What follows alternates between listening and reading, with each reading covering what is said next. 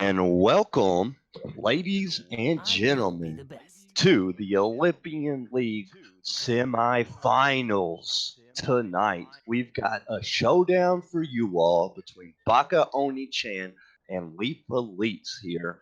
Winner of this best of five goes to the finals to play either Duke Diddley Dongers or Syndicate Esports, which that game will be at 9 p.m. tonight. It will not be casted, but you can obviously go to the Discord, keep up with what's going on with that.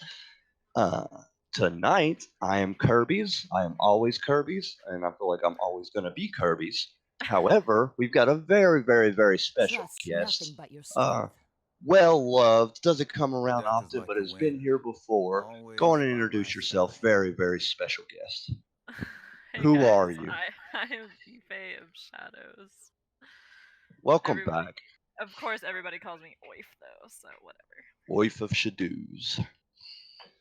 But we are in picking bands tonight. Ellie is going to be our actually production. What is Ellie Blue Side? Let's get in the fight. Yeah, Ellie is Blue Side. I think our overlay is backwards. Maybe production can look into that. But Leaf Leeds is actually Blue Side, and Baka Onichann is Red Side. First round of picks and bands have gone through. Just to point out, Baka does lose their first two bands because their bot lane count as E subs. But so far in this first round, we've got LE picking up Wukong, Sejuani, and Yasuo, and Baka picking up Jarvan, Nami, and Rumble.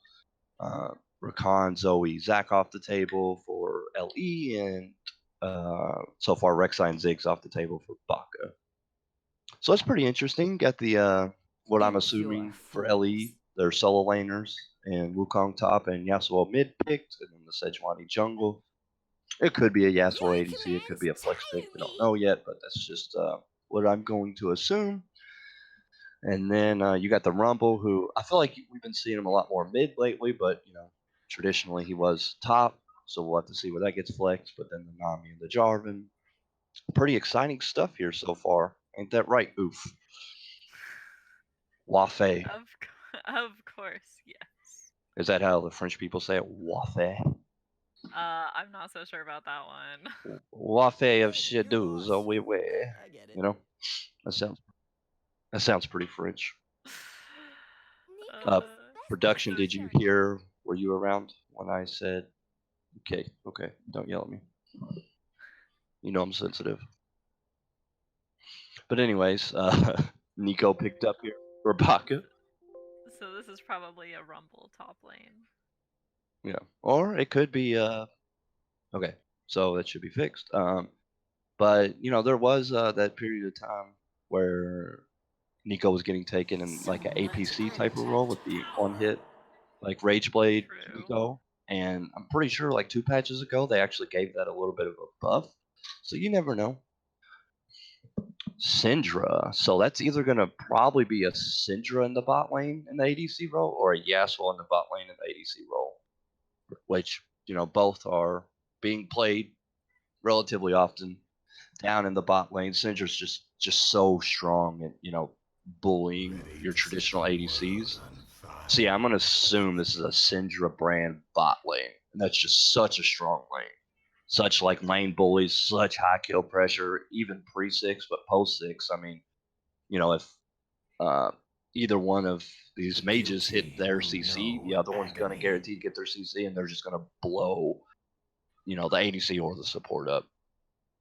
I will not lie, right now, this point of the game, I am so sick of unconventional bot lane. Yeah, they're pretty popular. I mean, they're popular because they're strong. Like, Syndra brand is just such a strong bot lane. Like, Syndra can just dump all over just every ADC. Like, at least the meta ADCs right now. Last night, playing with the guys, we had a Swain Vel'Koz bot lane that we were against. Yeah, that's a tough one as well. Really, just any, like, strong mage paired with Swain or, like, even ADCs that have, like, CC. Like, I know Jhin Swain is pretty popular, and that's a very difficult lane to deal with. So this is going to be interesting. I'm already intrigued by how this might go. So like I said, I'm assuming, and it very well could be Syndra mid and Yasuo bot, but I'm going to assume it's the full AP bot lane.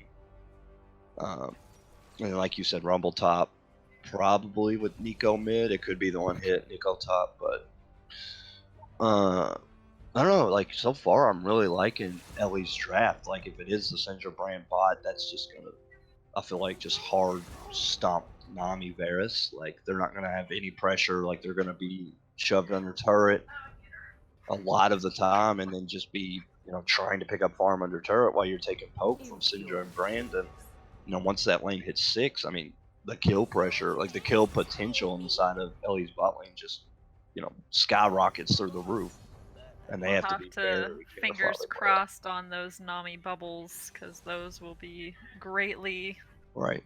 appreciated. Yeah, absolutely. Yeah, you got your Yasuo mid lane going against what we assume to be a Nico. Nope, it is confirmed on Rumble. So it is the Nico top lane, Rumble mid. I was gonna comment on the Yasuo Nico matchup because I know that quite well, but I don't know much about the Yasuo Rumble. I would assume Yasuo's wind wall won't stop Rumble's flame spitter. I would assume it only stops like his harpoon slows. I doubt it stops the flame spitter, but I'm not sure. I don't know if anybody can confirm that. Not super sure on that one. I believe it stops the. I know it stops the harpoon. Whatever the rocket thing is. Yeah, it slows. It stops the harpoon. Yeah. I don't think it stops flame spitter, and I doubt it stops his ult. I feel very irritated with myself when I don't know the name of certain skills for champions and I try to describe them. I don't know like a ton. Like unless it's a champion, even champions I play all the time. Like I don't know. Like you don't really like. You could tell me basically any champion in the game and say QWE or R, and I'll at least know what it does. But like, I probably know like total like 30 ability names in the entire game. That's fair. Like I one-tricked Cassio for the longest, and I don't think I know a single one of Miasma is her W, like the poison that grounds people. Twin Fangs is her E. I don't know what her Q is called, and I don't know what her R is called, and I one-tricked her for like 2 years. So it's okay. So how are you feeling right now? You're way too early predictions for game 1. You see both of the drafts. You see who's going where. Whose comp do you like more? Just because it's an irritating bot lane, I'm gonna go with Leaf Elite.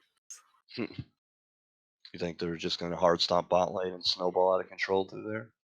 I don't know if they'll hard stomp or not, but I just feel like you can really deny a lot of CS with that bot lane. So you don't necessarily have to dominate them if you starve them out. True. Yeah, putting the Varus behind and kind of making him irrelevant. Yeah. For the rest of the game.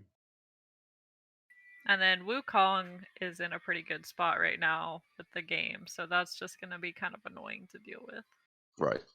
But I do like that, maybe they initially, weren't sure about the flex between Nico and Rumble, and then once they for sure knew Wukong was top lane, they decided to go Nico just because if it does go, which, if it's top lane, it's probably going the on-hit build with, Rage Blade and... right. But, I mean, that could be annoying. Like, obviously, Wukong, with his new kit has some decent, like, I guess, stick ability where he can, do his invisible dash and get on top of you. But with Nico's, her W, which, turns her invisible, sends out a clone and gives her movement speed, and then she's got her root. And then, her empowered autos, like, she's going to be looking to poke this Wukong early and try to just get him low enough health where he's going to be zoned off and he can't, do like his little cheesy all lands at level 2 or 3 or whatever. Exactly.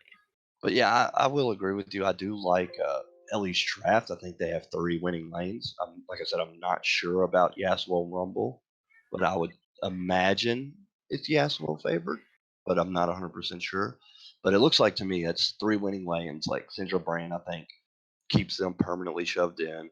And like I said, once they do hit that, like they have kill potential before level 6, but once they both hit level 6, the kill pressure's through the roof. They're going to be, shoving Baka's mid lane under tower.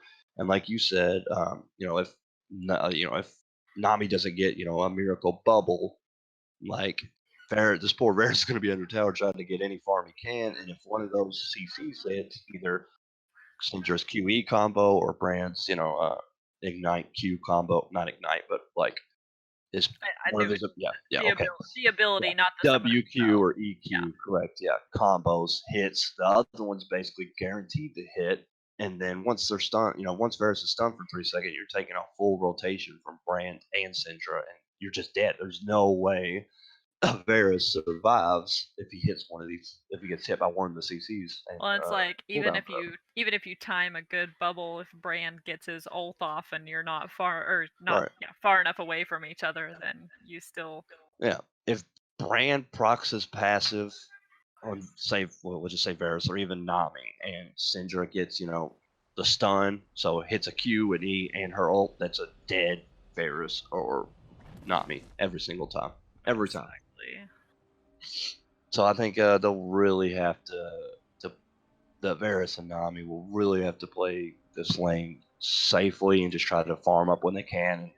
If Varus is 0-0-0 and down, 10, 15, maybe even 20 CS at 10 minutes, 10, 15 minutes, like, I consider that a win in their book. Like, because you're just trying to survive this lane. Now, don't forget to pause at 12 seconds. I don't know if Yep, I got it. I am also there. Okay. All right, folks, and we are in Summoner's Rift. The gates have dropped. The teams are running out. Of course, we have to flash our masteries as we leave the base. Absolutely, just for the stream. Looks like both teams are going to go into your standard line of scrimmage here. 5-point, guarding all the entrances. No cheeky 5-mans.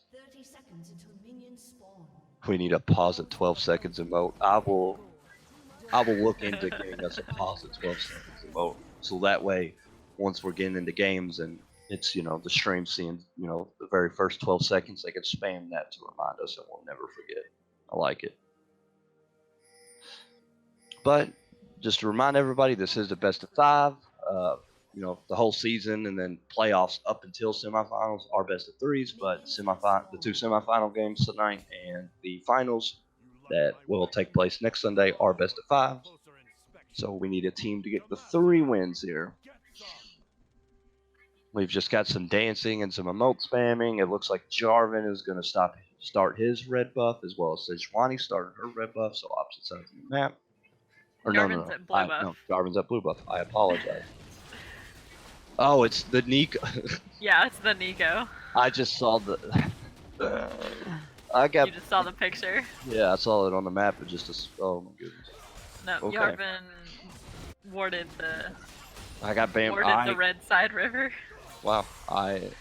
Nico is OP. Please nerf. Okay, so both junglers started blue sides. Sejuani could go to our Raptors after buff, and Jarvan is going to go to his Gromp after buff. No cheesy level 2 ganks. Got some trading going on in the mid lane. Top lane's got some bamboozling going on. Brand's doing Brand stuff. Already warding them off from their farm. Nico's getting some of those W autos in. Those hurt early. She did go Doran's Blade first, so I'm pretty sure that's confirming her on hit build. Most likely. Rumble already moving around. Yeah, got a nice pixel brush ward in. Maybe, assuming Sejuani's going to get to the scuttle first, and wants vision of that, so then they can make a collapse play. And so far, as we predicted, the Syndra Brand bot lane is shoving the Varus Nami in, to be expected. Jarvan clears vision. And it looks like he is going to get that top scuttle. Sejuani actually went back towards her bot side, so she's probably going to give up top scuttle and just go grab the bot. Still shoved in here, bot lane. Nothing too crazy going on so far. I will say that the Nico is off to a pretty significant CS advantage. Got 13 a very already. nice wave pushing into that Right. tower. Right, so he's going to pick a lot of this up, and it's not going to look as bad. But the Nico shoves in and goes to invade with the Jarvan. They do get a ward down, but there are no camps there, and Sejuani's getting her bot side scuttle. So kind of wasting the Jarvan's time here. He's, you know, looking in the blue side jungle, and there's nothing there. You know, that's a, you know, and I think that's really good. Like, small advantages like that when you're jungling add up. Like, Jarvan Going is in for an early coming in gank. for an early gank. So he does get the knock up. That's going to be a flash, and he's gonna lose kill? life for it. First Rumble blood. picks up first blood. Man, and that sucks for the asshole because he was so close to his turret, and because he didn't flash the EQ, he had to flash, you know, over the wall, away from safety, and he's just going to die. I apologize for barking dogs. Darking I can't- bogs. Darking bogs. Yes. Darking bogs. My neighbor Yeah. got a new dog recently, and they don't know what to do about it. So, yeah, I think if you're Yasuo there, you just have to understand that you were pushed up, the Jarvan's behind you, you have to flash the EQ. Like, because he was basically at full health. He had some. Yeah, he had Health maybe on, had but- 10, maybe 10 or 20 off of his health at the Yeah, like, beginning. so you got to understand that you were caught out of position. You go on and preemptively burn flash so you don't get hit by the EQ, and you're still at full health. Jarvan walks away, and yes, you don't have a flash, but you're still at full health. You let Jarvan walk away, and you're allowed to get XP and farm. But instead, you know, he thinks he can take it, tries to do the Yasuo outplays with the ease, gets an ignite on him, and yes, he does technically burn the ignite flash from Rumble, but he ends up dying for it because, you know, he didn't want to preemptively flash. Sejuani wanted this bot lane gank, but they are not shoving in anytime soon. Right. So yeah, that stings for the asshole. He's still got a small CS lead. He does pick up another Dorn's Blade from lane. I'm guessing, you know, he's hoping that might counteract the early solo kill and, you know, let him still be able to trade somewhat aggressively. Bot lane CS is basically dead even. Top lane, actually, Wukong has taken a very, very small lead. Jungle's only one camp difference, so pretty close game so far. Really just that solo kill. They're, you know, Baka's up 300 gold, and it's really just because of that solo kill. Oh, Yeah, because the Yasuo has a higher. we've got an all-in from CS. Nico up top. She lands the E, she lands the R. The first activation of Wukong's R comes out. He does it again. Oh, but Nico Oh, has down. the damage.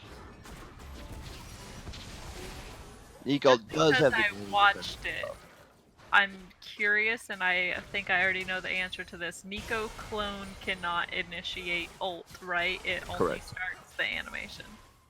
No, well, what Nico's... Oh, 1 second. Gosh, we're gonna get so- already get another kill on the Wukong? Wukong teleported back. I kind of missed the beginning, but he teleported back into the wave while Jarvan was still there, I'm assuming. And they He just teleported on to the middle of the Wave? back last part of the wave, right, basically Oh, right next to the no. Jarvan, and just got ulted. and Oh no, yeah, I didn't see until he had already teleported. It looks like you don't teleport to the wave there. That's terrible. Like the teleport to Jarvan's still tower, there. Walk back, give the Jarvan time to leave the lane. Oh no, Griff. Pretty big mistake out of Griff. We'll see if he can bounce back from that. But no, what a lot of Nikos will do, like the animation will never be on your clone; it'll always be on you. But if your clone I does, saw the beginning of the ult animation on the clone, like she started the ult and then added the clone. But well, what Nikos will do is because, you know, when you W, you go invisible for that half a second, so Right. they'll ult and W at the same time. So like they'll just see the, you know, Just the beginning of it. Yeah, they'll see invisibility, but they won't know that the ult's coming out until she comes back out of invisibility, like her and her clone. Right. All right. So it hides, I mean, it's half a second where they don't know she's ulting and she's already half a second into the animation.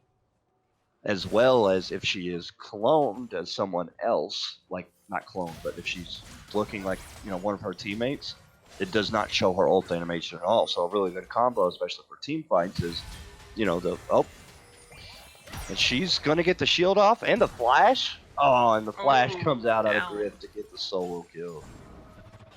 And just like that, this Wukong's back in the game. They're setting up for Dragon. But they have not started it.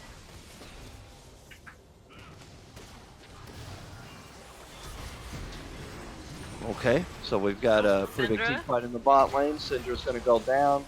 Brand does not have flash quite yet. Oh, it was seconds off cooldown. That is an easy Drake.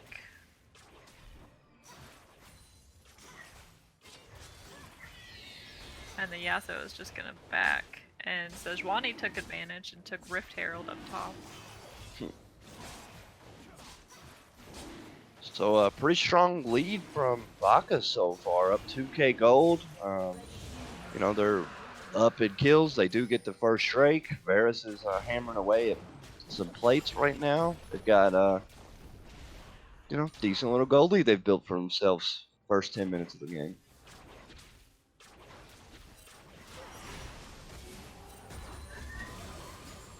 I mean, Jarvan's got a Cinder Hulk already, and Sejuani's still sitting on just the blue smite. So yeah, pretty big gold advantages so far at 10 minutes for Baka. But LE is fighting back. Wukong got that kill up top. Yasuo is jumping out to a considerable CS lead at 10 minutes. I mean, Yasuo's almost at 10 CS a minute at this point. It's just over 10 minutes and he's at 97 CS, 20 up on his opponent. I mean, that's, he did die early. He got ganked, he died, he burned his flash, but flash is back up. He almost has TB, and he's, even with the kill that Rumble picked up, he's still up 100 gold. Yasuo, died to the Rumble, and he's still up 100 gold because of the CS advantage. So, if he just is allowed to free farm like this and stay at 10 CS a minute, that death he had to Rumble's not going to matter because he's just going to have so much gold from. I mean, he's basically, if you have 10 CS a minute at 10 or 11 minutes, basically, you're, pretty much being allowed to free farm.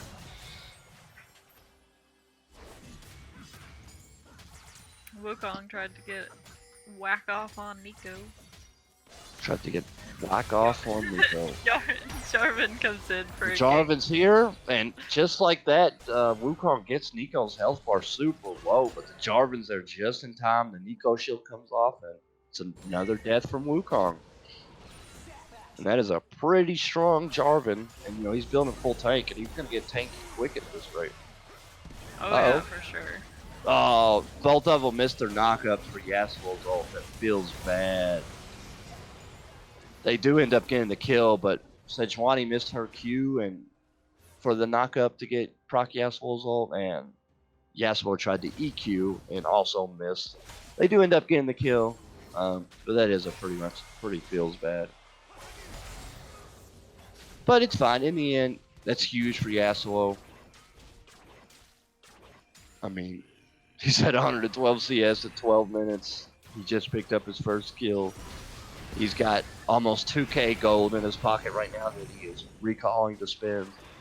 And he is going to get spooky quick.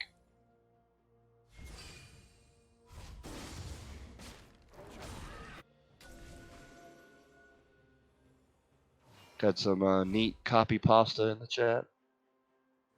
It's about the length of a Harry Potter novel, so I'm not going to be able to read that.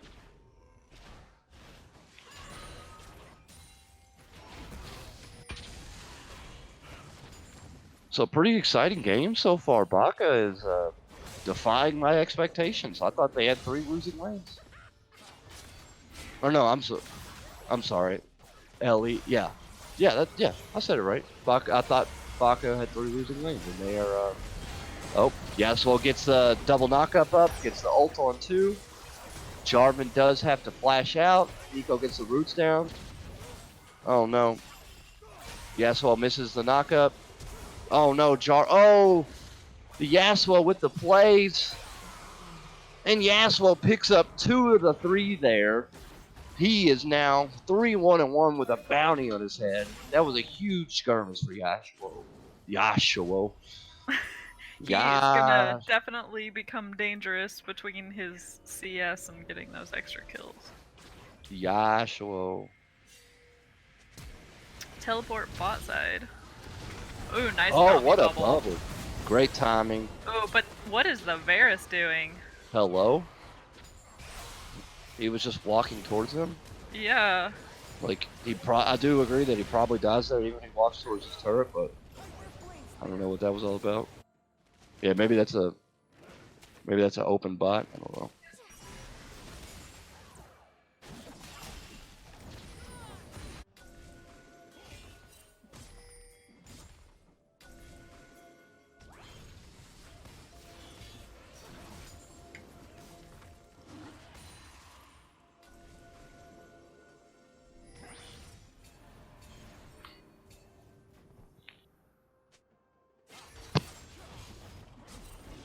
Flan, DDD, and Syndicate don't even start till 9, I believe. Correct. Yeah. So we can't switch the stream to DDD and Sim because they're not playing.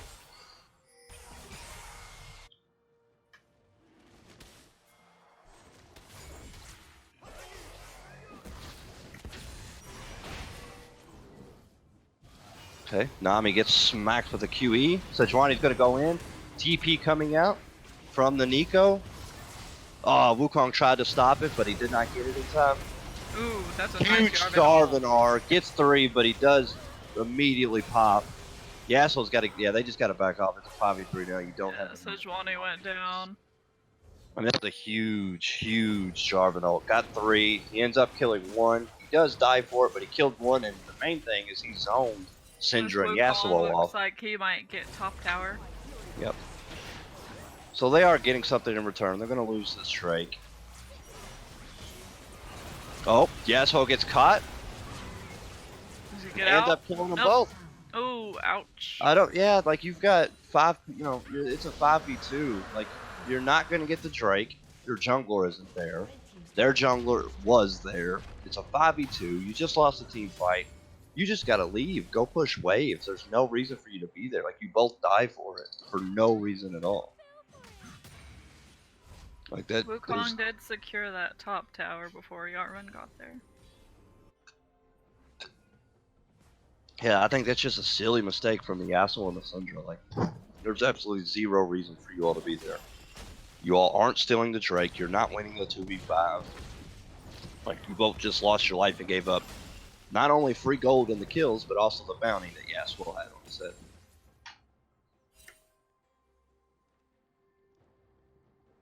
Especially when, you already had pressure top lane. Your Wukong's taking a turret. He got the turret. So you all essentially would have traded turret for dragon. And you did lose some, had some deaths in the team fight beforehand. But now you just gave up 2 more kills. And all of a sudden, instead of a, almost even trade, you just gave up way more gold and the Drake to them. Silly mistakes.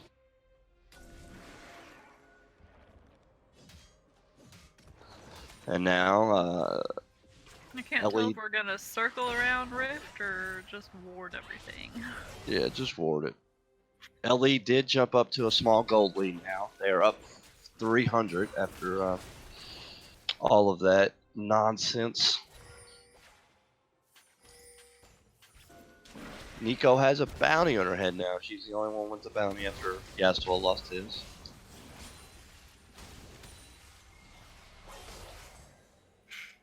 Yasuo started that rift, so we're gonna try and lay ring around the rosy again.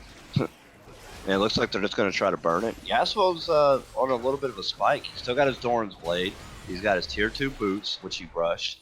He has Phantom Dancer complete, and BF, and a Cloak of Agility. So he is on quite a bit of a spike here.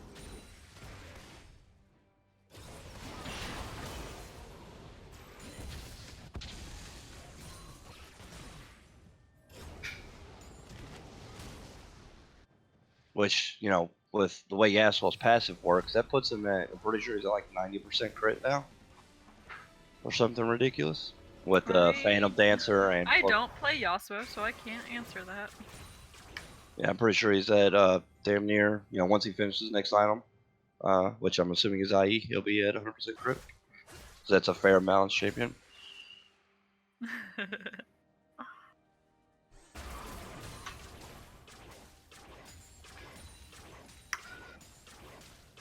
So we got Baka's bot lane, shoving top turret, or shoving the top wave, however. They are going to recall after getting that shoved under tower. We got some mid lane shenanigans going on, but Rumble's Nope, going to we back are out. not going to back. Well, they stayed. Syndra is there. Syndra just immediately destroyed that wave with a QE. Yeah.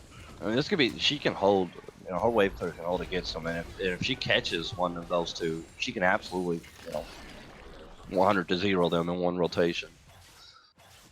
Got to be very careful with that. Yasuo is pounding away at this bottom turret. I don't think he's going to get it. Nico is here. Oh, he is going to get it. Nope, yep. Nico wisely backs off. Filbert should just leave. You got the turret. Filbert, just leave. Oh, no, well, you might Well, not maybe you have shouldn't to. leave. Your team's there. I was just kidding. Ooh, that was a Oh. nice ult. That was So beautiful. Yasuo dodges the Nico R by take. Wait, can he? Does her jumping up in the air on her R count as like being airborne for Yasuo? I believe so. I'm pretty sure that's what happened because I don't think Sejuani hit her Q. Like she jumped up in the air and was about to hit her stun, and he just R'd off of it.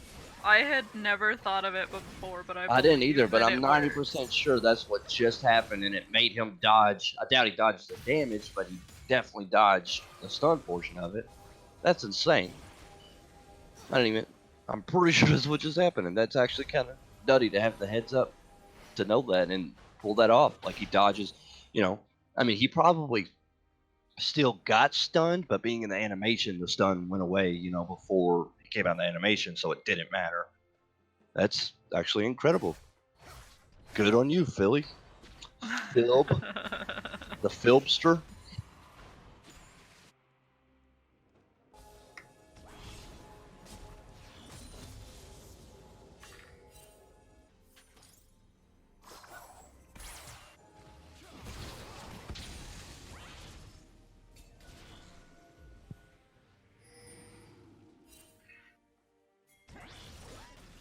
It's been an exciting game one so far. Definitely not disappointing thus far.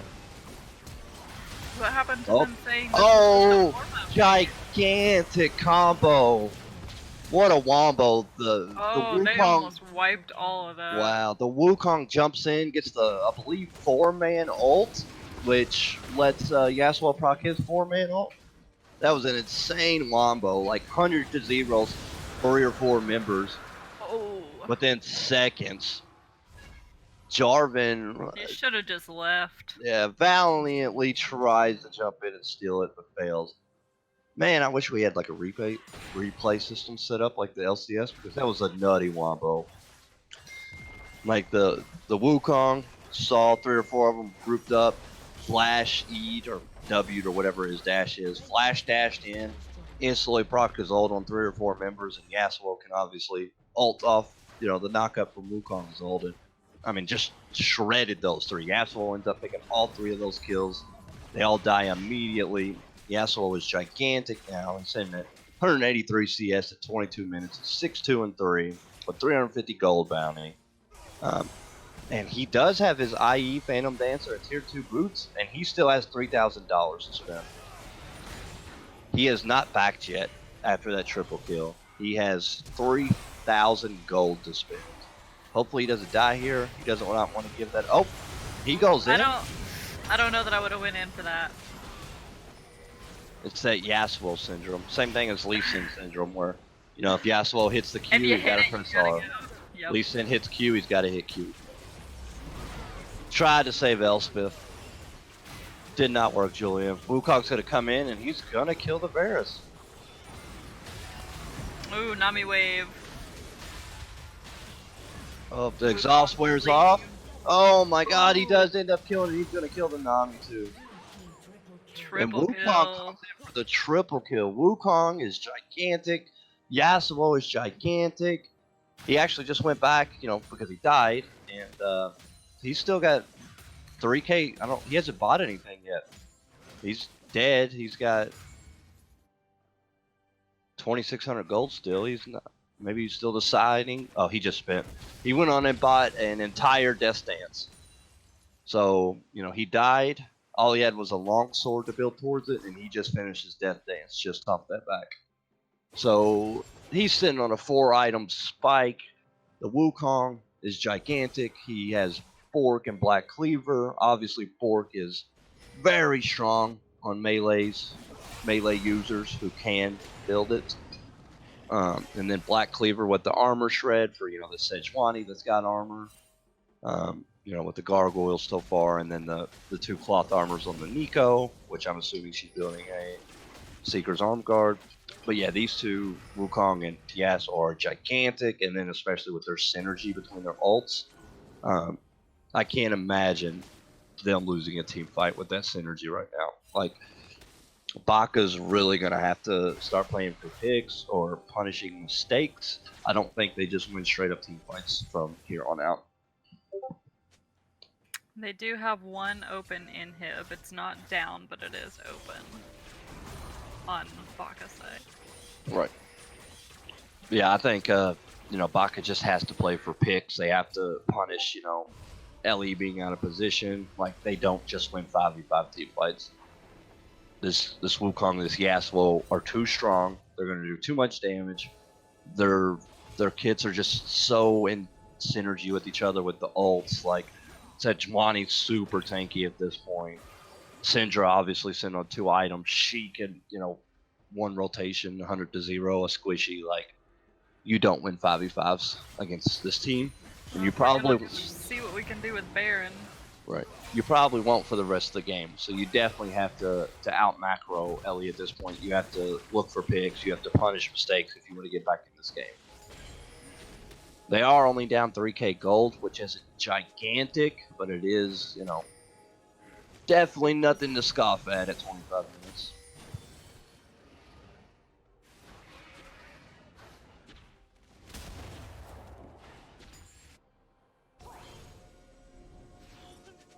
Now we're just playing Ring Around the Rosie. Who can clear wards more?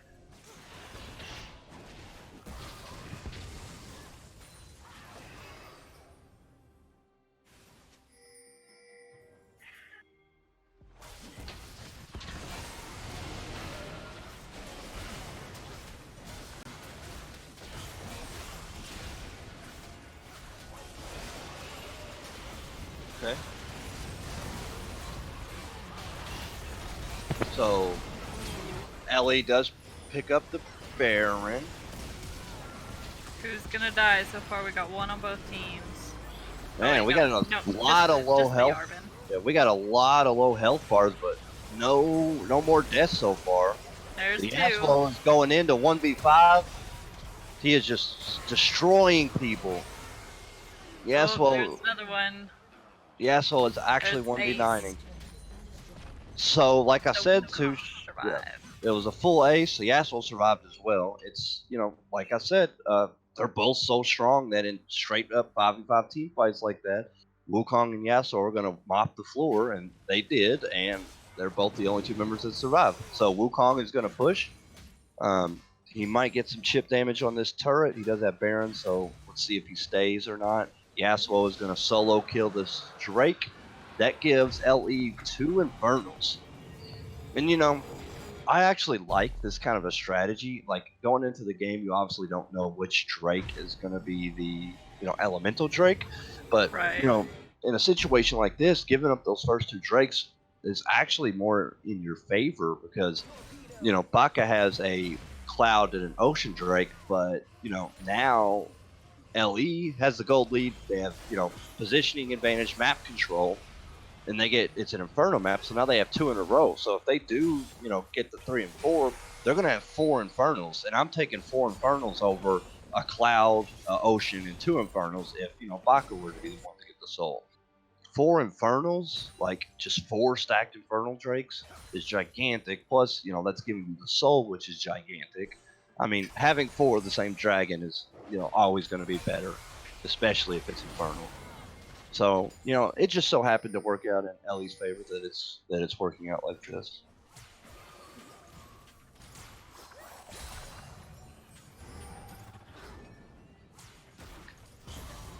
But I honestly, oof of Shadows, I don't think we're getting to a Infernal Soul this game. I don't. Wukong is on the back line. Jarvan was holding. Yeah. We basically just got a whole wipe out of that. Yeah, and that was with Yasuo and Syndra being stuck in the Jarvan ult. Got a little bit of banter in the all chat. Yeah, that's going to be game 1 at 29 minutes. 10k gold lead. LE does take the win. What an absolute amazing performance by Filbert in the mid lane. Also with Griff in the top lane. Awesome jungling performance by, our very own Julian. Elspeth and Spy held it down in the bot lane. And that was, all in all, I'd say it was a pretty impressive performance by LE.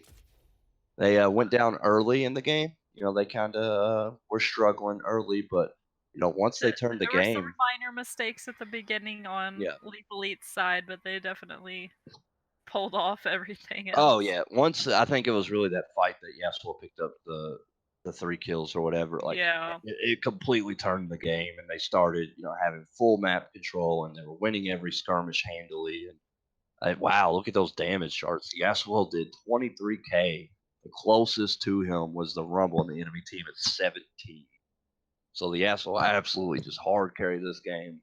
I mean, he looks phenomenal. Even in laning phase, there was that one hiccup at the beginning of the game where he didn't flash the Jarvan EQ and ended up having to flash away from the turret, and Rumble flashed on him and killed him.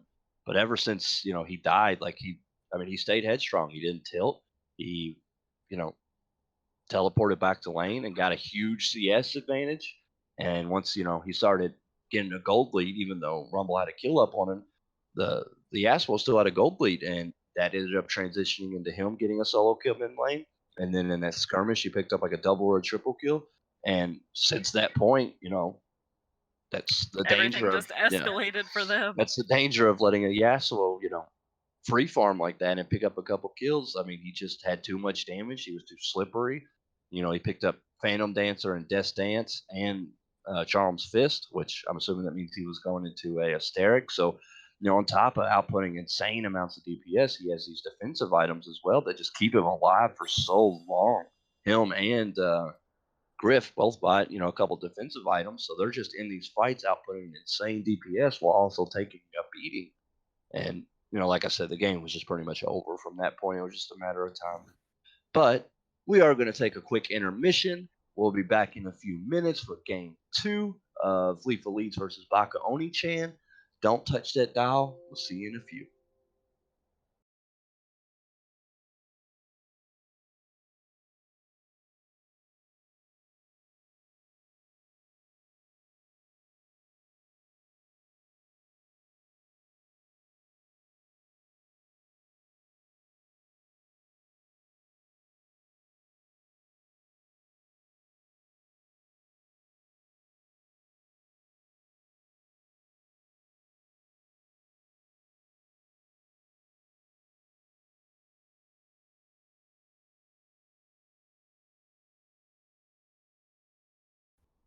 And welcome back to the Titan Esports Olympian League semifinals tonight between Baka Onichann and Leaf Elites. I'm back. I am Kirby's, and we did have a caster change. Oof of Shadows is subbing out, and The subbing dawn in has is the arrived. very famous, very well known household name Dempsey. Welcome back to the cast, Dempsey. Welcome back to Olympian League. We've sure missed you. How are you doing tonight? Doing pretty good. Glad to have you back as always. We are in our draft for game 2. It looks like Ellie is going to be blue side again, I believe. So our overlay will have to be switched. But yeah, Leaf Leads is going to go back blue side. I'm assuming Baka deferred to red side after the loss. Reminder: Baka will lose 2 bands in the first phase here each game for their emergency E subs in the bot lane. First off, LE first picked Wukong, who was obviously instrumental in their win in game 1. He was first picked last game as well. Baka going to go for their jungler and support. Interestingly enough, I actually have something to add on that. The Yasuo, they banned out the Yasuo. Correct. Didn't Leaf Leagues win the last one? Correct. Okay. Now with everything swapping, now I'm seeing what's going on. They're the same sides. Like Leaf Leagues was blue side as well last game, and yeah, the overlays. okay. Now I understand it.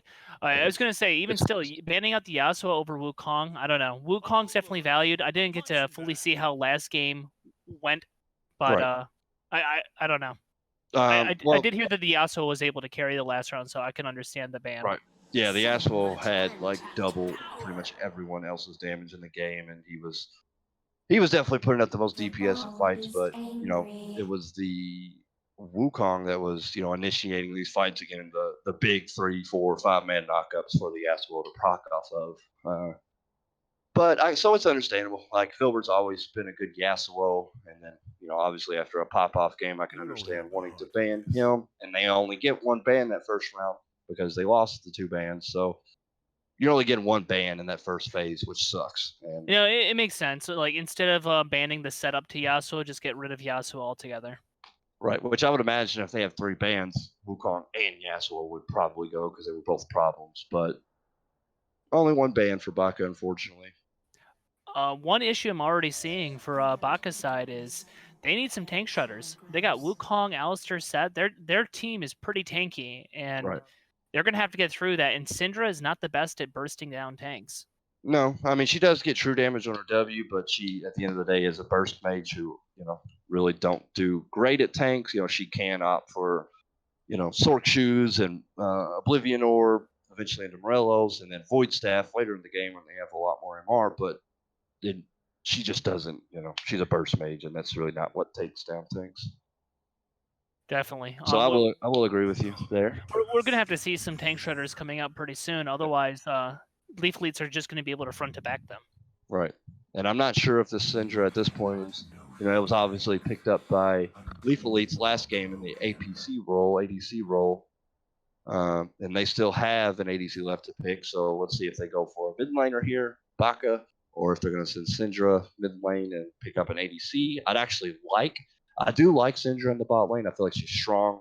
She pretty much dumps all over every meta ADC in lane with her kill pressure. Mm-hmm. She perma-shoves waves. I do like Syndra typically in the bot lane. But this game, like you said, I would really like Syndra to go mid and get some kind of crit carry with that Leona.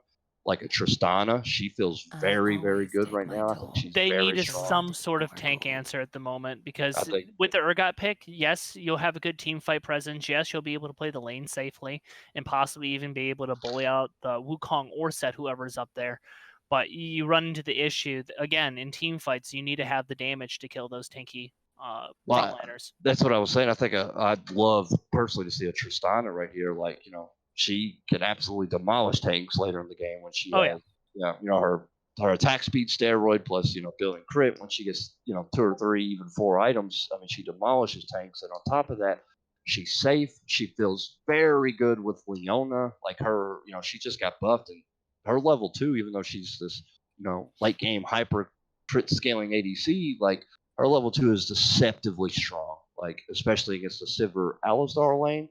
A Leona Tristana level 2 can absolutely pull some kills. So I'd love to see a Tristana here personally. Nico. It really works. That works amazing with their comp because all that Nico has to do is just follow up on her team or set up the bind for the team to go in. And then once it happens, it's pretty mindless. She just walks in with her entire team, then hits ultimate, and then Hourglass. Yeah. So Caitlyn is picked up for the ADC role. She can, She's late pretty game safe. I champion. can understand the Caitlyn pick. She's because safe, and she's not awful in the tank. She's super safe, and they don't have somebody who necessarily can automatically dive the back line. Like Wukong Right. is probably the best person who can get into the back line. Oh, yeah. Maybe Alistair, but more than likely not. But Caitlyn can keep her distance and try to outrange all these huge AoEs. Right. So Baka had the Nico last game, and they took her top and built her on hit. I'm assuming this is going to be full AP glass cannon mage Nico mid lane for LE, because it looks like set jungle Wukong top, Nico mid, and you usually don't see the on hit mid. I guess it's an option, but it's typically the full AP glass cannon. I think it's just going to be full AP glass cannon. I don't see a need for the on hit, because you're the only AP damage for the team. Absolutely. So I wouldn't be surprised if she goes like GOP, something like that, just to help catch out people. Yeah, absolutely. And it's a cheap, strong first item power spike, like a lot of mages are. Still, it was meta a couple patches ago, but there's still a lot of mages are taking it just to get an earlier spike, get those earlier kills. It's that, and also is just with her, just the easy setup. Right.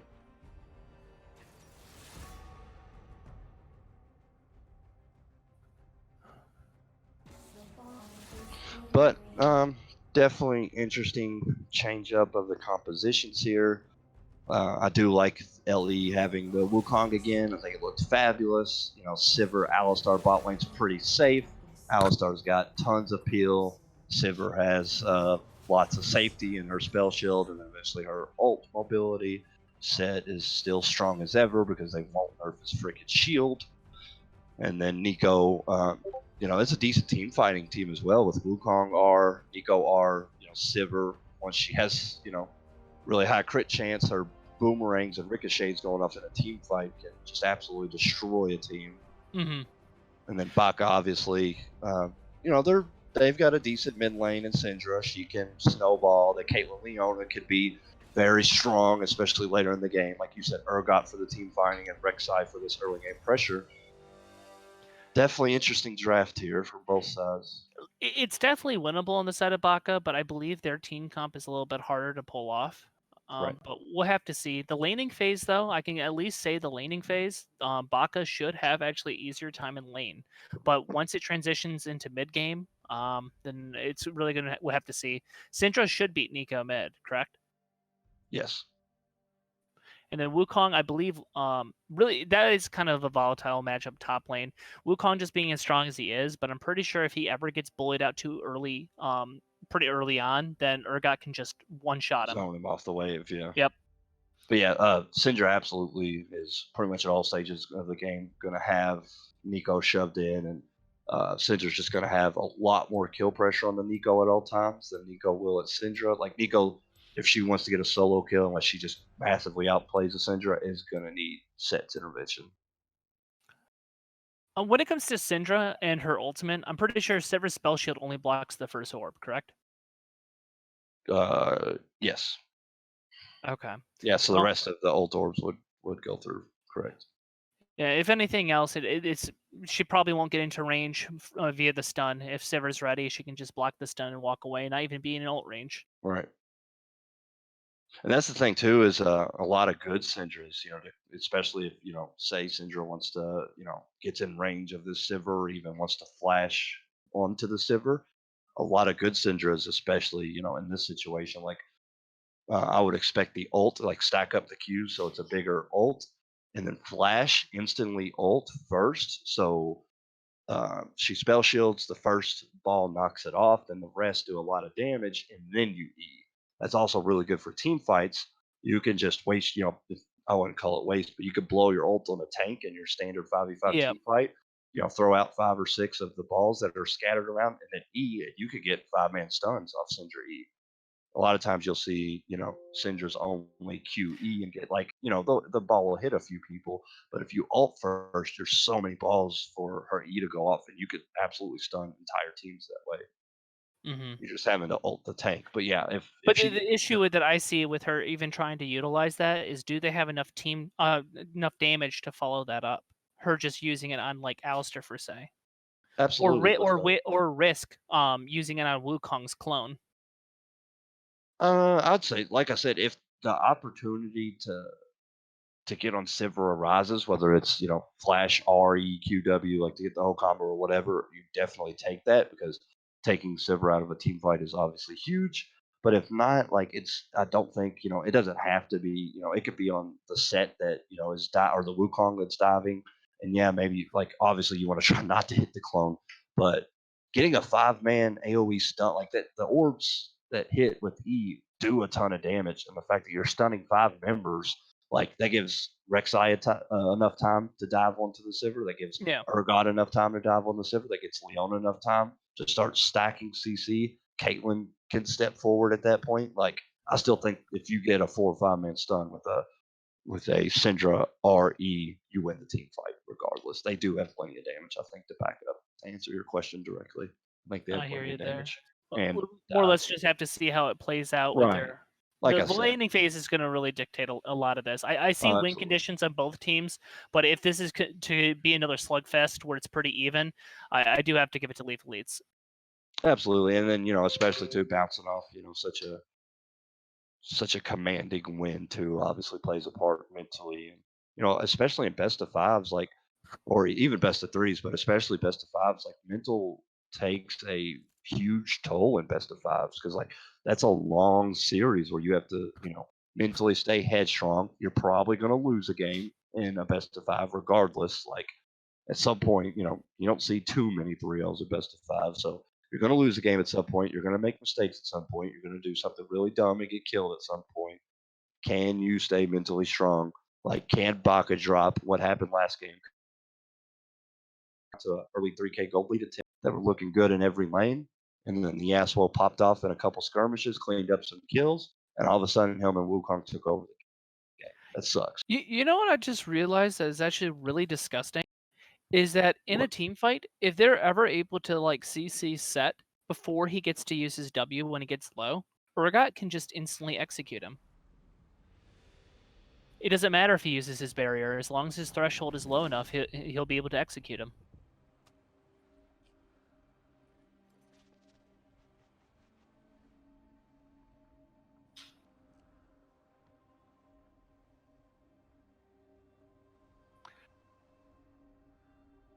Yep, we're all paused it too.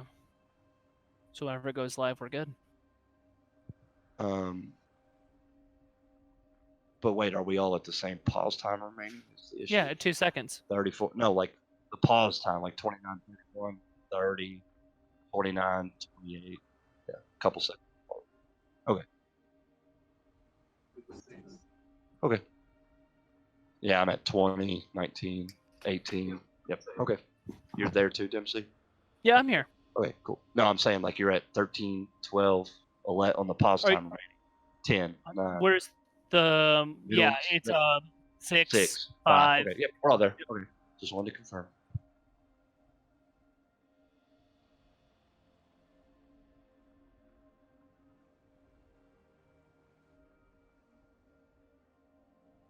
Okay, so it appears that a player's dog escaped. Oh no! They are trying to remedy that situation.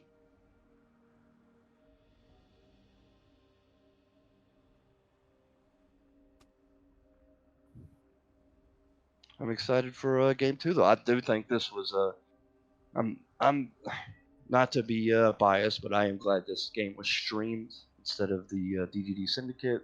My personal opinion is, that game actually they're probably in game 1 now, but I think that's going to be more one-sided than the series. Like the series has the potential to go the distance to 5, which I don't know if our curse Dempsey applies to best of 5s. Every time we cast, we go. We'll see. We normally go to game 3, so maybe it will be 3 games again. Yeah, maybe. I don't know if our curse is 3 games or all the way running the distance. We'll see this series. Yeah, this series will let us know. But I can guarantee it's not a 4 game. I guarantee it's not going to be a 3-1. I am guaranteeing right now a 3-0 or a 3-2 just because of our curse. It's a blessing and a curse because I love spending time with you, Dipsy. I'm glad to hear it. Dog ate his PC. That's quite unfortunate for the PC and the dog. Yeah, I feel like that's not going to be comfortable for the little pupper.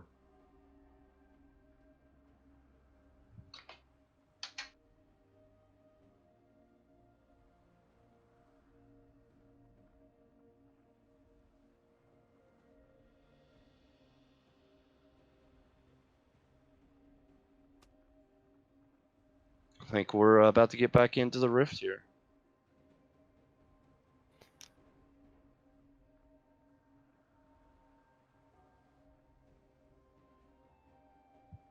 So I wouldn't be surprised if Leaf Elites is going to look for the engage here or invade because they have the better level 1.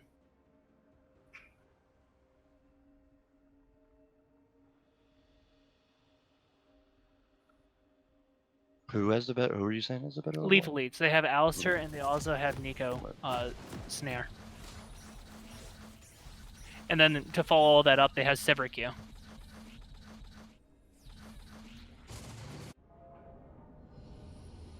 We'll see if any shenanigans arise. I mean, last game both teams did a pretty standard, 5-point start. So we'll see. Looks like they're going to do the same thing. 30 seconds until minions spawn. Yep, just standard start, no cheese. Everyone just wants to go to lane, and I guess Leaf Elites just decided there's no reason to risk it. They're already ahead. Set's doing his push-ups. That's actually Nico doing set push-ups. Yeah, for a second there, I did a double take. I'm like, WTF, 2 sets? Yeah, what the F? Memes are my lifeblood.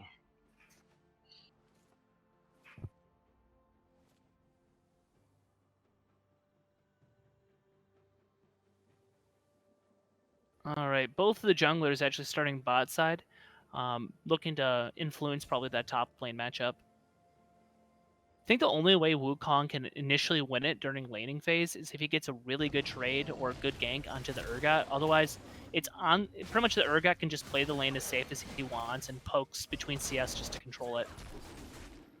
I know Wukong's pretty sticky, so I just don't know, who out damages who early. But like you said, sounds like it's Urgot favored just with his range poke. Pretty much if Wukong makes a mistake and gets grabbed once, he'll be chunked to half of his health. Oh, but he took a very, very good trade there. Urgot walked a little bit too forward. He just kind of walked up, but then auto it just kind of, I don't know what happened there. It was weird. Yeah, not sure. Take a little damage back. But right now, Baka needs to be putting pressure on them, get their laning phase ahead, because the biggest way that they're going to win this game is through an early lead. And yeah, Syndra actually took a really good level 2 trade there. Got her electrocute procced. And the bot laners for Ellie just now hitting level 2.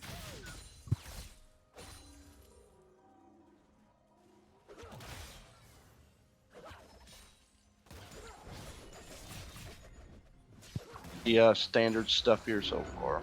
So far, yeah. Looks like they're both headed top lane. No, actually, Set's actually has something else in mind. But they're both going to be contesting the top scuttle in a little bit. Wukong, you're in trouble. Flash E engage. Yep. Rek'Sai is there. Griff flashing. That should be a dead Wukong. The set is too far away. He's just gonna die. Too far away. Wukong already used his clone. 2 ignites burn, multiple flashes burn. The flash by Sivir, and the Caitlyn goes down.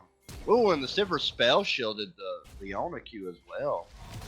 Really well played. Wukong teleported back. He did this last game too. No. Oh, no.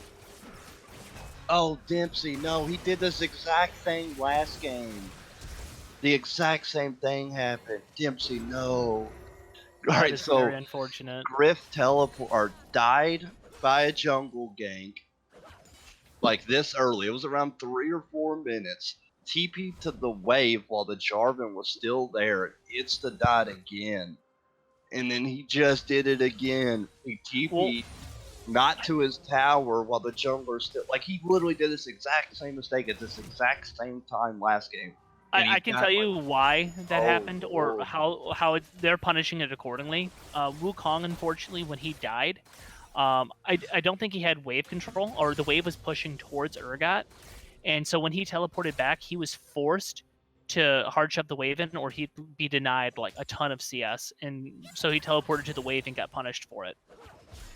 But you have to teleport to, like, the jungler's still there. He did this, like, you have to teleport to the tower there. You really do, but I understood why he did it, but not necessarily. I don't, no, I just, like, it's different, because, like, last game, like I said, he did the same thing. Like, they predicted, like, no, like, if you have to lose CS, like, you died. You were out of position, you died to a gank.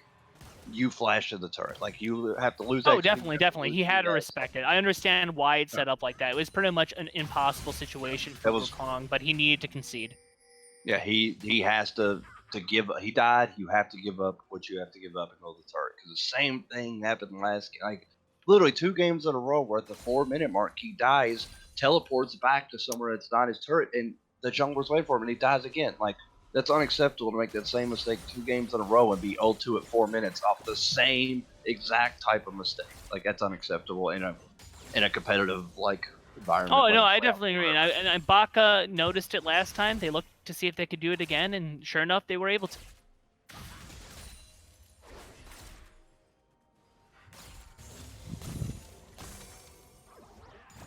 Now you have Rek'Sai, a very strong early game jungler who wants to snowball and, you know, snowball and run away with the game with some pretty nutty damage if he gets ahead. And obviously, he can get across the map very quickly with his tunnels. He's 2-0 at this point. Yeah, Rek'Sai's not afraid at all, willing to push into Set's jungle. Getting a little spooky here for Syndra. Good. Oh, they have to know Rek'Sai's there due to how she's. He has no flash. That Set does not have flash. So they trade. Set goes down, but so does the Syndra. 1 for 2. Urgot's there to chomp up the Nico. Rek'Sai again, 3-0, has a 300 gold bounty. He's up, you know, almost 2 camps. Urgot is in a bad spot. Rek'Sai is there, but he can't really get in. Oh, and they're going to get collapsed on. That's going to... Oh my god, it's another kill by Thracian. Alistar is going to be able to walk away because Nico teleported, but the bot lane roams up, and, you know, they do get the kill on the Urgot, but at what cost? Like, you just handed over another kill to this Rek'Sai. He's 4-0. Like, this Rek'Sai, this is what Rek'Sai wants. To get ahead early and to snowball the game.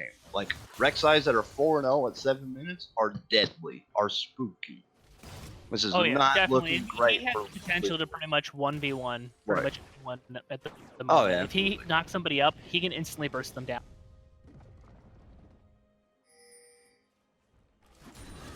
Knock-up WQE combo from this Rek'Sai is taking pretty much any of the squishies on the teams down to, you know, quarter HP.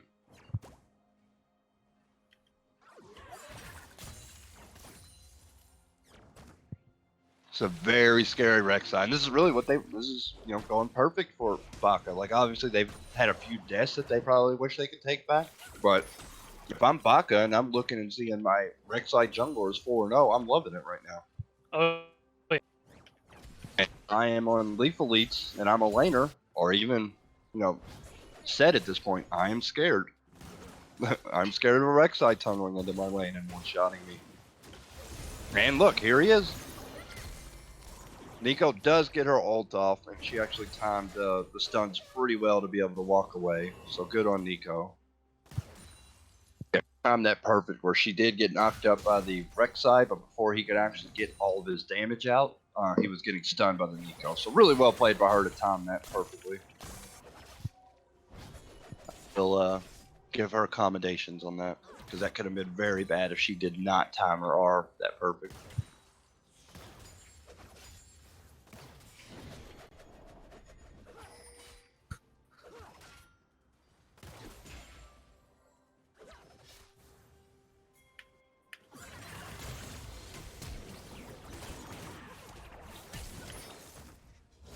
right. Most solo kill by the Syndra.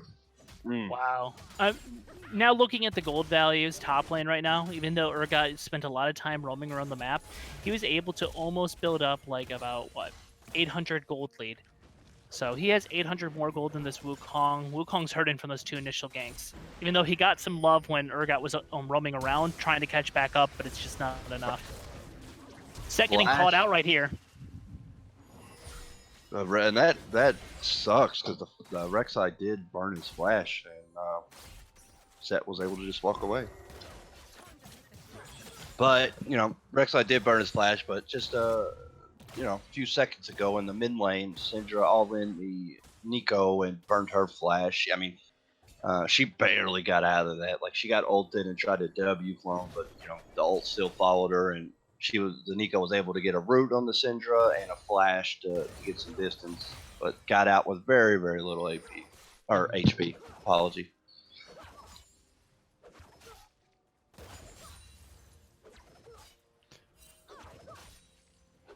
With Rek'Sai showing top, that might be Dragon for Baka. Or excuse me, League Fleets. Yeah, and this Wukong just has too much armor. Doesn't he still have free armor passive essentially, or did they scrap that? I'm pretty sure he still gets free armor for nothing, right? Some. Or no? Yes, he still gets armor. He gets it from auto attacking. He gets to build it up over so many attacks, up to 10 stacks, and he also gets additional health regen. Gotcha. Yeah, he has like I know he has like a mini Garen passive now.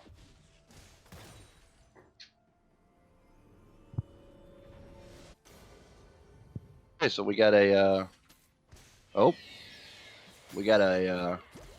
Goon squad coming to the mid lane, chasing Syndra down. Yep, they traded both of the neutral objectives at the moment.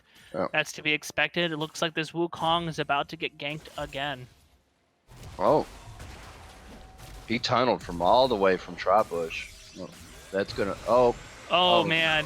Oh! That was so well played. Wow. Rek'Sai had to die for it. He gets the trade kill, but wow, that kind of actually blew my mind, because, he Urgot through his ult, and I'm like, he's not going to get under the threshold, and he flashed away. But then I saw, it was kind of off screen where the Rek'Sai had already ulted. But I was like, wow, what a waste of an Urgot ult. Like, he's not going down, and then out of nowhere, the Rek'Sai comes, wow. That's a very interesting combination. I never really thought about that before this game. No, that's actually kind of neat. But all in all, even though they are putting the Wukong, they're trying to put him further behind. Rek'Sai did give shutdown gold. That's a solo kill from the Syndra. Sorry. Another solo kill. That's Syndra leaning phase. You said? Oh, I cut you yes, off. yeah. Wukong got the shutdown on Rek'Sai. Oh, yeah. So that's good. That might actually help. He picked up Bork, which is obviously very strong on melee users right now. Surprised it has not been nerfed, and he built Bork first last game, and he, did the same thing. I'm telling you, Dempsey, he did that same mistake where at 4 minutes he gets ganked, dies, teleports, immediately dies again, and then he got enough gold to give Bork, and he started taking over the game. I don't know whether that was because of Bork or other factors, but I do know that Bork is very strong. Bork is extremely strong, and it allows you to make multiple mistakes or multiple trades and just heal up. But I mean, it's obviously very strong on melees that can use it, and then the fact that Wukong is very good at using it because of his attack speed steroid. So. But yeah, once he got bored, like I said, he had a very poor early game last game and actually made the same exact mistake he did this game, which it still blows my mind that he made that mistake again. But like I said, he picked up Bork last game, and him and Yasuo absolutely took over the game. So we'll have to see if something similar happens here. At the moment, I don't see Wukong being able to push anything on his own. That Urgot is still too far ahead, and if he tries to trade with the Urgot turns on him, all ins him, then he's not Urgot's got trades. Urgot's got Tabbies and Cleaver, and interesting enough, Wukong does not even have boots yet. So if he does go in for a trade, and Urgot gets that flip and then the slow from the Q, I'm pretty sure Wukong just dies because he doesn't even have boots yet. Oh no, Nico! No, another solo kill. Yes, it is. Second solo kill of the game for the Syndra. like I said, that's just a hard matchup for Nico. She has actually played it very well up until, you know, what was it? It was just, what, a minute ago when she died? It's going to be a turret dive on the bot lane. It's going to be a dead Leona. No, it's not. She flashed, and wow, nobody died there. Set's going in. Or Urgot's going in on to the set, seeing if he can finish him off. Good headshot. That was a really good E-trap headshot. Syndra picks up a double. Caitlyn picks up a kill on the backside, and that was huge for Baka. 3 kills there. They extend their gold lead to 5K. That was a huge and they skirmish. are taking the early game advantage, exactly what we said. They had 2 winning lanes for sure. Bot lane was actually a pretty decent matchup for them as well, and they're just taking these advantages. And is Wukong? Oh wow! Wukong, the busted champ. Turns that. Bork, I'm telling. Like, he was losing those exact fights, and now with Wukong's kit and him having Bork, he wins those all of a sudden. Wukong's able to put out a disgusting amount of damage with the steroids he gets, the attack speed to the auto attack reset. The more he attacks, he gets his Q back. Yeah, with the Bork buffs, and then how fast he can apply it, it's insane. This might be a dead Syndra here. And it is. Will he get the return kill? Yes, he will. Just barely. So he will give up that 450 gold bounty to the Nico, but he does get the kill back. That Rek'Sai kill and also getting that Syndra shutdown was absolutely huge for Lethal Elites because they can't let Baka run away with this early game. And actually, that just brought them back to within 3K. So they were just down almost 5K before that, those 2 shutdowns, and now it's 3K. That's a lot of gold gap closed in a short amount of time.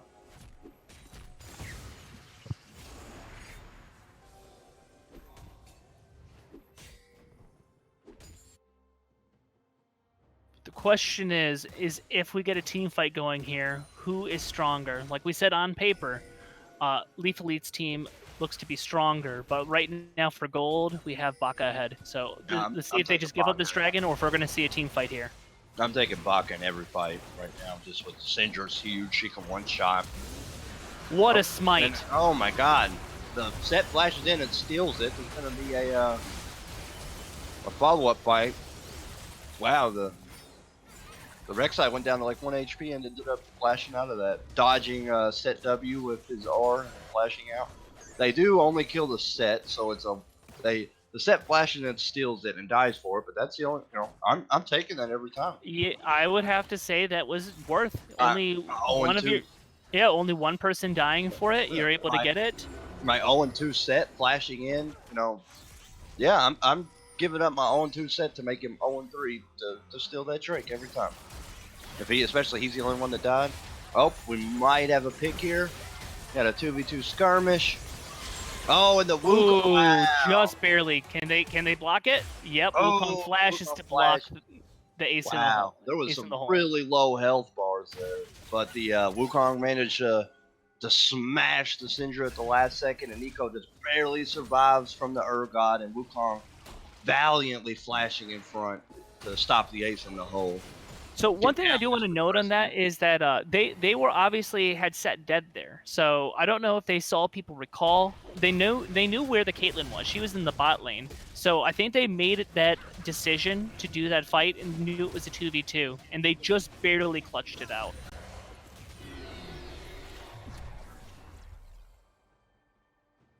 Yeah, I mean that's some limit testing right there, because that Nico was very low. And then, the Wukong get down, Mr. President, and the Nico there, save her from the Caitlyn R. What's crazy about Wukong, like we were saying earlier, like the amount he's able to put out in these combos and the amount of like steroids he gets. With him having that second ultimate now, it gives him that extra amount of time to do another one of those burst combos. It's just a crazy amount of damage, which I don't know if you know this, his ultimate ticking actually reduces the cooldown of his Q. I know that. Sounds like a fair and balanced champion. Rito did it again. Years. 200 years of collective experience. But I will say, he's probably going for what I assume is Wukong's going for Black Cleaver next, which gives him a little bit of the armor shred is obviously really good, especially with the fork, and then on top of that, every tick of his ultimate too, which is as fast as Garen's tick right now. It's pretty damn crazy. Yeah, well, it obviously synergizes decently well with fork, but also last game he had the same build where he went fork, Black Cleaver, and the Death's Dance, and that with Black Cleaver and Death's Dance gave him a ton of survivability, a ton of DPS, so he was getting in these fights. He could not be bursted down, and he was surviving forever. Just the last orb was able to execute the Sivir there. Yeah. But yeah, that is the Korean build of Wukong that is now just been taking over. Everyone kind of recognizes it as Wukong's main build, going Blade of the Rune King, Black Cleaver into it just gives him so much survivability, and then with Bork being so good, he has so much DPS. He stacks up. Well, it's Bork and Death Dance is actually insanely good too. Death Dance with the new resistances. Well, that's what I'm saying. It makes him so tanky. That's what I was. Like, he just can survive for so long. Like, and obviously he's a decent diver, so Wukong is diving on this Syndra, diving on this Caitlyn, and they could CC him and peel him for a couple seconds, but he can eat that and still get on top of this Caitlyn and obviously be disruptive with 2 ults, but also he has the damage with Borg. He's not targetable either. You can't risk bursting on his clone. Right. So it's what makes Wukong so strong in team comps is he gets to engage for the team. He gets to knock up once, then twice, and all during that he has a clone in there where you can't risk damaging the clone. So like 3 seconds of invulnerability. And even when you do hit him, all these resistances and survivability he's getting. That is absolutely disgusting. That's what I was talking about over. That's what I was talking about pregame. If there's ever an opportunity to flash on the Syndra or to flash on the Sivir Syndra, you take it every time. Mm-hmm. I don't know. It may have bit her in the ass, flashing forward, no longer having the sums, and they're able to rotate onto them. Typically, I was saying it in the instance of 5v5 team fight. You flash forward, you kill the 4-item Sivir who was ricochet critting your entire team, and then you win the team fight after regardless. But that was obviously a different dynamic there, which she did not have quite the follow-up to. She did kill the Sivir, but, she had nothing else there. I love that anime. I haven't seen anybody use the pajama or the cosplay Star Guardian or God or whatever it is, and then the little the music and the animation when the ult finished, that was so good. It's beautiful. I love this skin. I'm so glad Riot killed this new finally made this skin. I love it. I love this skin so much. This has been a meme for like as long as I've been playing League. Like I've always remembered the Star Guardian or God meme since I started the game. So I'm glad Riot actually came through on that. I know that some people want another serious skin for Urgot. We'll see. I personally am a fan of meme skins. Oh, me too. Like Birdio, Galliop, the pizza delivery Sivir is one of my favorite.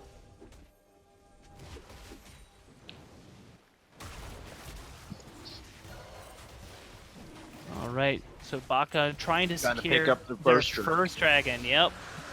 And they do burn it down before Sek gets in range to do another nutty steal. But right now, the timer is on Baka. I know that the Syndra has an insane lead at the moment, but they need to be able to get something to happen to definitively put them further in the lead within the next like 5-10 minutes. Because the longer this game goes, the more this Lethal Elite's team comp gets to scale up. And that's what they want. The score being this close is what they actually want. They're only about 1,000 gold down. Right. And really you're focusing more on the Sivir because while Caitlyn obviously scales pretty damn well into the late game, Sivir on a full build is disgusting. Like when her ricochets are critting for, 1,000 damage and she can throw, activate that ability 3 times to throw her boomerang and your entire team is getting hit for nutty crits off these ricochets plus that boomerang. I mean, 5-6 item Sivir can absolutely demolish your entire team in seconds. Yeah, have a set or Wukong just go in, on just Syndra, for example. Within that time, one Sever Boomerang and auto attack, that Syndra could just very well die. Right. And Caitlyn obviously scales very well into the late game. Like the thing about Caitlyn is, she's good early game because of her typical range advantage over other ADCs. She's very strong mid game if she gets ahead, and she's also super strong late game just because of her build and her crit and the things that she builds. But so she's decent every stage in the game, but she cannot put out the team fighting damage that a Sivir can. Like she can Q. Correct. She doesn't have a good built-in steroid. And she doesn't have a good built-in steroid, and she doesn't have the AOE. Like she has her Q that shoots like a skill shot, but she's more focused on that single target DPS where she can get her headshot combo. Wukong, oh no, dies before he gets out of the CC. But yeah, Caitlyn can absolutely go up to even a tank and get the headshot combos and burst a tank some, and can one rotation or squishy if she ends up getting her passive headshot with the E headshot. That can kill a Sivir. But the issue with Caitlyn is the later the game goes too, her spells become less valuable because actually casting them you're losing DPS. Right. Exactly. Insane. Like if you're poking and stuff, it's okay, but in a straight up team fight, the lack of reliable steroid she has for her, even like just a headshot raw, it's good, but it doesn't compare to like so many of the other steroids ADCs get. Which Sivir has, and she has, and auto attack reset. She has an auto attack reset as well. Right, and she has an ability which makes her autos hit the entire team that can crit, and she has a boomerang which is AOE and can hit, everything in a line. And doesn't mess up her auto attacks. It doesn't take a million years to cast. Right. And her main AoE ability, being the Ricochet, is her auto attack. So she just presses a button, and she can crit the entire enemy team, where Caitlyn can only focus on one target at a time. And if she wants to do AoE damage, she loses DPS for it. Mm-hmm. Whereas Sivir's highest DPS is her AoE damage. Nico able just to walk out there, barely with her life. If that was to collide with her, Urgot would have eaten her on up. Yeah. She did have flash, but I don't think she gets away from... And her God, if she got grabbed, she was done for. It didn't matter. I agree. Because once the grab happens, then he combos it into the ultimate, and if you flash away, you're slowed, and he'll get you still. Q slows as well too, so several slows, right? Doesn't his Q the circle? Yep, his Q slows as well. Yep. Yeah, his ultimate slows, his Q slows. You get hit by a flip, you get hit by the ultimate, you get hit by the Q. It doesn't matter if you flash; he's staying on top of you.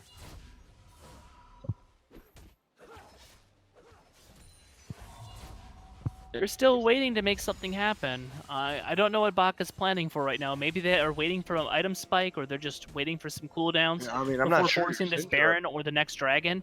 But I don't think that they should be looking at dragons to win this game.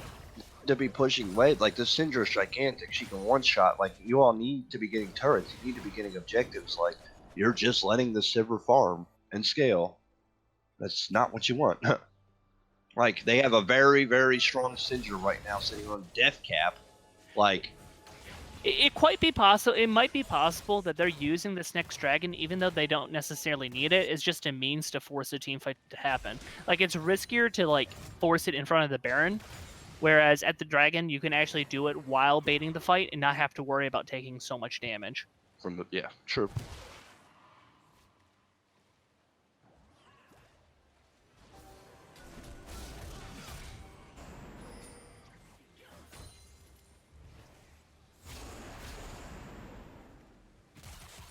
Sivir is right now zoned out from the team. If they recognize this, they can cut her off from this objective and just choke them out from it. Just run into the jungle right now as a team. Yeah, they are not taking advantage of that, and they even backed off. It's strange. They knew Sivir was... I don't think they have vision of them down there, knowing that the three were there, but they definitely knew that there was some at the bottom side of the river where they could have just cut her off.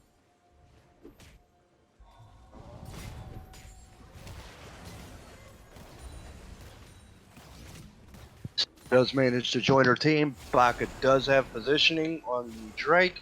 They're just kind of playing tug of war right now. Not really sure who's going to make the move here. They're just kind of... Alright, so they do aggro the dragon, so I'm assuming something's going to happen soon, finally. Yeah, I don't think it's Baka's goal to really get the dragon. It's more or less they're trying to force a fight. The Set flashes in. He but does did not not get get the it. smite this time. Set's dead. You got Wukong on the back line. He dies to the Syndra. She is so strong right now. No one was able to Baka's finish gonna off that lose Caitlyn. That life. Caitlyn did so much damage there. Oh, yeah.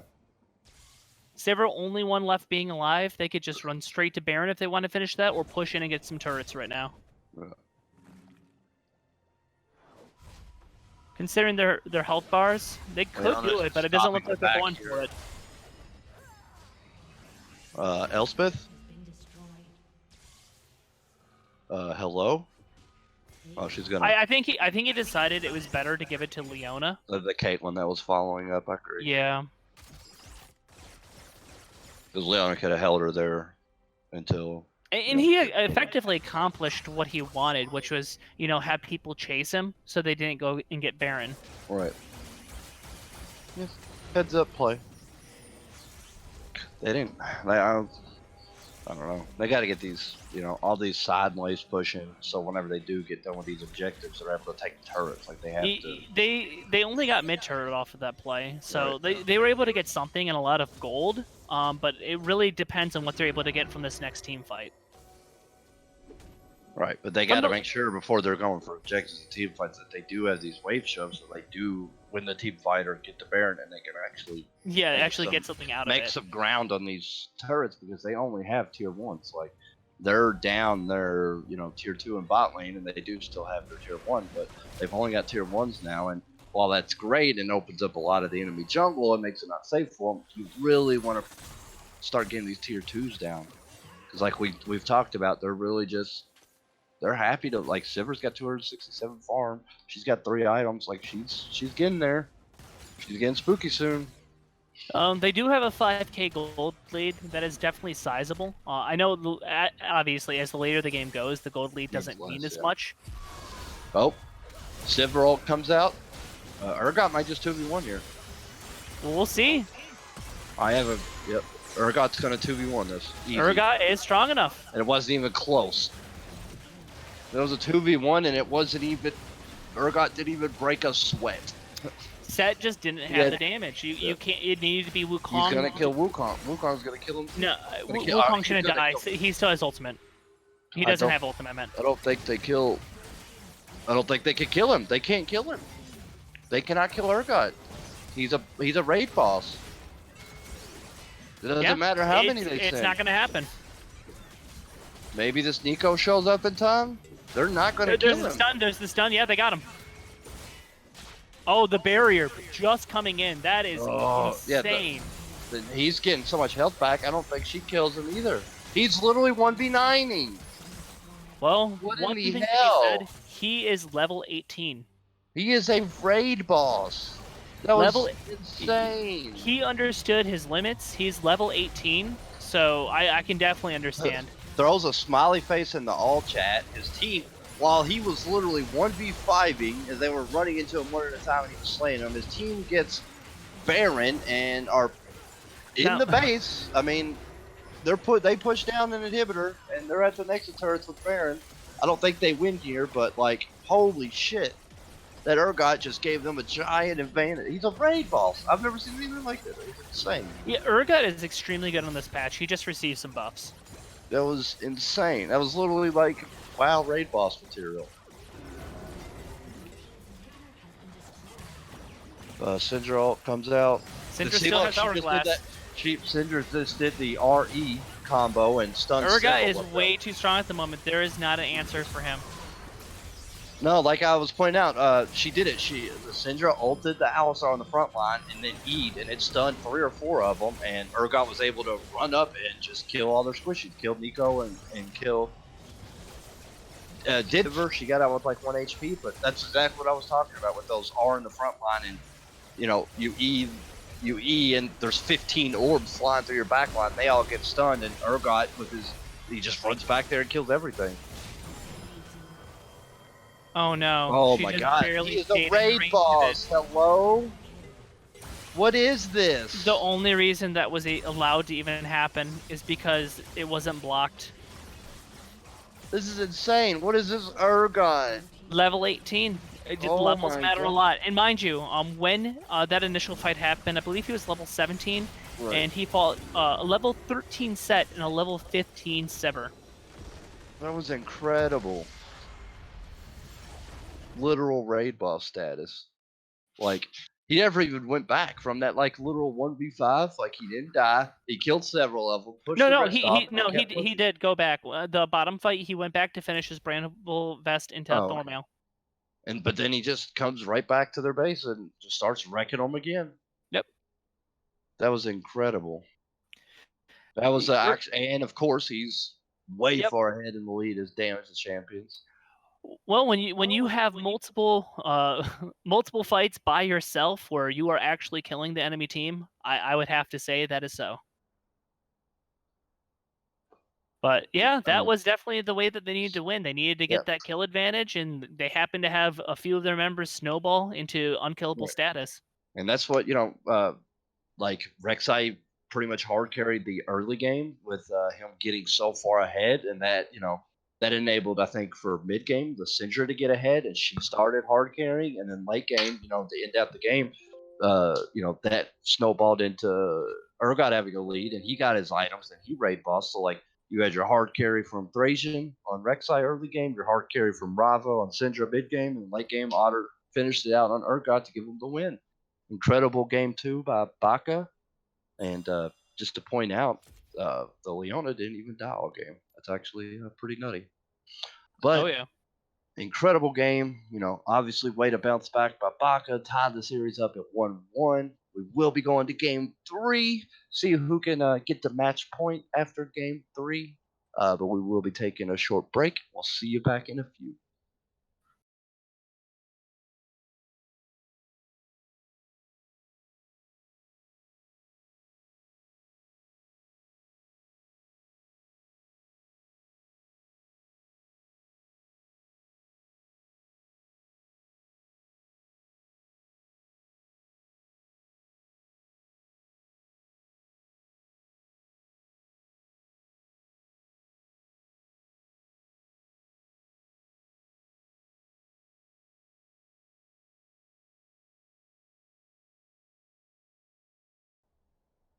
And welcome back to the Olympian League Semifinals between Lethal Leaps and Baka Onichann. The series is tied up at 1-1. Baka just bounced back to pick up win in game 2. So we are here at game 3. Picking band is well underway. I'm Kirby's. Dempsey is still here with me for game 3. Reminder, Baka does lose 2 bands in the first round, and they'll be using their only ban on Yasuo again. Repeat from last game. And Lethal Leads being blue side again, first picks Wukong again. No surprise there, as they've been blue side 3 games in a row, and they have first picked Wukong 3 games in a row. Baka going with the exact same runbacks of Rek'Sai Syndra, but Graves mixing it up and LE mixing it up and picking up Graves here in the jungle. That's exciting, with an Echo mid lane. How do you feel about that? I can understand them changing it up a bit. The set, they weren't really able to force anything to happen with it, and anytime they did use the set for any fight, he just wasn't putting out the damage, like how we saw that Urgot situation turn out. At least Graves will definitely be able to put out more damage. Echo Syndra, though. Echo is a great solution to Syndra. As long as he's not stunned, he can't get one shot. Right, and he just can kind of shove the wave and roam if he can't, pick up the solo kills. So I'm sure earlier Echo can outshove the Syndra. Eventually, they're both just going to one-shot the wave. So it's just business.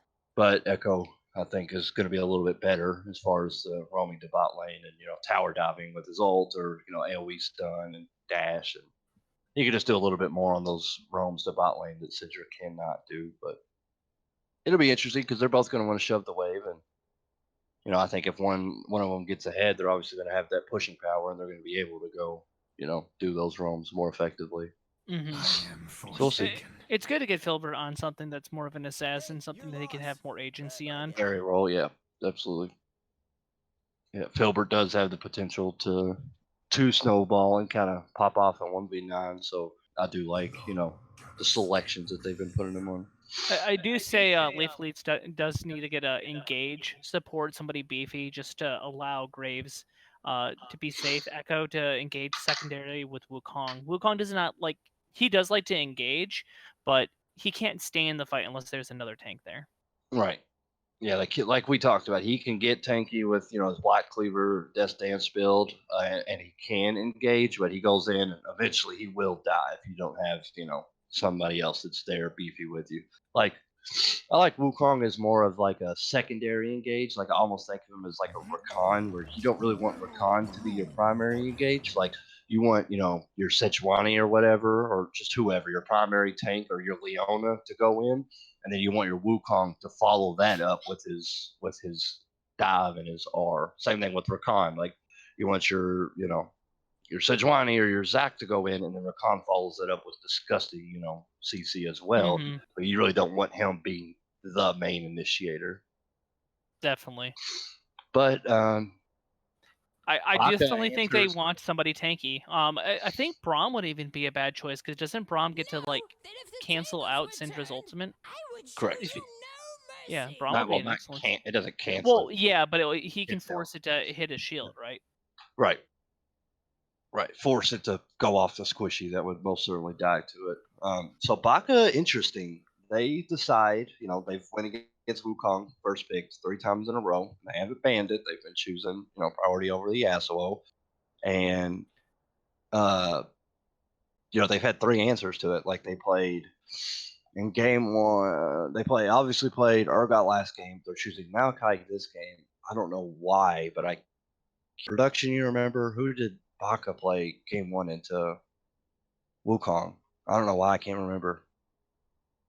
Chat, please help me. I'm having a brain fart here. Who did they play? How am I forgetting this? Who did Baka play?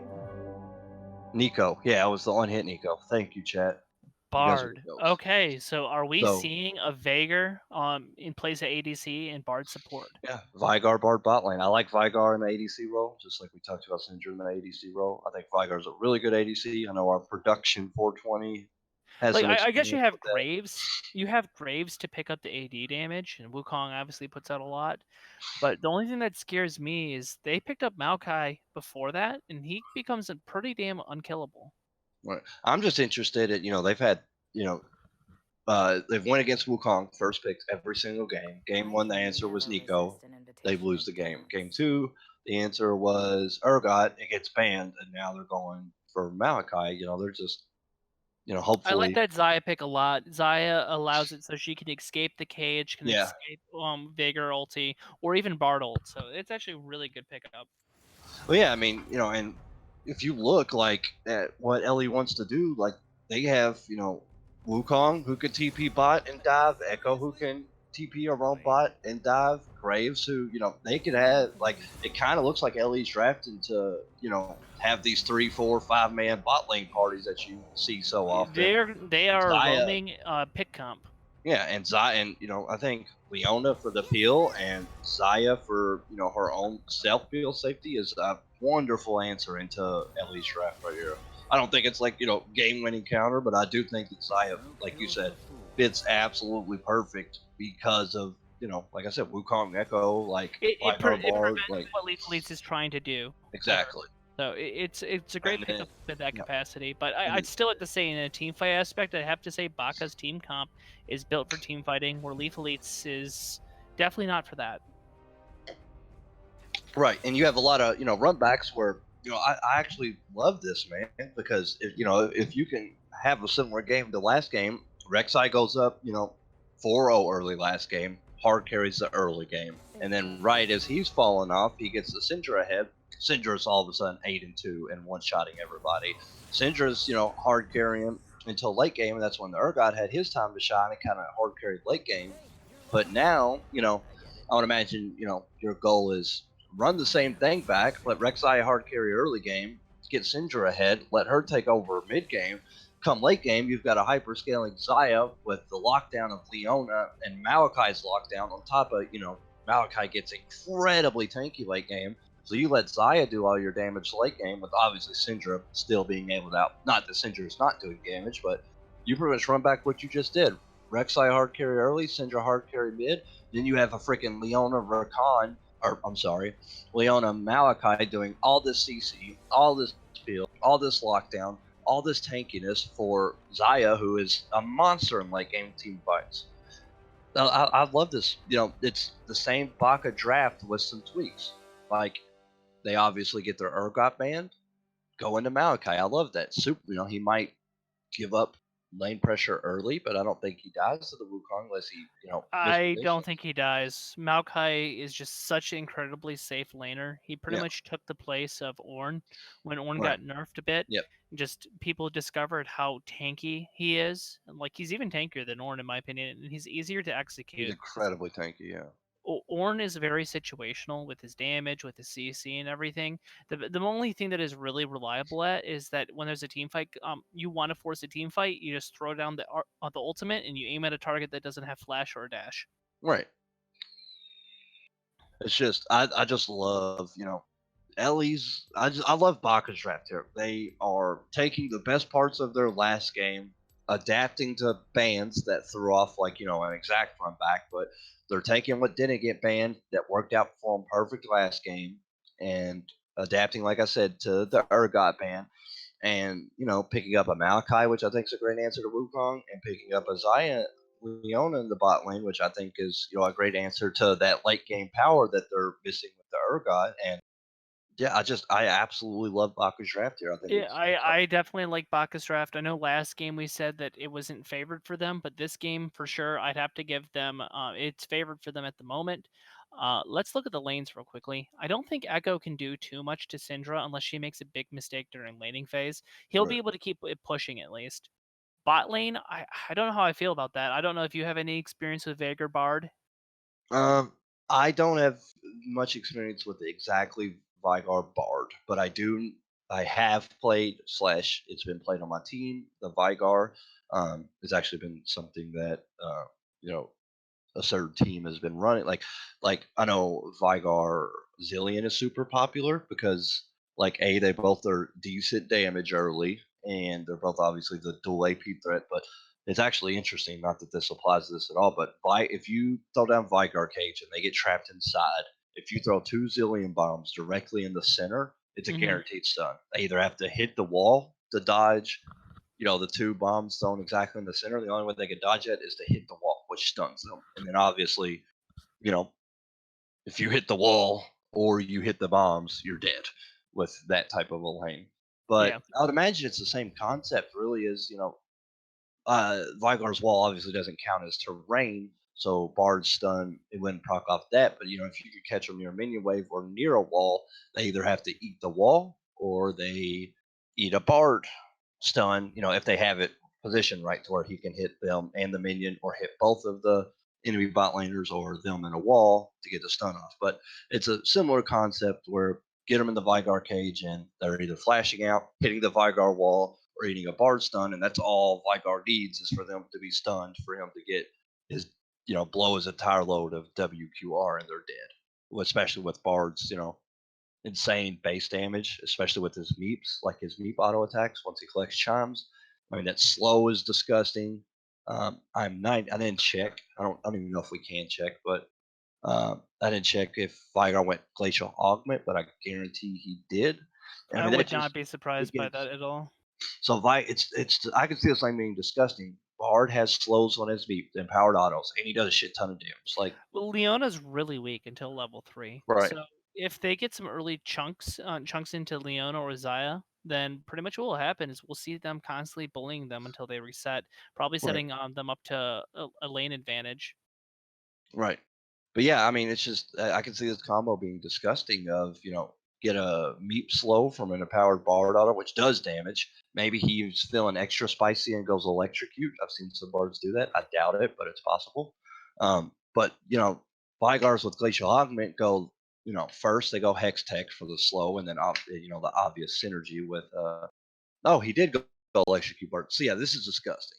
I'm still playing the team fight over and over in my head. I do have to say the one thing that Baka's team comp does lack is damage in the capacity that Xayah needs to be able to be there to finish things off.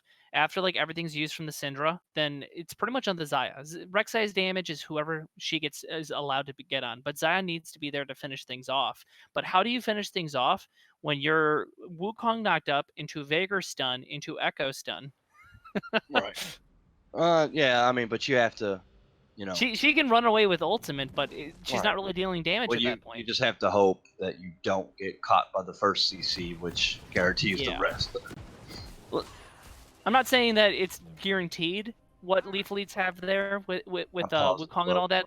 Oh yeah, pause at 12, but you're there, Dempsey. You said. Go ahead. Yep. Okay. And we are in. All right, continue. It's that they have the potential of this Wombo combo that could go off. Right. But their team is so incredibly squishy. That's the big risk of it. Right. So I don't know if Wukong's going to change his build path to make up for that. I don't foresee it, but it's possible. He could. It just, I would say it depends on how early game goes. And we've got another early game pause. Stop with the dog. Cat exploded. I hate when that happens. Yeah, I hate when I load up a league game and my cat explodes, man. Dude, it's so annoying when it happens. You know what I mean? Could chat relate?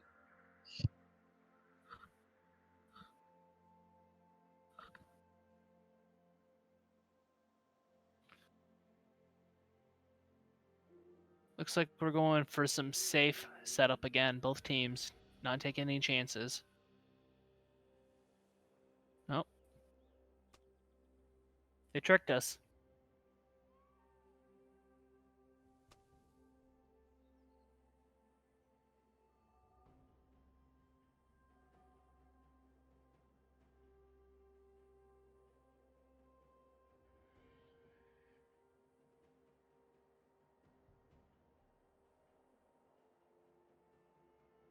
Hey Matt, what time are you at? Because I'm looking at the stream and we're at different times. I am at 30 as well. Yeah, I'm at 30 as well, but for whatever reason on the stream, oh, okay, it's the delay. That's right. Yeah, it's about a 10 or 15 second delay. Like my pause time remaining, 5, 4, 3, 2, 1. Yep, we're good. We all started at 12. We're good. Yeah, it's just a 10 or 15 second delay with PC or whenever you're just.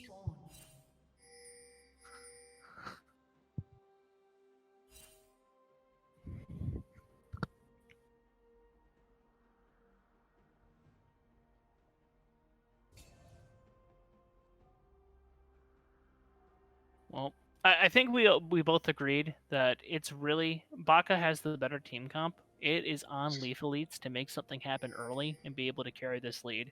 Because I can't imagine if this game goes late, them really having a team comp that's able to like go toe to toe with like this. Like Baka's team comp is so easy to execute. Right, and I think that's really big. His ease of execution, like these Wombo press R comps, like that's a major factor in who wins these team fights and how the team fights play out. All right, but both junglers are going to start red. So the Julian on the Rek'Sai, or I'm sorry, not Julian, Thracian on the Rek'Sai is starting his top side, while Julian on the Graves is starting bot side. Yeah, I'm not too surprised about that. Like, Maokai's the type of top laner that you can just, like, leave him just to survive lane. He doesn't necessarily need a gank. But it's better for them to have that gank from Thracian bot lane to let up the pressure from that Veigar Bard. Because if they take any bad trades early, then they're going to be permanently on turret. Right.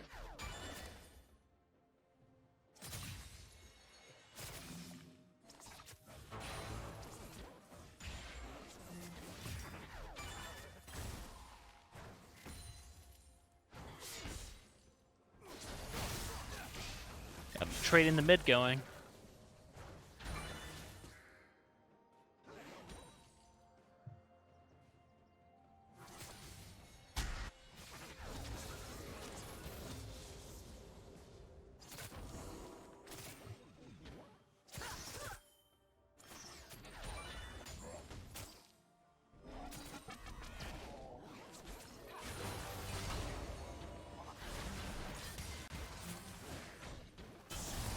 That Leona took a lot.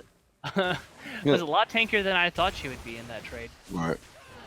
But we see First Blood coming in there in the mid lane. Oh, and a repeat. Rek'Sai ganking mid at level 3, getting that first kill. So, you know. Oh, well. Update on the. Oh, Syndicate's up to him. All right, so yeah, update on Syndicate DDD, who started at 9 p.m. Syndicate just finished game 2. They are up 2-0 against DDD. So, as I predicted in my 4 billion IQs, it looks like they're going to win 3-0. And I predicted that, which means I'm the smartest guy in the universe. I'm pretty sure everyone here can agree. So, let's just move on past that. Because it's kind of a no-brainer, right, Dempsey? Like, you don't even have to talk about it. I'm the smartest man in the universe. I think that they were definitely the favorites in that matchup. It's definitely not an upset. But we'll see if they can bring anything back in those next few games. Hey, I do like this lane being set up in that bot lane, though. Right. Can you imagine the... They even threw down a ward for a teleport play. Can you imagine the utter chaos in the Discord if DDD reverse sweeps Syndicate? Can you imagine what General and Trash Talk are going to be like? Uh-oh. Uh-oh, here we go. He doesn't know, chat. He doesn't know. Good cage. Good cage. Saved his freaking life there. He doesn't know, chat, that Vigar lacked critical information. Uh-oh. Graves is top. This is Maokai should be able to just walk away with his aftershock. Yeah, I was saying it's not a very tanky Maokai, and then aftershock proc, and that became a different situation.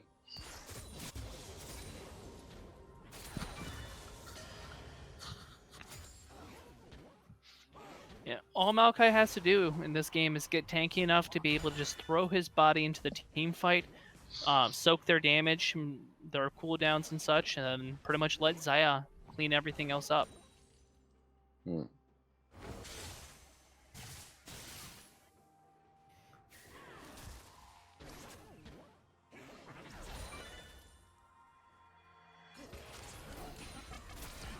Oh, apparently in the chat somebody said that DDD FF'd the third game, so Syndicate's to finals.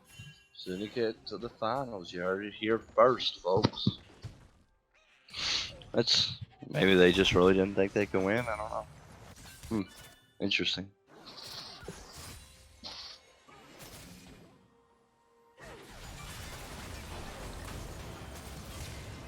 Just barely out missing on that Q.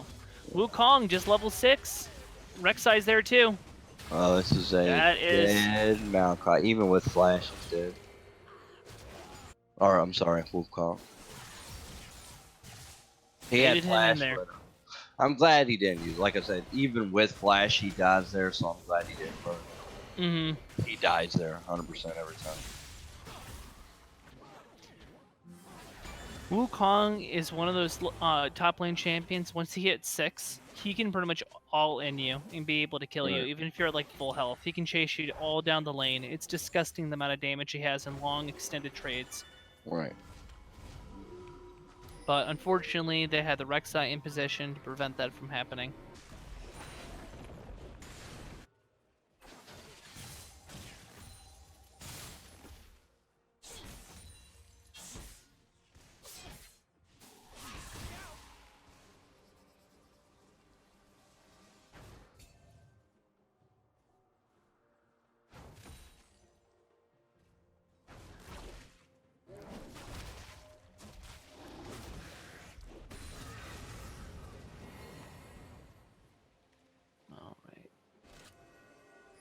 I'm gonna go ahead and check the gold in the lanes right now.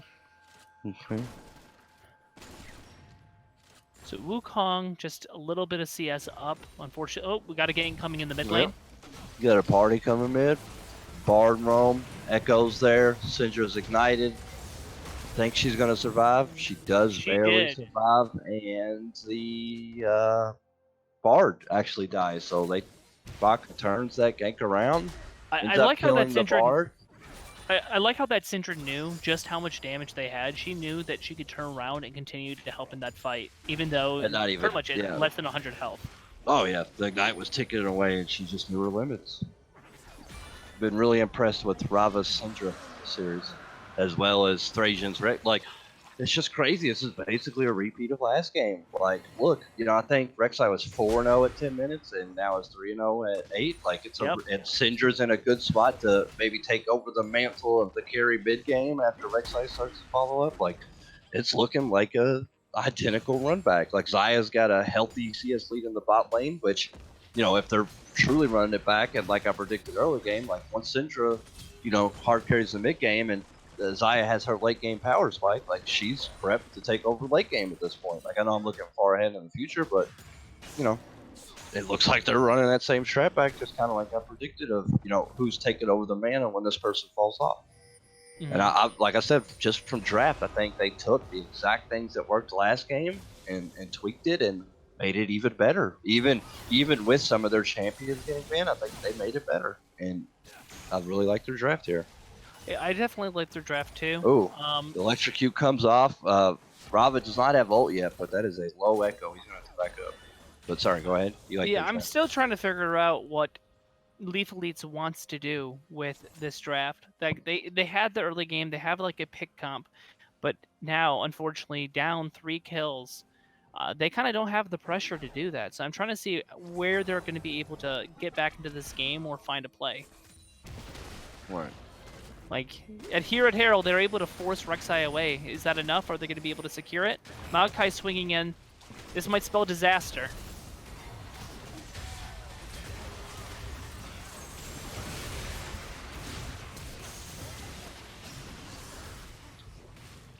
And it looks like Baka goes, thank you for the leash. We'll take that Herald.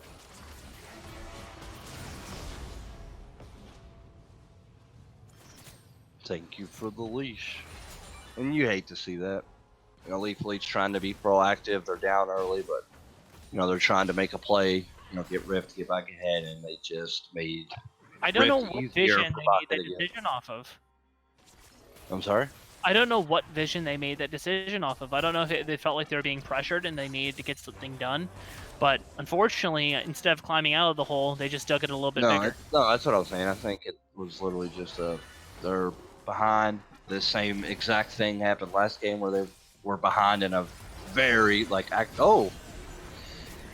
And there's Zaya ultimate, allowing her just to escape from that cage. Alright, there's a lot going on right now. Baka, alright, so Zaya, with obvious, she could get some bursts with that lockdown on Leona. They just absolutely explode the Bard, but in the meantime, Rek'Sai comes top, drops the Rift, it takes down top tier 1, and it's gonna, oh wow, it's gonna get its charge off, and it looks like, are they actually gonna dive this? Looks like they're gonna dive this Wukong. Wow, and they get it off. So I think that was really good. Jungler. Oh, yeah. Look, similar it's a minute later than it was last game, but he's at 4-0 at 11 instead of 4-0 at 10. But I mean, that was, they did get their Bard burst at bot lane, but in the meantime, they dropped the Rift top, they get it, and I think that dive was made possible by that Malachi because he ulted early when Rek'Sai wasn't there. He was over by the Gromp. And he gets the ult off and gets whatever his dash stun thing is, and gets almost half of his HP chunked off. And then Rek'Sai looped around, and that's why they got the solo kill, which allowed another charge to get off, but not solo. Well, it's not just the charge. What they were also trying to deny, I wanted to say this, is that there was 3 waves stacked up. 3 waves of XP, minions, gold, all that. And instead of taking that tower, they were easily able to do that. They left it up just to make sure that they would deny those 3 waves of XP. So that's a really good play. They didn't need the tower then. They're already ahead. Why not just get them farther behind? You don't need that gold at the moment. You're going to get it a little bit later. All right.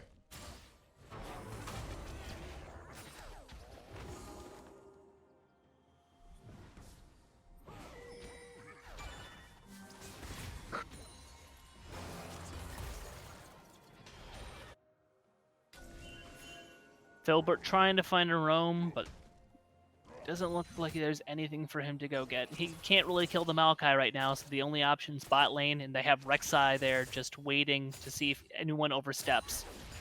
Right.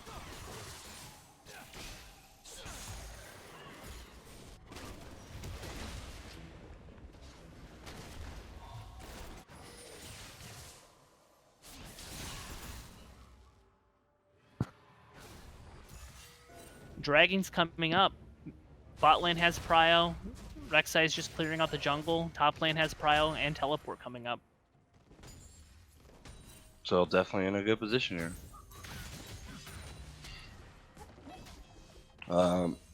Took a couple tower shots. I'm not sure how necessary that was, but I don't think it's necessary, but he's playing Maokai, so... Yeah, doesn't matter. Oh, look, his passive hit. He's back to full health. It's fine. I don't know what the plays for them. Like, I've been kept scratching my head thinking the potential ways that they can make this team comp work. Uh-oh. He's looking for a solo kill. He's not going to get it, but golly. No, I think he's just bullying him away just to make sure that you can take more of his XP away from him. He's zoning him off the XP, threatening a solo kill. He's got the wave shoved under him tower. Like, he's just having, like, this Wukong's just useless at this point. Like, Maokai's going to back, and I'm sure he's going to have his, Bramble Vest? No, it's not Bramble Vest. Bombi Center doesn't build it or Bramble. I don't know what they're going for Sunfire Cape. Right, gotcha. Yeah, you just get the Bramble Vest just to prevent the lifesteal, and it's it's such a good item. Yeah, he could sit on Bramble for a long time just because, you don't really need the Thorn Mail right now, but having Grievous Wounds is fantastic. That's kind of like mages that, buy, like, majority of mages buy Oblivion Orb and then don't. Well, a lot of people buy Morello, but it's a terrible decision usually. Yeah, you never buy it early unless there is some guarantee or you need Grievous like Wounds. If they have 3 or more champions that heal that you would need Grievous Wounds for, get the Morello. But almost every single mage, like, you really got your 2 schools of mages. Your ones that need mana first, your Rises and your Casses that are either going Roa or Seras first, and then literally everybody else, if they don't desperately need the mana, like pretty much Cassio and Rise only, they go pretty much either Ludens first if you want that early spike, they'll go the GLP or whatever with the slows first, but it's pretty much Ludens first, and then you pick up Oblivion Orb, but you don't upgrade to Morels until like literally last item in the game, unless you have, like we said, if they have 3 champions or more that have a shitload of, healing in their kits, that like if each one of those 3 champions or 4 or 5 even, like, you could physically say, like, oh yeah, we need Grievous Wounds for them, then maybe upgrading to Morels is fine. But really, you just buy Oblivion Orb just for the flat AP, or flat pin, because flat pin is so good early. It's so good. Part of the reason that they had to take it off the Haunting Guys, because back in the day, you were able to get, 3 spell pen items. Right.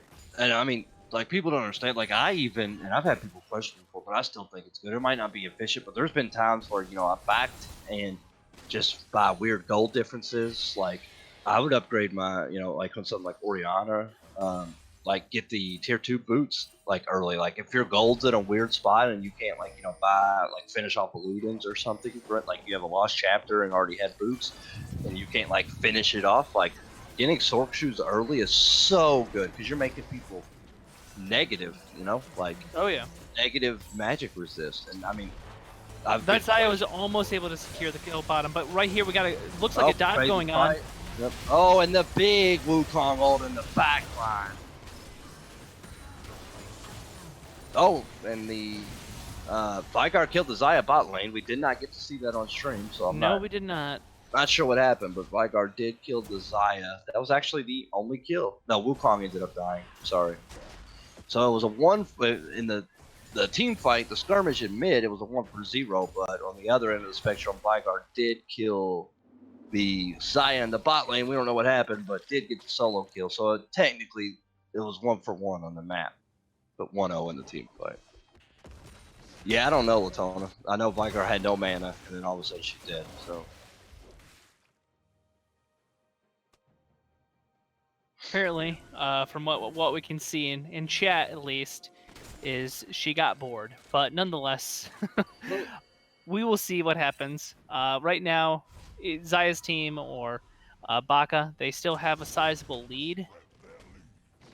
It's all about when these objectives are going to be coming up, and if they are able to, if Leaf Elites are able to execute correctly with their team comp. But that's a very tall order considering how tanky this Maokai is. Right.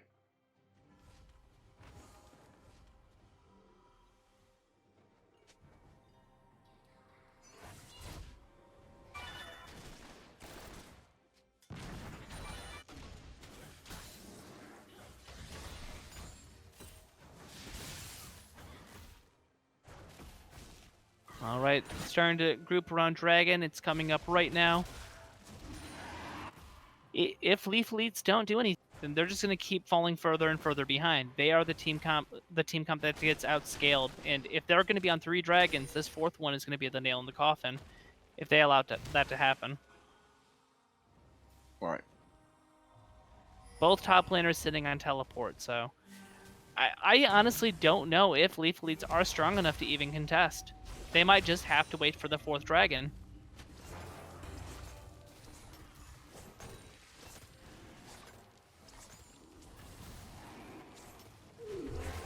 Oh, Syndra being a little bit too far forward. Uh-oh.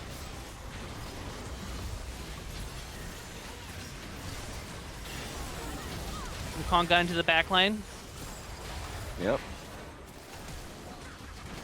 Man, this is a very super low health bars. Super low, but man, so unfortunately, that was the team fight Leaf Elites wanted. Like, it was almost like perfect to what they could have asked for. But just raw stats alone, Baka's able to clutch it through. To lose 1 and take down 3.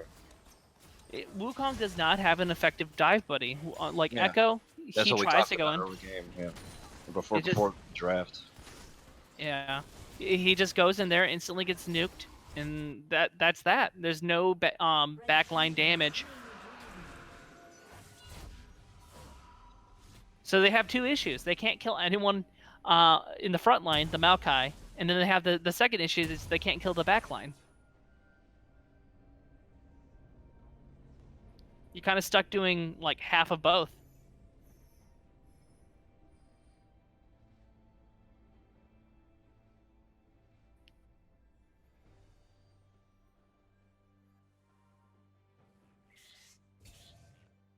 All right, what do you think the play is right now for Leaf Elites? If they want to win this game, do they just they try to find a pick? They do some cheeky bush brush? They had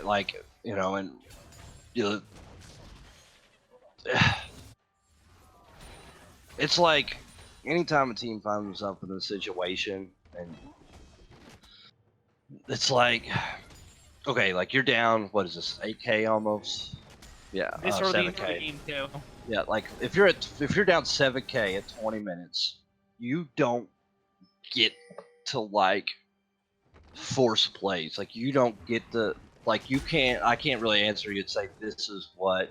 Well, I know you can't. You really can't force plays, but what I'm saying is like the only way they claw back into this is if Baka makes a mistake and they capitalize on it. Like if they get too overconfident and are pushing in part of the jungle they shouldn't be in, or they get too greedy and stay with low health bars and low mana, trying to get down another turret, or they get caught out trying to do Baron while they're low health or whatever. Like when you're down this much this early, like you don't get to like make a game plan. Like your game plan is hope that and everybody makes mistakes all the time. It happens in every single game. Like you just be patient.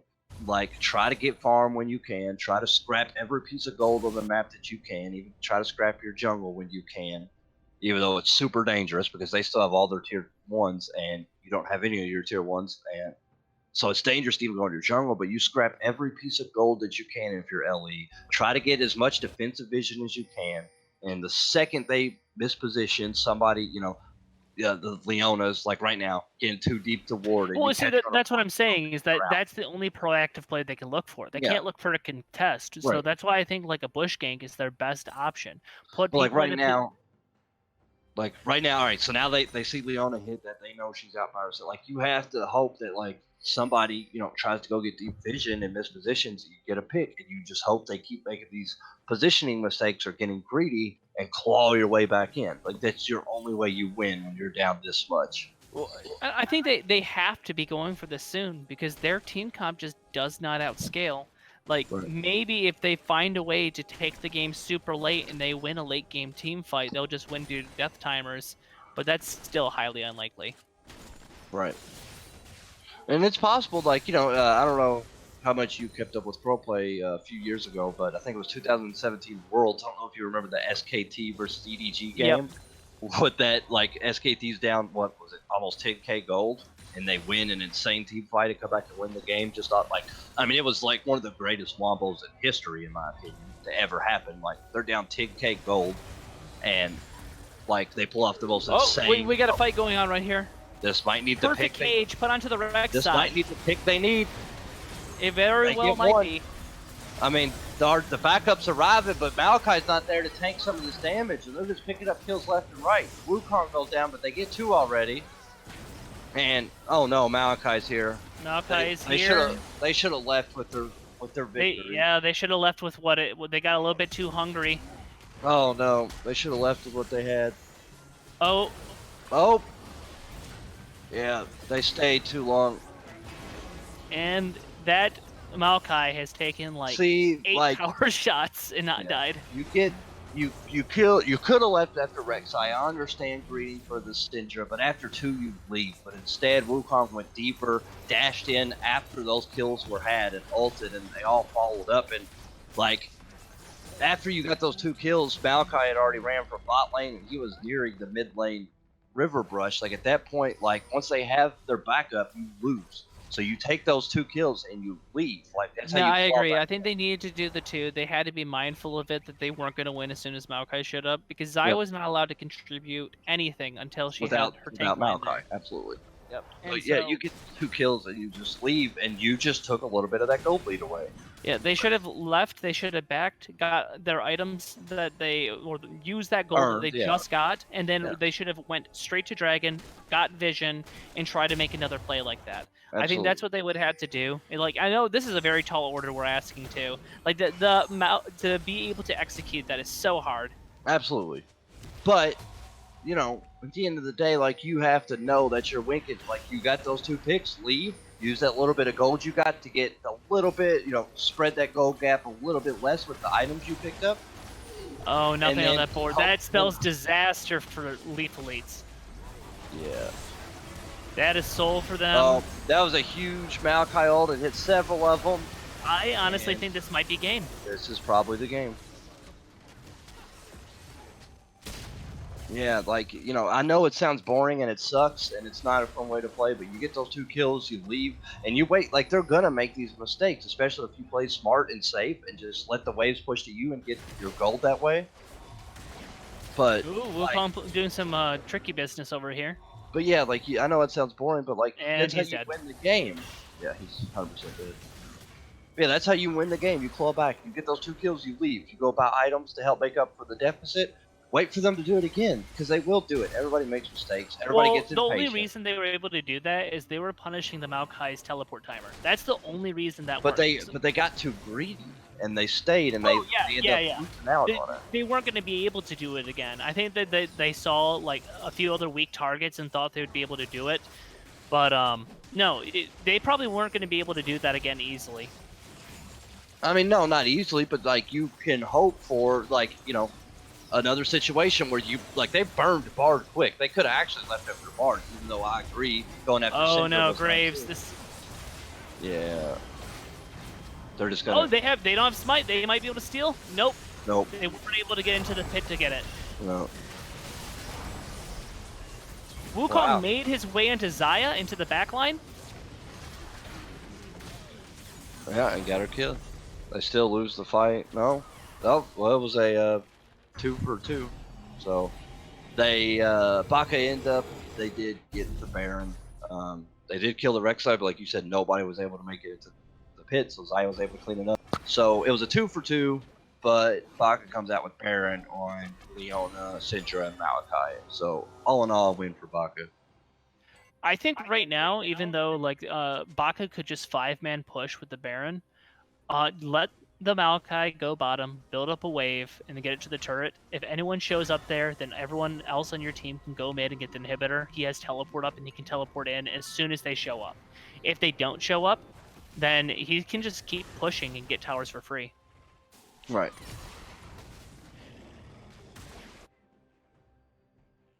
Looks like that's exactly what they're trying to set up.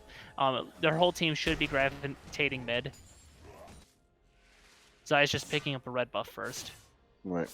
Don't know if it's needed. Like you have your Baron power play right now, but I guess it's only delaying you 10 seconds to go get that red buff. Yeah, it's not. Yeah, it's actually probably more beneficial to have the red buff, so it's not a big deal. I'm okay with that. Maokai's putting that pressure bottom, splitting up their team, keeping them safer, because the biggest thing that to worry about is a huge wombo combo, and Maokai not being there kind of erases that potential. Yeah, other than the fact if they die before he arrives. Yeah.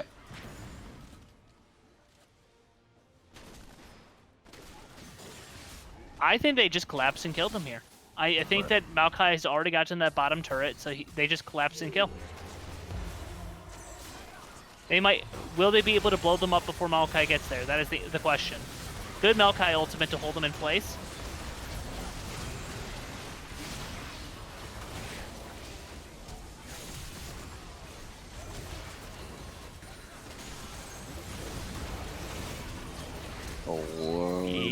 Yeah, that is game.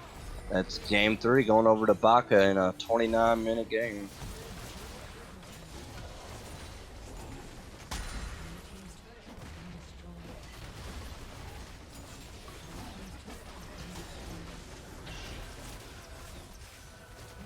And that's the ball game. 29 minutes and 20 seconds. Baka wins game 3 to take a 2-1 lead over Lethal Leads. Wow. And it's crazy. Like, they ran, like, exactly what I said before the game. Like, Thracian absolutely hard carries early game on this Rex side, goes exactly 4-0 just a minute later again. And he kind of hands that over to Ravo and Syndra for the mid game, who hard carries big game. And then, it's mostly the Xayah Maokai show. Like, exactly as I predicted before the game, they would. It was a solid team fight. It is one of those standard team fights that's equally balanced in all areas, and they are able to execute with it. Unfortunately, Leaf Lead's team comp, there was very specific way to play it, and they weren't able to get the advantage early to be able to execute it. Right. But yeah, overall, fantastic game 3. Very good showing by Baka that puts Baka at match point. They are up 2-1, so if they win this next game, they do win the series. Lethal Leads can win this and take it to a game 5. We'll have to see, but we are going to take a quick break. We'll be back in just a few. Don't go anywhere because the series is heating up.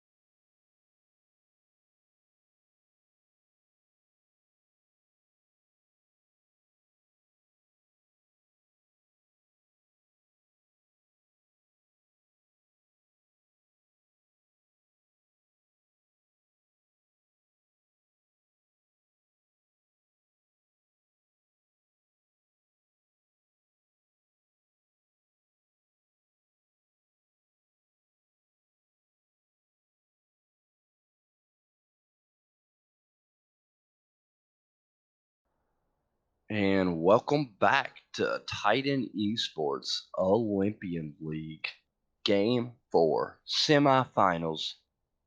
Baka Onichann, Lethal Leads 2-1 Baka's up a game, match point. Ellie fighting for their life to stay in the playoffs. They need a win here. They need 2 in a row. Can Baka get one before they get 2? Find out on the next episode of Dragon Ball Z. That should be the sign off to this game if Leaf Elites are able to bring it back. Yeah, that was a really bad cold open. That should have been a cold close. It's fine. I'm Kirby's. This is Dempsey. We're back for game 4. I fucked up the intro. Doesn't matter. We're here for some League of Legends, baby. Real men cry on the rift. They bleed on the rift. They poop on the rift. Let's get into it. To the arena. I honestly thought during the break I was considering if they were going to ban the Rek'Sai or not, and it looks like Leaf Elites did get the chance to do it, or we just didn't swap the sides. That's right. Yeah. So Baka is blue side finally.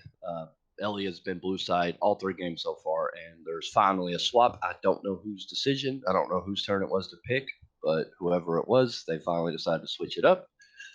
Interesting enough, that left Rakan open because, being red side definitely has to switch up your bans, and it obviously looks like, the band's priority for Ellie is changed. Like Rek'Sai has been popping off.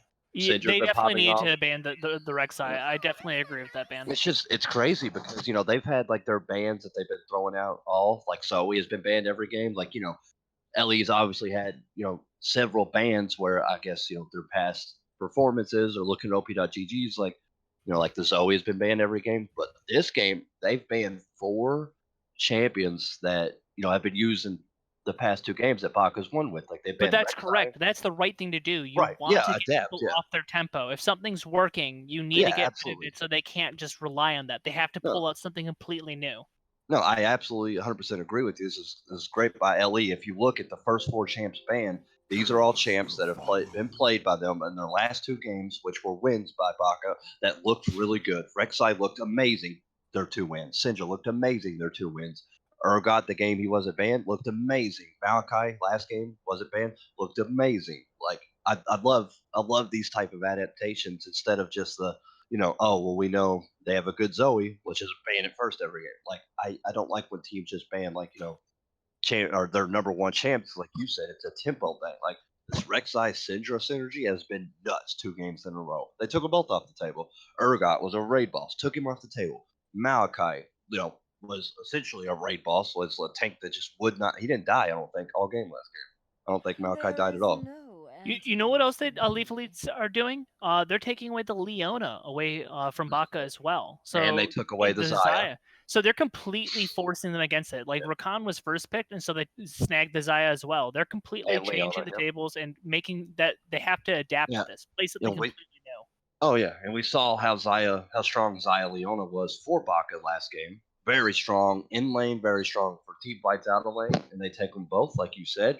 So not only did they get a very strong lane that is good in lane and team fights in the Xayah Leona, they stole the Xayah from the Khan, so that duo's out of. So yeah, I mean I love that about Leaf Elites. I absolutely love what they're doing here. They have finally adapted their bans to take away, what Baka's picked up steam on.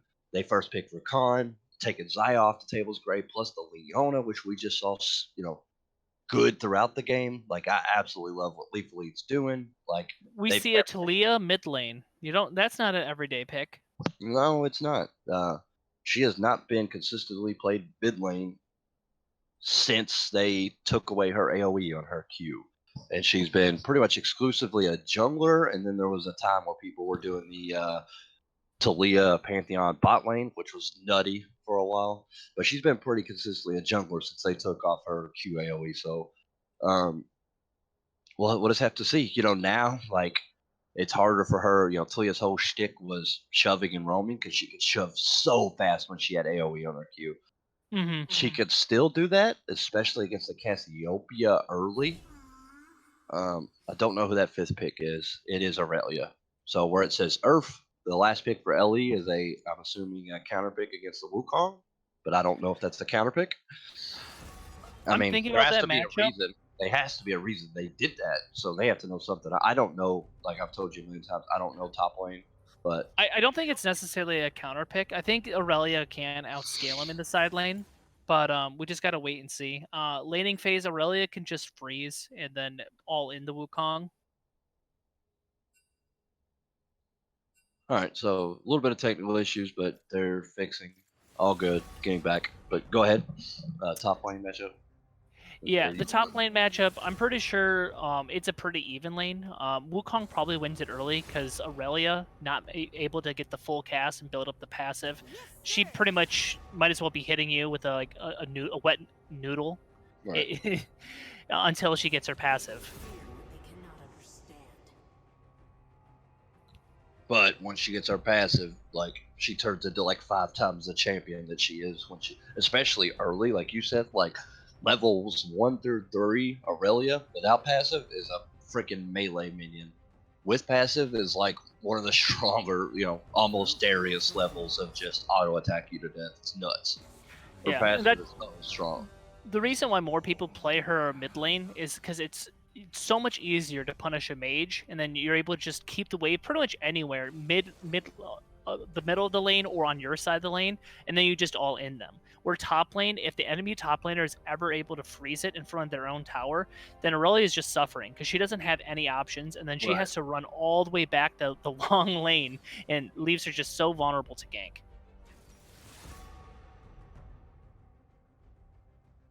Oh, they're doing something tricky here. They're actually putting Cassiopeia top. They already planned that the Cassiopeia was going to be a flex pick. I like that a lot. Especially in the Wu, that's, yeah. I mean, if Cassiopeia can just survive early, don't let the Wu get on top of her and burst her, like, obviously Cassiopeia is going to hard outscale, and, obviously, she needs items, but once Cassiopeia gets, tier, she can start shoving and then just not interacting with Wu. But once she gets Seraph, like, if she's not crazy far behind, like, she can start dueling. Like, I know she's a hyperscaler, and when you think Cassiopeia, you think, 3, 4, 5, 6 items pop off, like Raid Boss 1v9.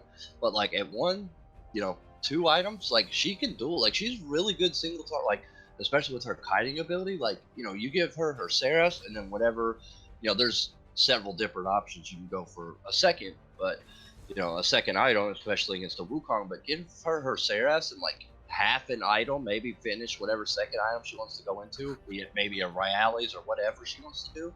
Like, she can 100% solo kill this Wukong at 1.5, 2 items. Oh, yeah, definitely. She does have to be careful, though, with Wukong still, because Wukong has an insane engage. If she misses the stun, there's a chance that he can outplay. But more than likely, no, they did switch it back, maybe. I'm not actually sure what they're doing. They're playing around with the draft. Yeah, they might switch it. We'll see. We'll have to wait until it's officially time. But you're right. Like, Wukong can get on top, but she has so many tools. Like, she kind of has to outplay. Like, if she's at 1 item, she could kill Wu, but she has to outplay. Like, she's got to get her W down before, like, he can't engage on her if her W's already down. And then if she gets her, a lot of what Wukong wants to do is dive right at him, and then you got to think with, like, the animation of his E, like dashing towards her, or even W dash, like, if she could predict when he's going to go in, like, his E dash animation is basically as long as her ult charge animation. Yep. So, like, if she times it right, he's not going to be able to dodge it. Now, obviously, if she mistimes it by 0.1 seconds, he dashes and it is Cassio top. They were just messing with them. Okay, yeah. But yeah, I do have to say, when I do have to rephrase one thing. When I said that I like that, I like it in the sense that if you're trying to win, it is a good laner. Me being a top laner, you are a filthy range player. Right. But no, in terms of what they were trying to do and having Cassio being a good flex pick, definitely very good option. Yeah, absolutely. I really like what they did there. I will agree with you. I think that was great that, they had it in their head beforehand, like, we're going to get Cassiopeia, and then, for their 5th pick, we're going to pick up Aurelia. And now they had, which, kind of bamboozled us as well, and probably the enemy team up until right just then when they locked in. But, they thought Aurelia Wukong should be able to take over early. Cassiopeia Talia stronger than Aurelia early, like, this is going to be fine.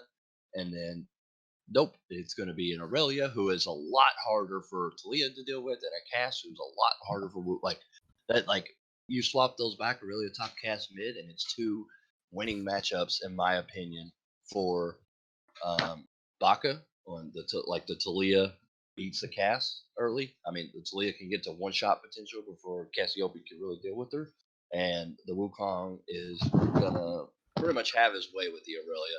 But switching this up, I think you absolutely turn the lanes completely opposite, because Aurelia can use her dash to completely avoid, like, for Talia to one shot or to get really good trades, she has to hit her WEQ combo, like has to hit her W. And as long as Aurelia doesn't mess up, accidentally queuing to a minion and not getting the reset, and having Q on cooldown for a long period of time, this Talia will never hit W because she just queues away or queues into her even, and once Talia casts WE, like, Aurelia instantly queues on top of Talia, and then, if she plays it right, it has, her passive already stacked. Like, Talia has nothing. I mean, yeah, she can cast a Q, and because it's point blank range, she gets all 5 of her. She's not gonna. Yeah, Aurelia is just a Aurelia's monster gonna mid auto. lane. Pretty much, if the lane is ever frozen on Aurelia's side and Talia has to approach, Olaf needs to be in the vicinity because Aurelia is going to be able to just jump around and then all in her.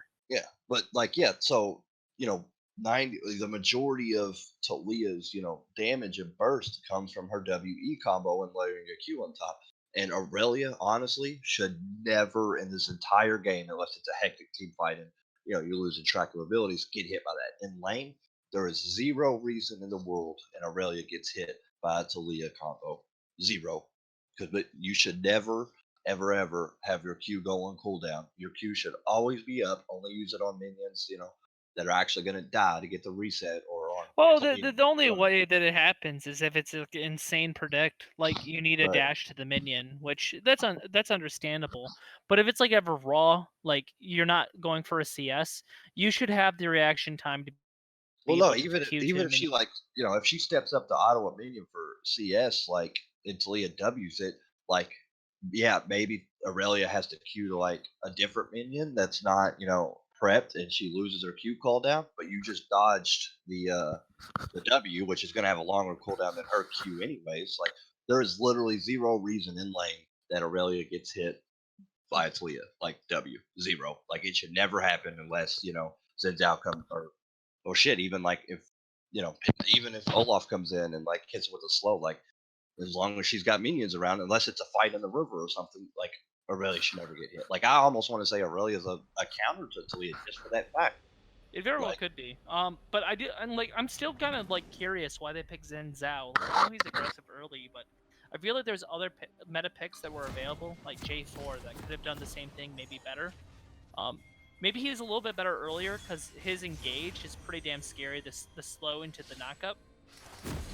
Right. But like, I mean, if you don't flash, you're dead. Absolutely. Oh yeah, absolutely. But yeah, oh shit, I forgot. One moment, let me pause that. Yep. I'm at 12. I'm ready.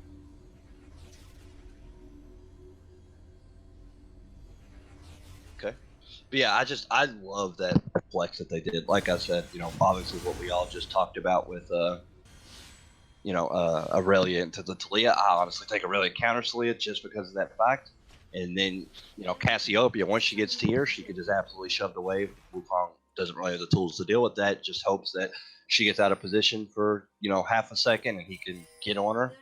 But obviously, really, Cass doesn't want to engage with Wukong at all. She just wants to freeze the wave in front of her turret, build up to get her tier, and then just soak up as much farm as she can and scale into, that raid boss, that 1v9 monster late game. It's just, I really love Lethal Elite scaling, like, late game. I mean, obviously Zen Zhao falls off, but having a Leo for lockdown potential, and even a Zen Zhao, he falls off late game, but he's a stun bot. He dives in, he R's, hopefully gets a Q knockup up, and then W slows, that carries, and that's all he is. But late game, when you have the 1v9 monster Cassiopeia, you have Leo to lock targets down.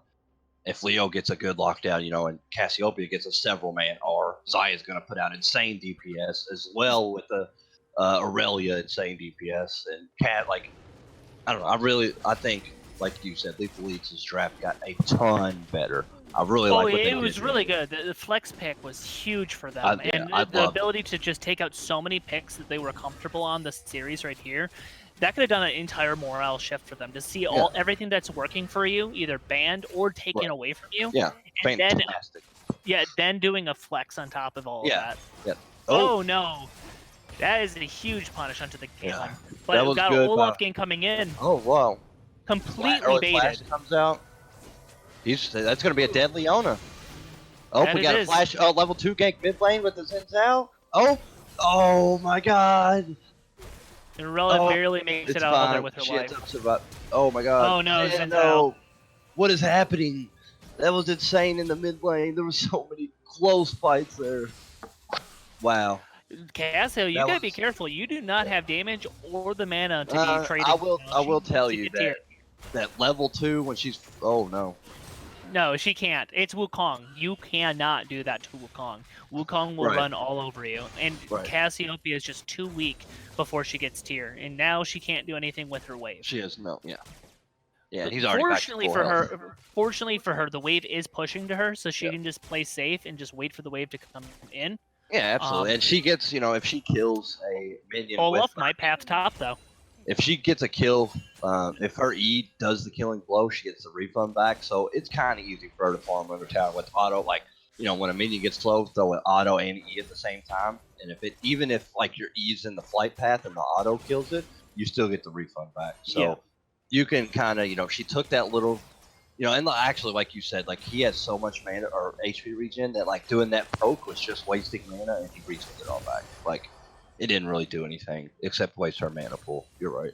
So now she just needs to conserve her mana. Like I said at the beginning of the game, she just needs to focus on gobbling up as much CS as she can, as much gold as she can. Yeah, well, the only chance that Wukong ever has winning that lane is if he gets an early kill. That's the Right. only chance he has. Or Because I mean, Wukong is insanely strong, levels Right. 1 through 3.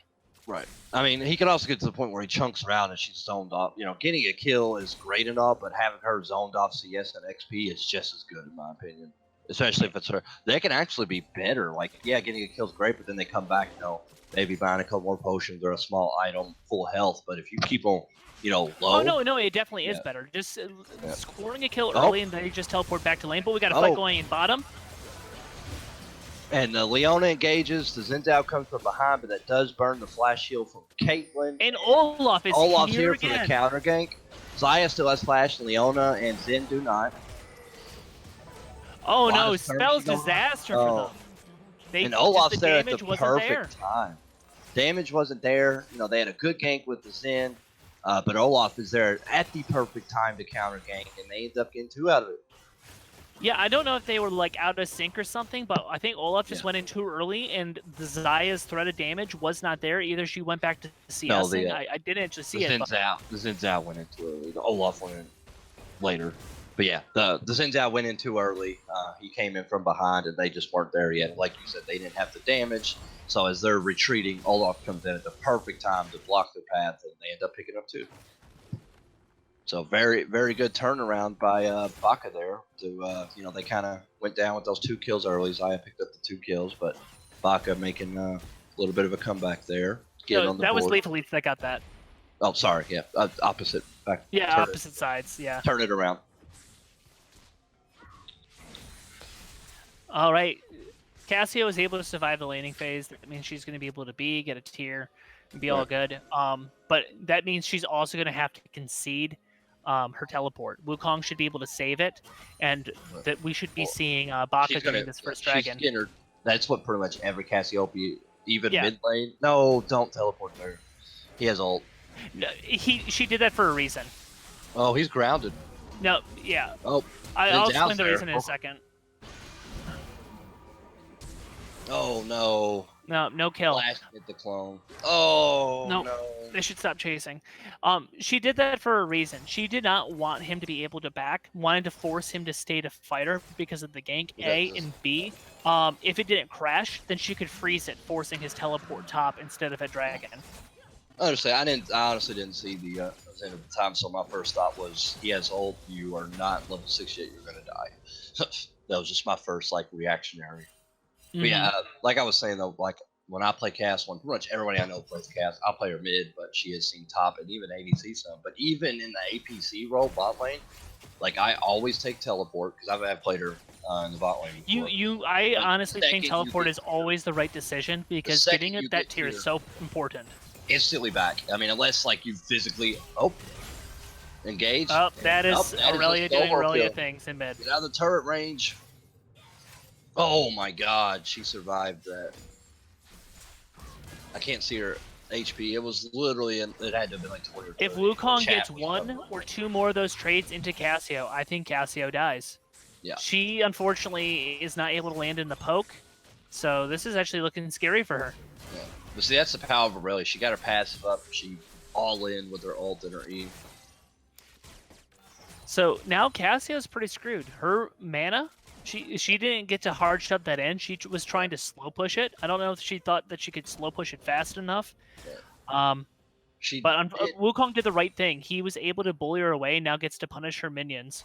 Yep, and she backed while her cannon was almost gone, and his cannon's full health. So he is doing this is perfect for him. He is shoving a cannon wave. Now he gets to. She's gonna lose. He might actually get the stack, and then he might run back and be able to. He's gonna get a plate and back, and he doesn't have to burn his teleport here. He gets this plate, and he gets a free back. He's gonna. I don't know. Oh man, he wants two stacks, and he correctly eased to the minion for the increased attack speed. I mean, 2 plates is good. I think it's greedy.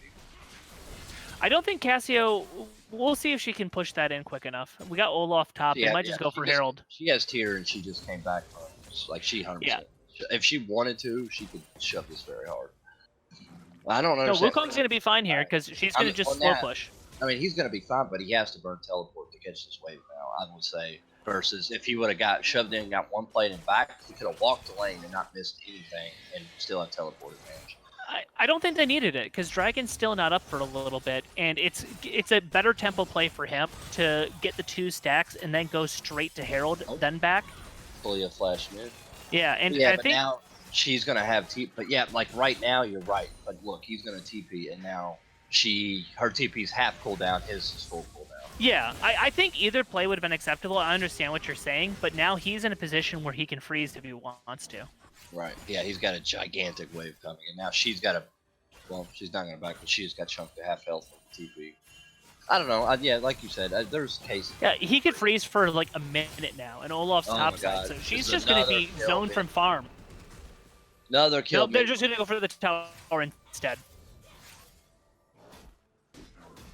Yeah, and Aurelia, I think she honestly gets that solo kill, even though she got hit by the W. I don't know. This is risky. Xin is coming up. Leona's there. Oh, you're talking about top lane. Oh, okay. Oh, he's gonna engage. Wukong just doing Wukong things. It's somehow really he was stunned by that. Yeah. That's that wonky hitbox from. Oh, and it looks like they're going to be able to take this out ahead. She has some nutty. He should be able to get on it.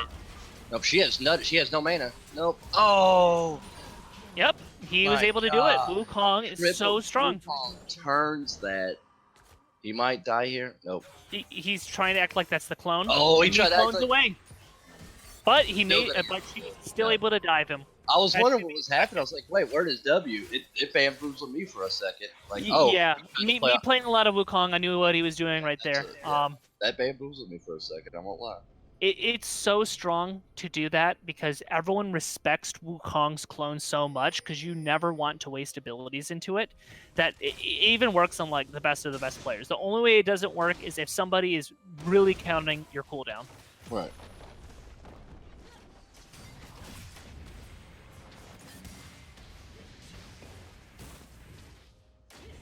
I mean, this Aurelia's getting. I mean, obviously this Wukong is super scary now, but this, yeah, like look, this Xin Zhao Aurelia are everywhere, and they just can blow somebody up. Like you've seen this Talia just explode several times in a row.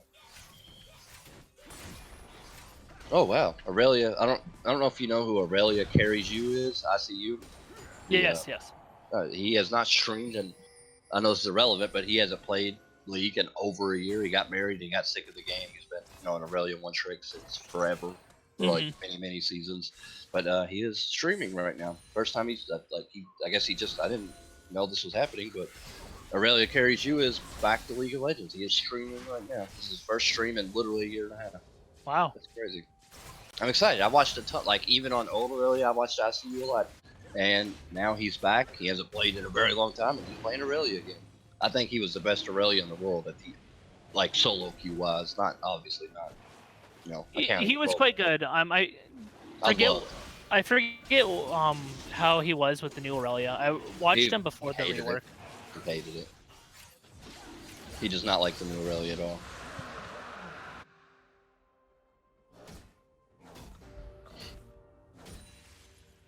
But yeah, anyways.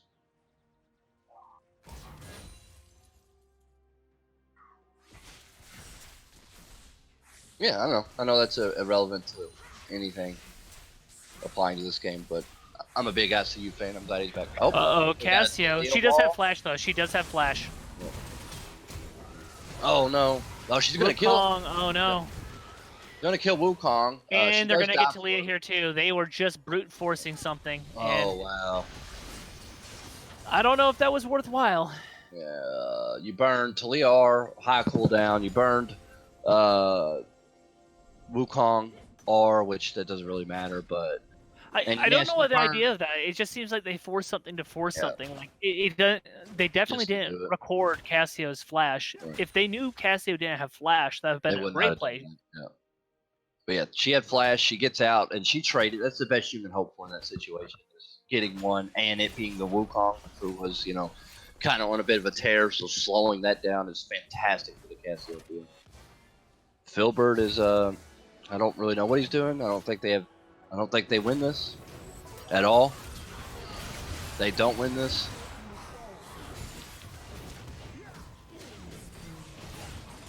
Yeah. I don't know. So Leaf Elites was able to pick up. No, Leaf Elites. Yeah, was able to pick up the Olaf. Yeah.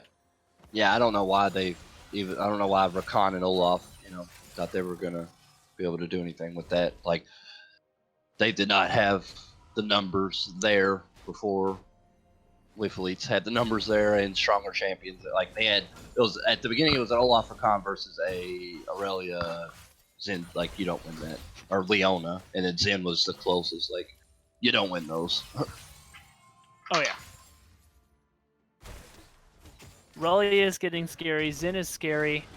Pretty much the only thing that Baka Preschool has, not Preschool, Baka has is Wukong. Wukong is definitely ahead in the top lane, but I don't know how much more he's going to be able to do. Zen's actually hovering top right now.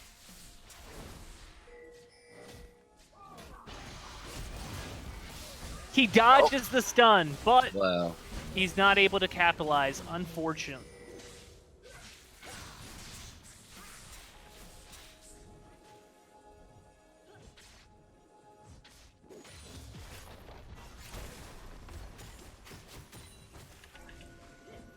Yeah, this Wukong, that was a fantastic. The timing could get, like we saw earlier, he got stunned when he shouldn't have. The hitboxes and timing could get kind of wonky on Cassiopeia. He made the right decision trying to all in the Cassio, but unfortunately, he just got CC'd through it. The Xin Zhao's knockup.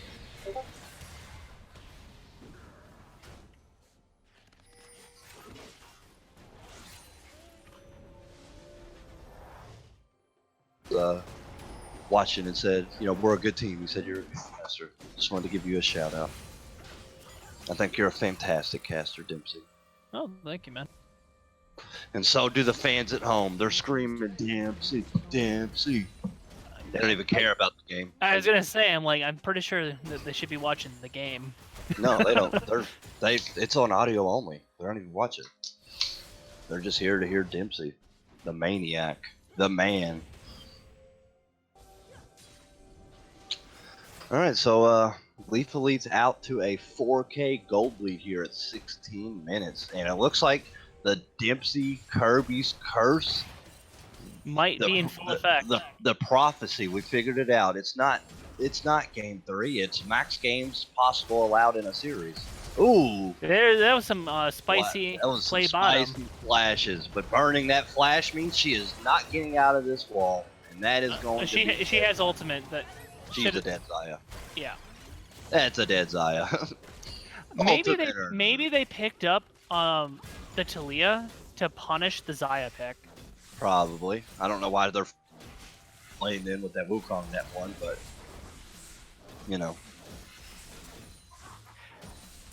But I mean, Cassiopeia, like I said, she has her archangels.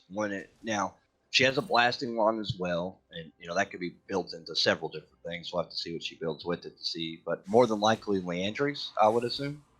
But there's a couple things she could be building out of that. But once that Archangel, like I said, I told you earlier, item and a half is when she can start dueling. Once this Archangel's transforms into Saras and she gets the active of the shield, she can absolutely outplay Wukong. Will she? Probably not, because he's sitting on Fork and Merc Treads and he's already strong.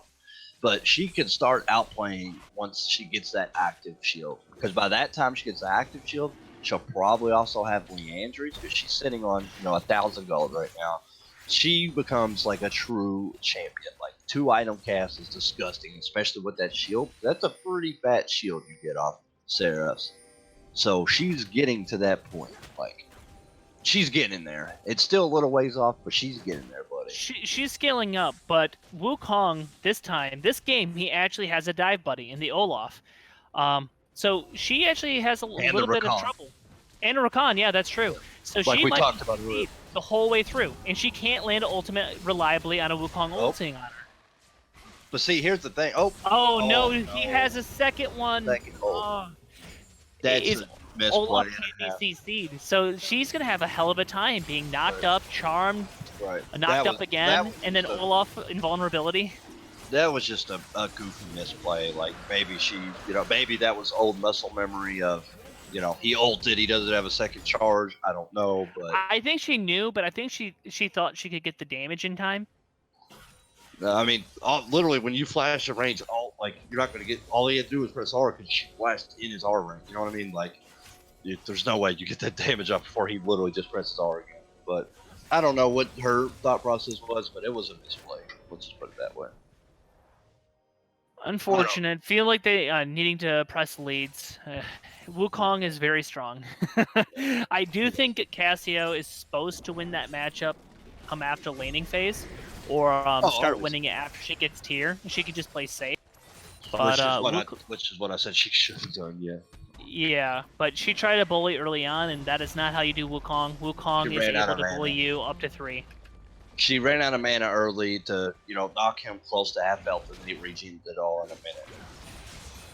Because that's what he does. They're trying to escort this Rift Herald in. They're not going to get it. Got the Wall of China hanging out, the Caitlyn's Wall of China hanging out here in front of Tier 2. But yeah, there's going to become a point in this game where Cassiopeia easily kills the Wukong. It's just not now. Well, I have to give it right now, even though Baka's behind, I have to give it still to Baka at the moment, because Aurelia, she's not the best in team fights. If she's in a team fight and then you have Wukong in there, she's going to get knocked up. She's not going to be able to do anything. Then she can get charmed by Rakan. She's going to get CC locked for sure. Yeah, and by the time she's actually able to do anything, she's just going to be dead. And that's why a lot of people that just play Aurelia, they only go into team fights when they are ahead in gold or they already have items. Yeah, otherwise, you're just perma split pushing. Yeah. And, I know I talked about how in laning phase, she counters Taliyah because she can always Q out the W, but if you get hit with the Olaf Q that get dove on by as Aurelia, like if you dive the backline, or even if you don't dive the backline, if Wukong's the one diving you, he knocks you up, Rakan knocks you up, Rakan charms you. That's a guaranteed Taliyah W into a full combo, which, Taliyah is not like, she's crazy far ahead or anything, but she has Seekers, she has Ludens, and she has Sork Shoots. Full combo after, Aurelia's already going to be chunked from the Wukong knocking up and the charm and all that and some Caitlyn autos. But by the time, she eats all of that, that's a guaranteed Taliyah combo. Like, it's guaranteed Taliyah W, EQ. And even though she's not far ahead, she has Ludens Tier 2 boots with Magic Pen, which pretty much counteracts the Merc Treads that she bought. And Seekers for that little bit more ability power. Like, that is a dead Aurelia. Well, Aurelia, yeah, they can throw everything to the Aurelia. I think her being able to do anything in team fights, unless she's flanking or split pushing, is going to be really hard in a team fight. But if she's able to take all the focus in the team fight, it does leave Cassio and Xayah open just to go crazy. Right. It's just going to be the question if Baka is going to be able to carry the aggression through the Aurelia into the backline, which I think they can. Olaf and then Rakan and Wukong those 3 being strong enough to hop onto them too. Right. Well, I think the issue now is, like I said, Cassiopeia is on 2 items now. She did end up going to Ryali's. I said it was either Ryali's or Landry's, but she did end up going to Ryali's, which is huge against the Wukong matchup specifically. Like, obviously, he can dash, but if you get the, like, let him get the dash, then get your slow spot on him, and you can kite him. Oh, Cassio does not have flash this time. Hold this thought. Oh, there's 3 here. She doesn't survive this in any circumstance. She never survives that. But Aurelia can 1v3 this. Yes, she can. She definitely can. She's got teammates, but I think she 1v3s that regardless. Yeah. But I don't think so. I think she'd need the other teammates because Wukong would have ulted her sooner, and then within that time, I think Olaf would have been able to sustain on her. Possibly. I mean, regardless, she would have held her on there, but she did have backup. They do win the fight, and Baron is going to be their prize. They kill 4, they lose 1, and they get Baron on every member but Cassiopeia. But anyways, like I was saying with Cass, so look at her now. She's got her Archangel's upgraded to Seraphs, so that's huge. It's a gigantic shield. Like 415 HP shield is nothing to scoff at. She's got Ryali's Crystal Scepter, which is huge for, you know, obviously ulting Olaf, it don't matter, but, you know, Wukong or an Olaf, you know, getting perma-slowed by Ryali's lets her have that kiting potential. She's also got a Blasting Wand and an Amp Tome, which I'm fairly certain is going for Leandry's now. So she's getting to the point where she's getting strong. She has more kite ability with Ryali's, and when she gets Leandry's, she is going to be very, like, 3 item with Leandry's and Ryali's and then Seraphs with the shield. That is a very, very strong Cassiopeia. That it is. Right now, they might just be able to win team fights by straight up stats. Right. I'm thinking that is the case. Like, I do think Baka's team fight is potentially better, but the longer this game goes, it doesn't matter. At this point, they have Cassiopeia for team fights, and Aurelia will get strong enough where she can just do whatever in team fights. Right. And like Aurelia has already been kind of. Wukong dodges the ultimate, but will he have? She still wins it. Yeah, I told you. Like, she still. She only won it because Wukong. No, he didn't even try ulting. What happened there? I don't know. I'm not sure if it wasn't back up off cooldown or something, but he didn't even attempt ulting. I mean, when I looked after he was dead, it was up, but I don't know if it came up right as he died. But, I mean, regardless, though, like, yeah, Wukong did ult, but Cassiopeia also didn't hit her ult. Like, if Cassiopeia hits an ult at all, Wukong's dead. Even definitely dead. But I feel like Wukong should have won that one if he got the ultimate. I mean, like I said, I didn't check. His ult might not have come off cooldown until right when he died. I didn't check. I didn't look to see if it was off cooldown until he was already dead. But it said it was up. But like I said, it could have came up the second he died. But yeah, it's getting to the point now to where whoever hits their ult first wins that fight. Yeah. Zid Zhao is actually mega far ahead. He's 7-1 right now. Aurelia has, and this has kind of been popularized with the changes, but she's got Triforce and Bork is just so strong. All right, so they're diving right here. Oh no, Leona followed that. It was just not timed well enough. Wukong forcing this fight too. Aurelia running for her life now. W. Yeah. Oh no. This is a messy fight. Oh man. 1v5. Oh my gosh, that insane flash. Triple kill. It's literally 1v5. Oh my god, quadra kill. Give Penta. I told you, Cass. Give Penta.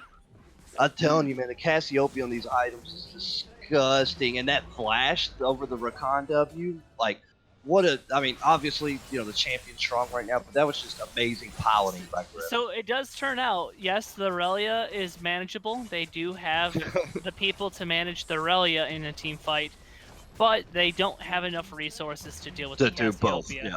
They get one or the other, and they blew most of their load on Aurelia and cast that in the back line and just dominated. Now she's going back with 2k gold. She's got Void Staff. I didn't even know she had Void Staff coming into that. So, I thought she was, now she's, okay. So I said she got Seraphs, and then she was going for Leandry's or Ryali. She went for Ryali's. Then I said she's for sure going for Leandry's, and she went Void Staff. But now it's 100% confirmed she is going for Leandry's because she has Honey, guys. I'm not. And yeah, that Void Staff is just punching through like these Spectre's Cows and these Merc Treads that are on the enemy team. And Yeah, the no I magic think right mantles. now that we're seeing that Lethal Leads are in the driver's seat. They have the ability to win this game. Aurelia's TP is coming up, so she just has to split push at this point.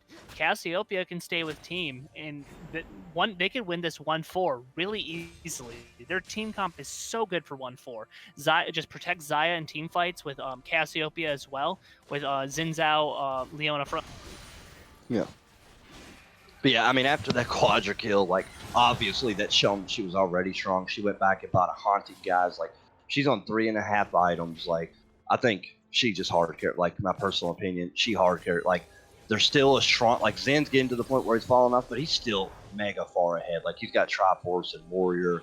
Like, Aurelia finished her Sterax after that. Like, she died that fight, but, like, she didn't even have her Sterax. So, you know, getting that lifeline passive is huge for survivability, and she survived quite a bit. Like, they blew her whole load on her while she was putting out damage, but I mean, she survived a ton while Cassiopeia was in the backline shredding, and now she's got Sterax, which gives her a ton of health and then a huge shield on the lifeline passive, a 525 shield, so she's going to survive for even longer, which now Cassiopeia is even stronger. She's going to be on the backline stomping for even longer. Like, this just got a lot harder for Baka.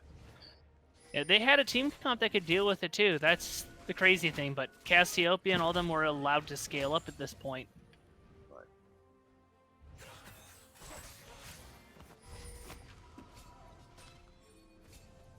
So yeah, it gets tremendously more difficult with just those 2 items. But like I said, just with the Sterax picked up. Mm-hmm.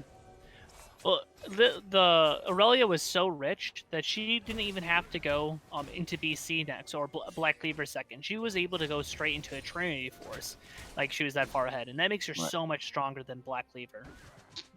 So I think they go for this dragon. She split push, and then they run 4 in the mid or top, and they should be able to crack open the base. If not the base, go back for the Baron if they send multiple people to stop Aurelia.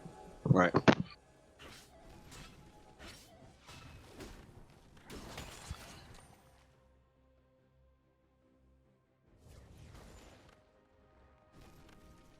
I don't know if they're able to fight here. They might just want to push in the mid, and it's actually Soul. They have to, unfortunately. I take that back. They need to fight this. Yep. Yeah, this is a Soul fight. Sin was able to take it. Yep. That is Infernal Soul while having 3 Infernal Drakes. That's huge. So much more added damage to this already high damage team. Oh. Yeah, but they're trying, but it's not looking good. Yeah. And that is it's a clean ace. It's an ace. Xayah does go down, but it looks like they're going to run straight for Baron while sending Aurelia to split push bot. And it was a close one. No, are they going to go Baron? Or are they going to push? They got low health bars. I don't know if they could do this. Like, well, Leona tanking. I think they should be able to do it. There's some honey fruit, and then Cassio sustains herself.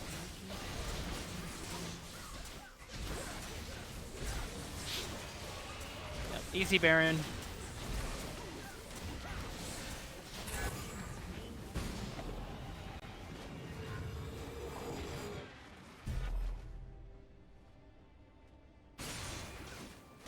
Yeah, that's just, we were already talking about the insane amounts of DPS that this, you know, Cassiopeia, Zen, Aurelia, and Xayah can put out, but they have 3 Infernals, including Infernal Soul, that just gives them such a boost. Like, Cassiopeia finishes her Leandries. I mean, she's sitting on, you know, 4 full items and still her Doran's ring. She doesn't have to buy boots, you know, because she's Cassiopeia, so she can, you know, just buy 2 full more items. She is going to be insanely strong.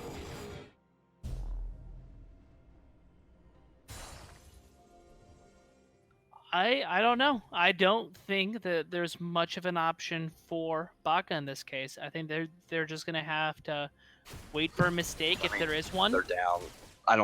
It's just like we talked about. Like, they're down almost 12K. Like, it's basically uncomebackable unless they start just getting way too overconfident. Ellie's like, you know, trying to 1v5, pushing up solo or getting caught out in bad positions, and they slowly like get a pick here. run back, get a pick here. They're running that 1-4.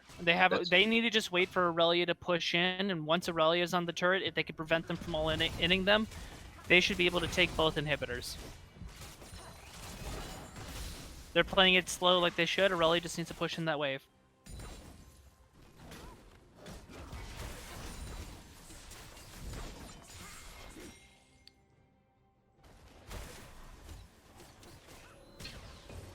Oh, they just stopped Wukong's back. They should be able to do something with that.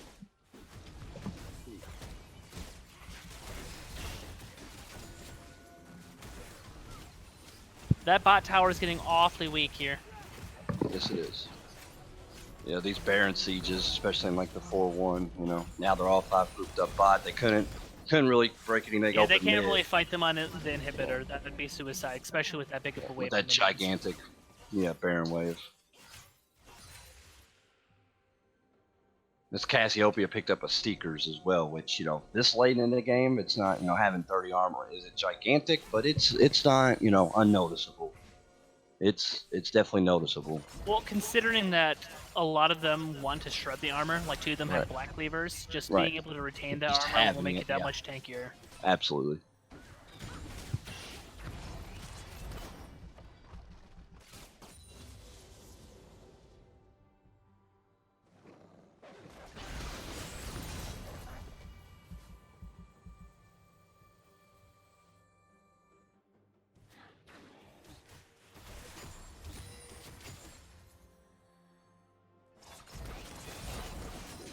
Alright, it looks like they're just going to push in, get this free inhibitor.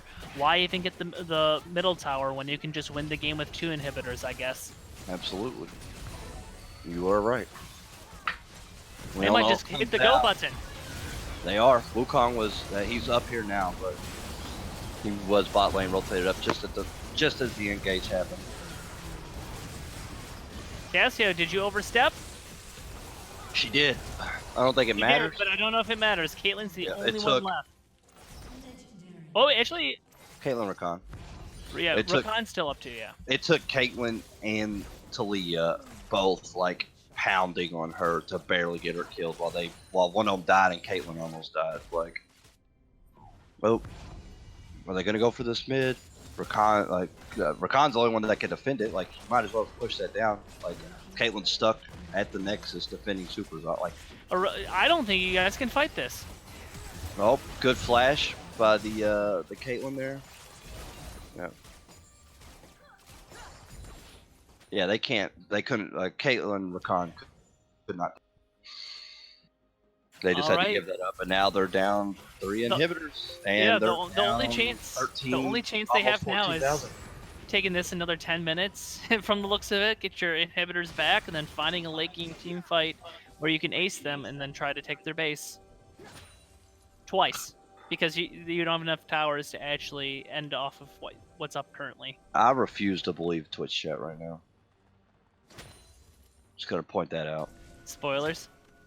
I refuse to believe that. Yeah. Fucking Spy came in and said, GG, see you guys next season. Can't believe there's no way. They're in here trolling. There's no way that Baka wins this game. They're trolling. Because that means the game's over, so it's probably whoever wins this. I'm sure Ellie wins this Elder fight and then just wins the game. Yeah, they have to, because Wukong's already in the base. Yeah, he can't leave. He can't leave. Well, they're trolling. Yeah, it's going to Game 5. They came in here to troll Twitch chat. Yep. You had to go for the smite. Yeah, that's the ball game. Ellie wins. They have Elder. They have 3 waves of supers coming in. It's a 5v4. Yeah, it's Silver Scrapes. Production, get the Silver Scrapes ready. Yep. Hey, every time we cast, there's a silver scrape. Every single time. Every time this season, man. But it's crazy. Whenever you don't cast, it's not. It's always a stomp. It's a 2-0 every game. You just pull me in for the long hauls. I don't. It's insane to me. So we're going to Game 5, boys and girls. We're going the distance. Freaking Ellie wins Game 1. Baka comes back strong, game 2 and 3. LE comes in, switching up the draft significantly, changes it up, changes up their draft, changes up the bands, and it obviously worked. And they won. It was a long game, 36 minutes. So I'm not going to say decisively, but LE had the lead the entire time. The gold lead was up to what, 13K, 14K at the end of the game. It was pretty decisive. It just took a while to get there. But that's going to do it for game 4. We are going to game 5. We're going to Silver Scrapes. Production, send us off to break and play us at Silver Scrapes. We'll see you in a few.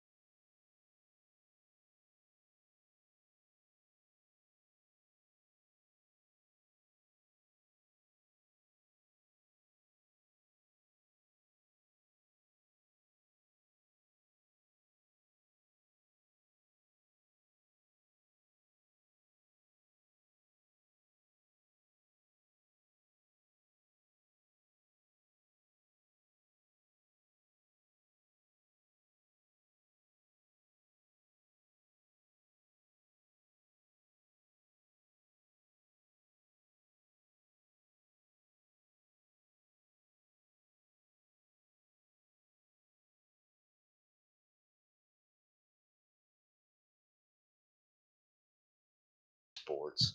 Lethal Elite, Baka Onichann semifinals. You asked for it, folks. You wanted an exciting, exhilarating night of League of Legends. You wanted the real League of Legends, not the pussy-footed, playing with Tonka toys in the backyard League of Legends. You wanted the nitty-gritty, blood, gore, bones, sweat, piss, shit, League of Legends. All these people are leaving it all on the battlefield tonight as we go into game 5 for all the corny beans, all the bread and biscuits is up for grabs here this game 5 to go play Syndicate in the finals. We do have a slight change of cast. Myself, Kirby's, and Dempsey will be signing off because this is game 5 and you got to have the best of the best for game 5 Silver Scrapes time. So we're bringing in the heavy hitters, the closing pitchers, our all-stars, our Team 1 Alpha Delta squad. They're not even on the books, folks. They're around the world making stuff happening left and right, day and night. You don't even know what they're going to do. Give it up for Brayer and Sammy. -4 +4 +2 slab. Oh my God, we are in the building, and what a season, what a season. You know what? Sammy 6 -4 slab. I was watching this series, and I was thinking, you know what I was thinking? Game 1, you were looking at Leaf Elites, you were looking at them, and you were saying, damn, that's a pretty great play-around Filbert comp they have going on there. Then game 2 and 3, you went, damn, Baka, you brought it back. You were like, shit, we know what we need to do, and they did it. Game 4, we saw Leaf Elites.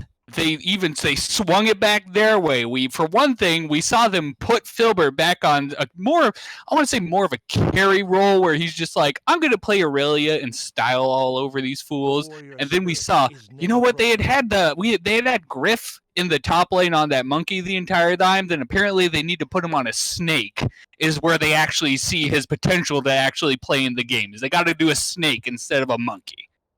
True. And they actually picked the snake up again. So it'll be interesting to see if they flex the snake either top or mid again. It will be interesting, especially because going into this game, what I saw in the last game was Griff. Early game, I don't know if he's played a lot of Cassiopeia because it really didn't seem like he had felt her out that well, because Cassiopeia is a person you play in the top lane to abuse the rest of top laners, especially Wukong. Part of his kit is his passive where he gains stacking armor when he goes and attacks things, but against a magic user, it's like, what is this armor going to do? It's fucking magic, basically. Oh, I think that's one of our swears we get in the whole stream, so we'll see how that goes. But from here, you saw later into the game, he really came into his own where it seemed like he felt his power as Cassiopeia and was able to more be like, oh, I know what I can do. I can just blind people by looking at them and whatnot. What do you know? That's right. And they took the I Irelia will be away the best. from him, but they bring in the Wukong. So Griff's going back on the monkey, it looks like, and Filbert's going to be on Cassiopeia this time. That'll be interesting to see if it is But that going Wukong mid. could go jungle, though, still. So I'm not sure. Wukong, the ultimate flex pick. He can either play mid, jungle, top lane, ADC, or support. True. Another one of Riot's multi-class characters. Just like Teemo. Yes, Teemo, the other ultimate multi-class character. Though we do have bot lane, we have a Xayah Rakan. I don't know if I do like the Rakan and Xayah, though. I think more. That's a Kai'Sa. I more wanted to see. I think I wanted to see them more pull a Sammy and bring out that Nautilus. Fear the assassin with no master. Yeah, but no one plays Nautilus anymore. Whoa, that's an Akali. Are we seeing the Cassiopeia top, Wukong jungle, and Akali mid? Is that what we're seeing right now, That's Sammy? what it looks like. Dude, they're pulling out all the stops for this game 5, I think. Well, they can't pull out all the stops because if they make it past this, they're gonna have to go against Syndicate for the finals. Between a butcher and a surgeon. And we get a Camille. Camille Oh top. my god. I personally like the Lethal Elites draft more. But you know, that's just my personal opinion. They definitely have some real great lockdown between the Leona and the actually just between that whole team except for the Akali. They have some great lockdown going into the Leaf Elite side. Though there's something else to be said about the ball delivery combo from Baka Onichann, because you got a Zac, you got a Rakan, you got a Camille. Hell, you even have a Kai'Sa who are all able to dive into the enemy team and bring the ball of death with them to make sure that everybody gets thoroughly murdered. That is true. Man. But if they do everything right, I mean, if they can get onto the backline and kill the Orion before she can make the Ball of Doom blow everyone up. I think they could. With the Akali, Wukong, Leona, they should be able to. They should. With the Wukong, especially that you now have the Wukong onto Sentimiento, that we're going to go by Sent from here on because, oh my god, I'm not pronouncing that whole name. I think it's your dive is going to be between I want to say the Wukong and the Leona, or Wukong and Kali Leona. That's your dive right there. You need something for a back lane, and you got the Cassiopeia and the Xayah for that. Yes, it's been a long time since I've seen one of our playoff games go to game 5. So it will be interesting to see who takes home the first game 5 of this year. Will be very interesting to see, especially from either of these teams going into against Syndicate next week, because we know Syndicate, they are definitely, one of the, if not the premier team in the league at the moment for the Olympian League. Yes, they are, and whoever wins this they face Syndicate,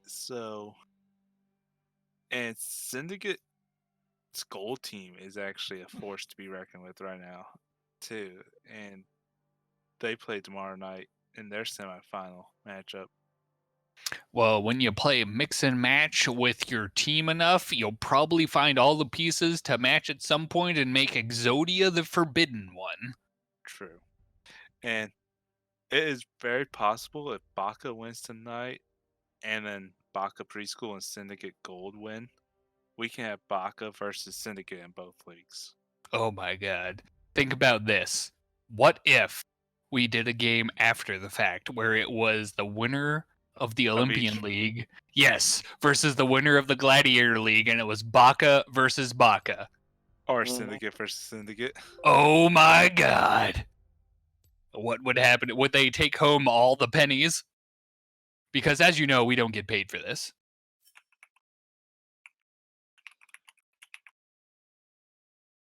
Oh, wait, there's that whole thing called a 2-minute and 50-second delay. A 3-minute delay, yeah.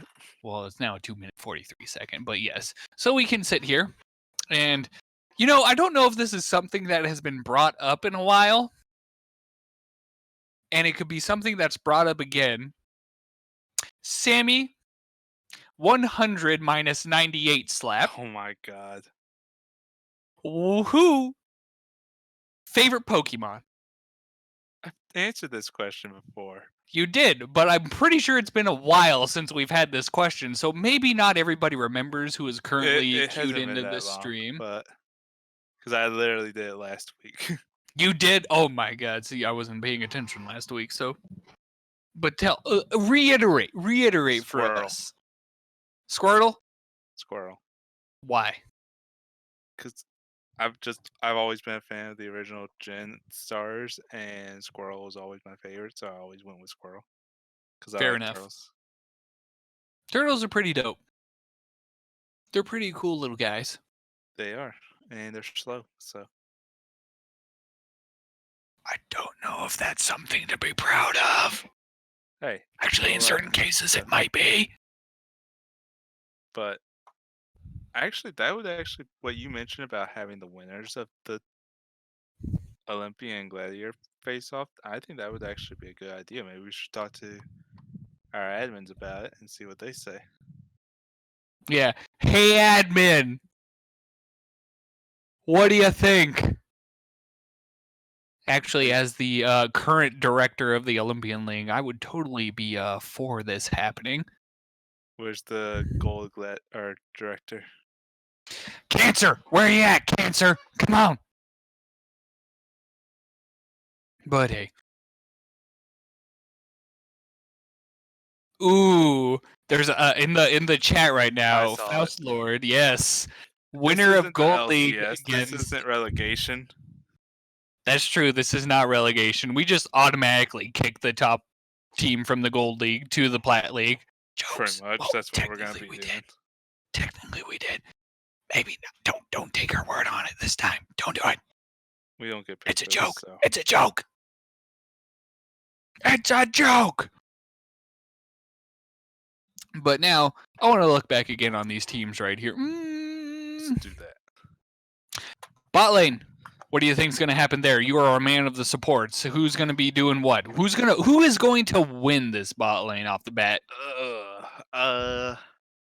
Well, I don't play much of Rakan, but I know Rakan's kit a little bit, and I personally like Leona into Rakan. I do too. If Rakan jumps in, you stun him and pretty much tell him he's done. Exactly.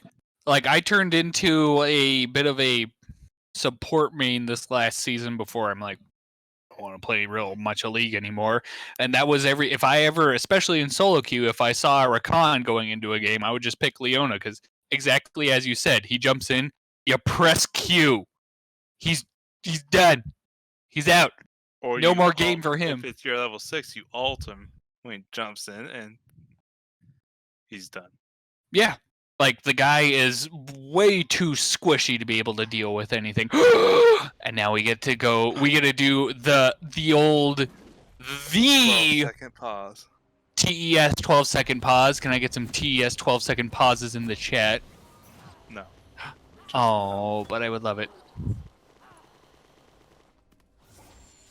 So am I. I don't know if our streamer... 3! Yes! Boom! Oh. And there we are into the game. Don't worry, people. I'm trying to already make it in the works that we have a 12-second pause emote going forward because Why wouldn't we have one? I mean, I'm sure we could talk Pop-Tart into doing that. Pop-Tart, blessed be her name, creator of all image macros. True. We see a beautiful, actually, 5-man stance from the side of good old Baka Onichann. Ugh! And Ugh! Lethal Sent! Esports- Why would you smack that man? Don't do it. It's rude. You actually see, this is the thing I've learned, because I actually have switched to jungle a bit recently, is to you go throw down that early ward as a jungler, and then you go back and you pick up your old Oracle lens. Yeah. Because I'm a scrub silver, so that's what I do basically, is I go throw down a ward, pick up my Oracle lens, bada bing, bada boom. Because that's what the pros do, and everyone thinks they're a pro. I mean, they are the ones getting paid to do this. True. That technically makes them professionals. Yep.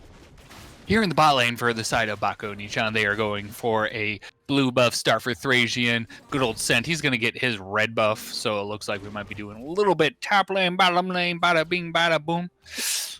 This mid lane, though, especially in the early game, this looks like this is going to go to Rava. Yes. I would agree with that. I love the Lethal Elite boys, but I would actually like to see Baka versus Syndicate in both leagues. Gave me a second there. I had to show summoner names again because I had summoner names turned off. Because why would I have summoner names turned on in an actual game? I don't actually care about you people. I just care about murdering you. Do you care about me? Sammy, that is something we can discuss in private because we will see what happens. Oh, true. Ooh, tower shot being taken by Rava, though, right there. That is a little unfortunate to see. Yep. This top lane, though. Fairly, man. Even.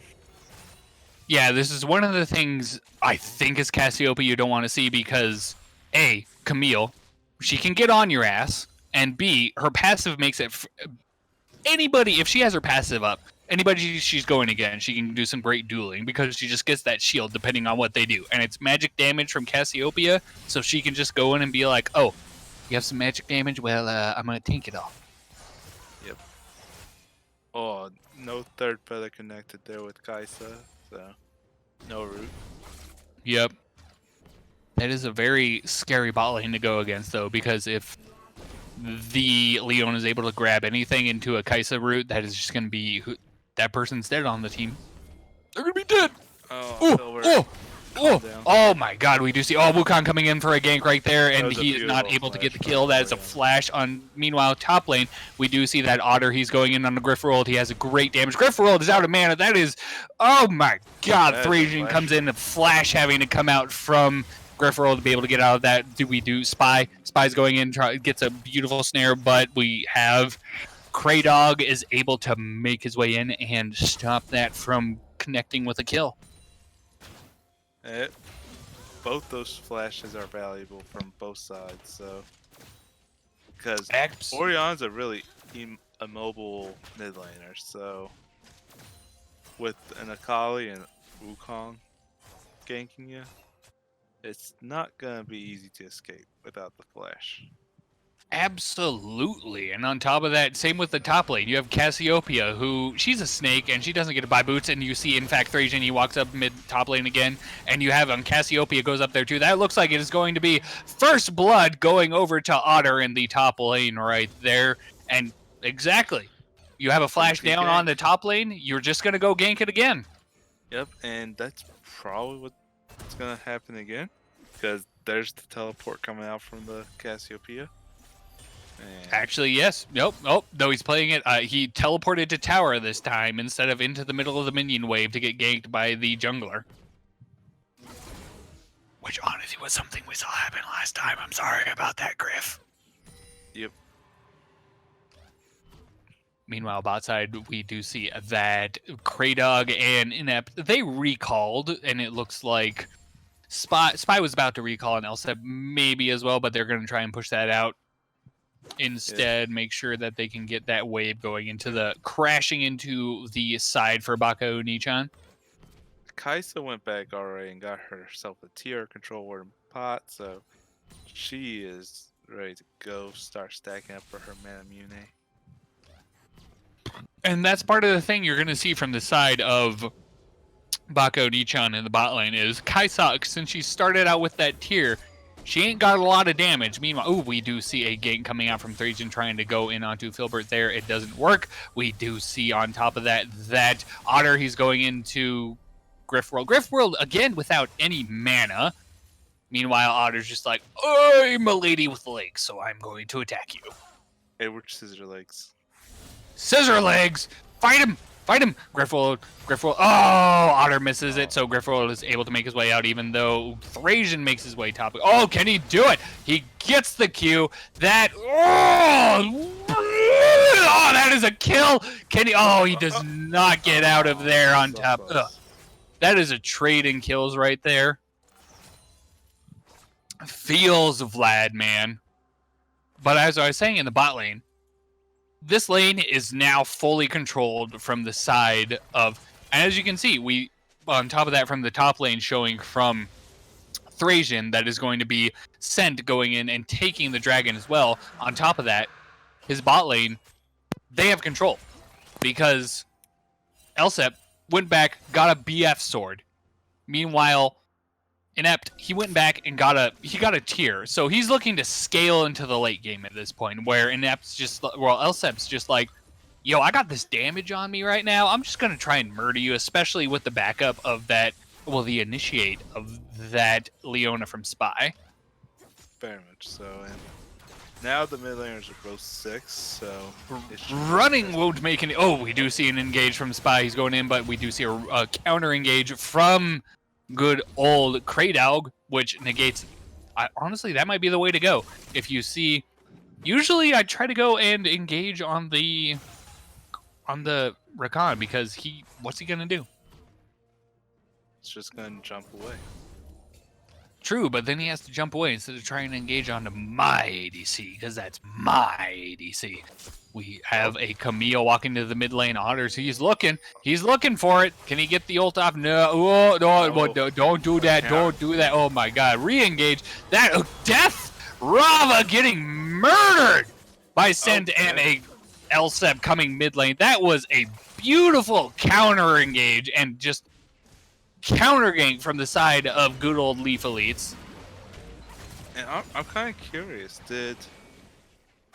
was that control ward there already in the river, or was that the one that Kraydog just put down? That's a great question. We do see on ooh. They try to engage a little bit from the side of Thracian and Kraydog, but they're not able to do a whole lot. I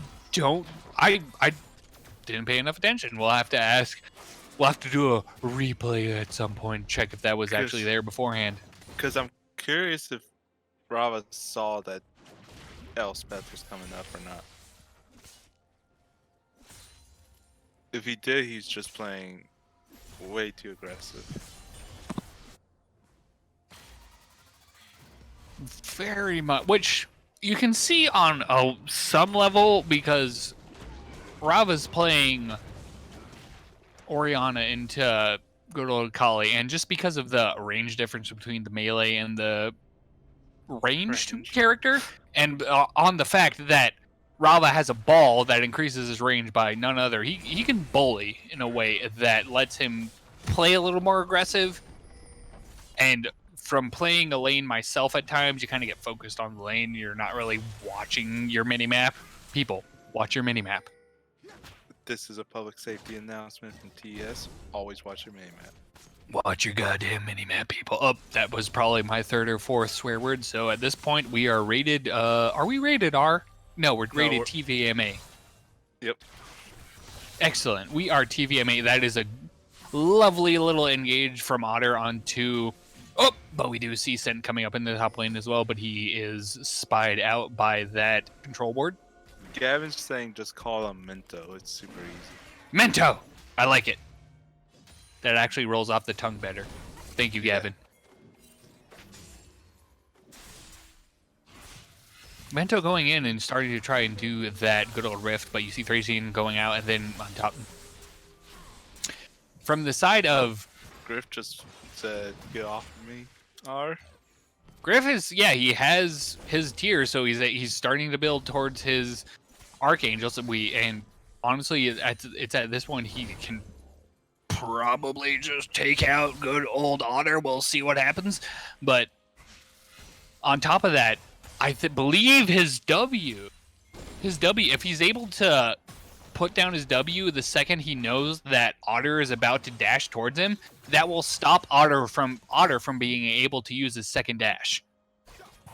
Because his W grounds. Ooh, beautiful ult from both Elsep and good old Kraydog, which Kraydog's ult causes Elsep to have to flash out to be able to survive that.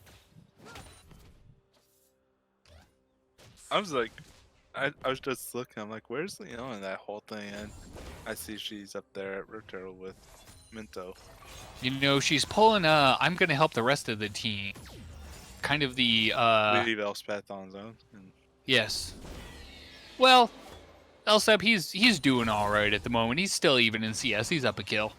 I mean, at this point, you're letting the Kaisa carry start to work on her carry status a little bit because, excuse me, Kaisa late game, that shit is bananas.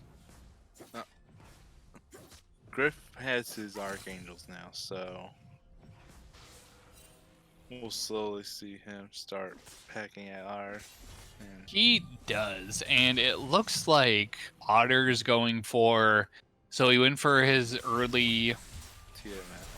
Yep, he went for a Tiamat. It looks like he's going for a Triforce now, which. Is Triforce the item to build on Camille though? Yeah, Triforce is still the build on Camille. Okay, I didn't know. Like, If there were- Cleaver. No, Triforce is definitely the build on Camille, though this is the one time where I'd say, do you go Triforce or do you go for the Hex Drinker instead? Like, I see he... Go ahead. I'd probably I- go Hex Drinker for that because you're going Yeah. into a Cassiopeia and Akali. Sure, Yeah. the Akali does mixed damage, but it's still mostly AP. Exactly. And yeah, he picked up some Merc Treads, though you don't buy Merc Treads for the Magic Resist because the Magic Resist is trash. You buy Merc Treads for the Tenacity. Yep.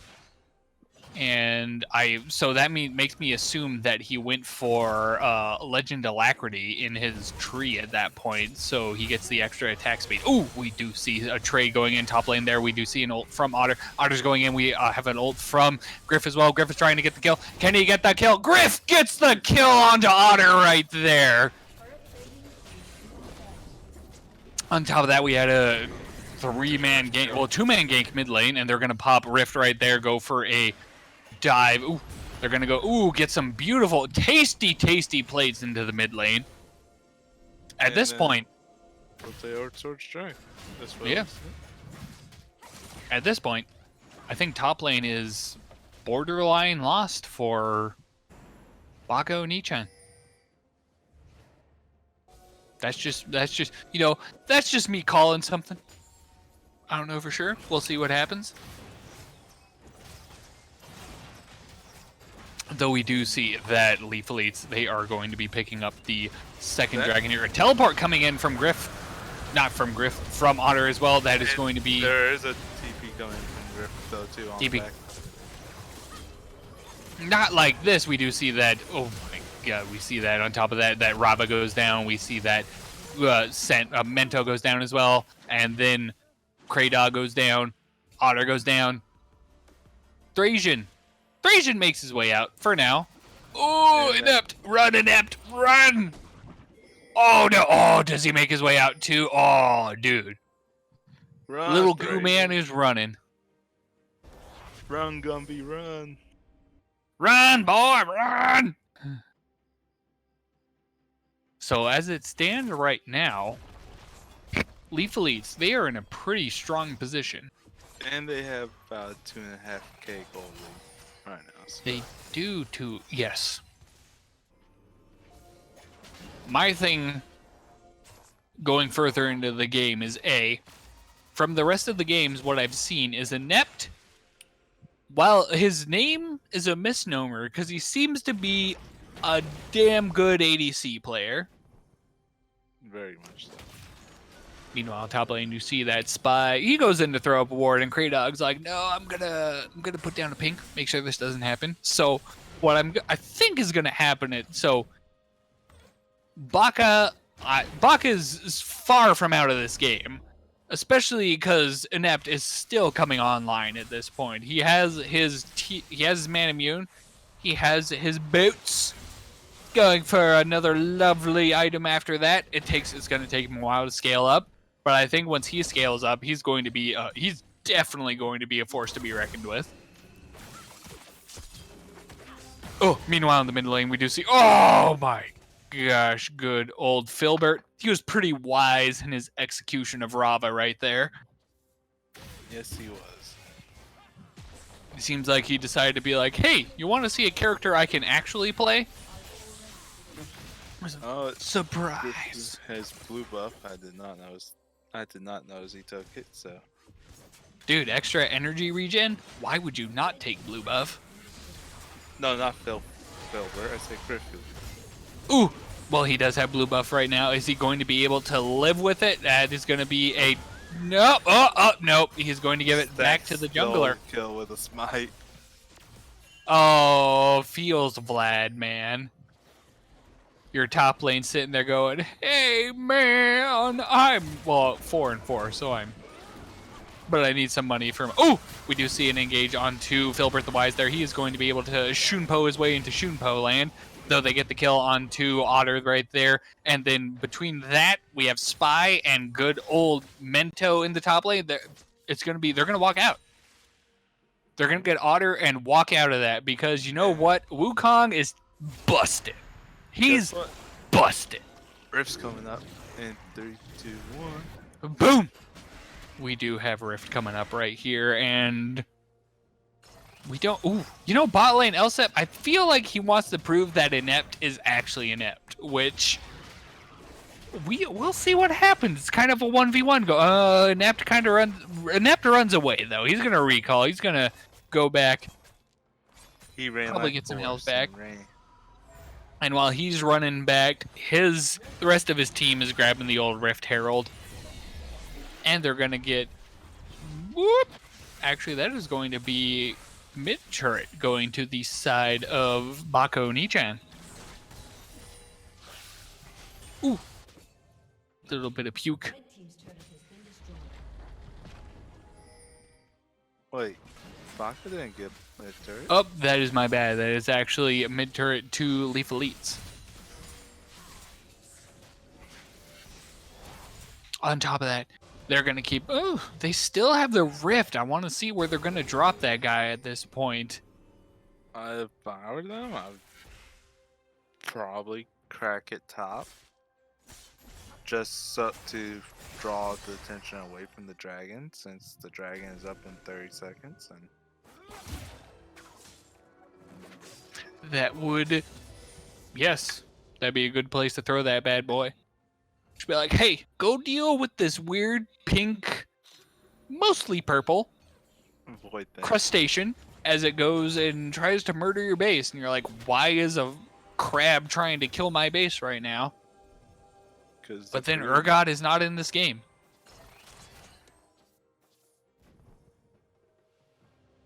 It was a joke. Camille got her Trinity Force now, so... She got her Trinity Force, but I think that's part of the problem with top laners is Trinity Force is such an expensive item. On top of that, we see that Leaf Elites does grab the third dragon, which is a mountain. Nothing like a little extra armor pen. No, not armor pen. Armor and magic resist. And as I was saying, I think that's part of the problem with top lane. Trinity Force is such a bloody expensive item that you have to invest so much gold in it it's 19 minutes into the game. If you have to wait 19-20 minutes into the game to get a Trinity Force, everybody else can be so much farther online than you. Like, we see that Griff, he has both a Riley's and a fully decked out Seraph's Embrace. And it's like, at this point, what does good old Otter have? He has a Tiamat and a Triforce. Who cares? Incoming. We do see an incoming, and we have an engaged from the side of Baka Onichann. They're going to go get the kill onto Wukong. Mento's going to die, but then we have Filbert going in, getting the kill onto good old... Getting onto good old Rava, and Rava gets the kill murdered right there. Griff, he's going in, actually doing a lot of zoning control, as makes it so that they are not able to re-engage and get the kill onto Filbert at that point. Filbert staying alive, and they're actually able to push down that turret and get the tier 2 turret mid lane.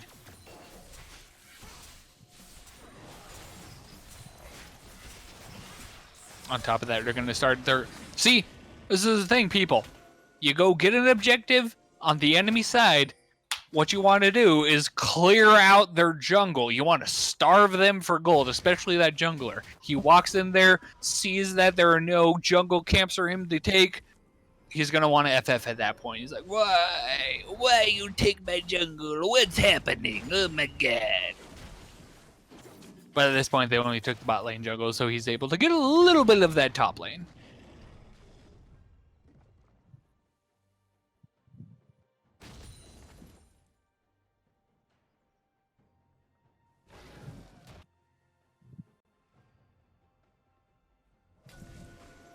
You know what I don't like? Lockjaw. I just yawned and got lockjaw. It hurts. I could see that being a whole thing. Kind of. Could you not close your jaw, actually? For about 20 seconds, I couldn't. That seems unfortunate. It was. But it's shutting now, so we're going back to the game. Boom!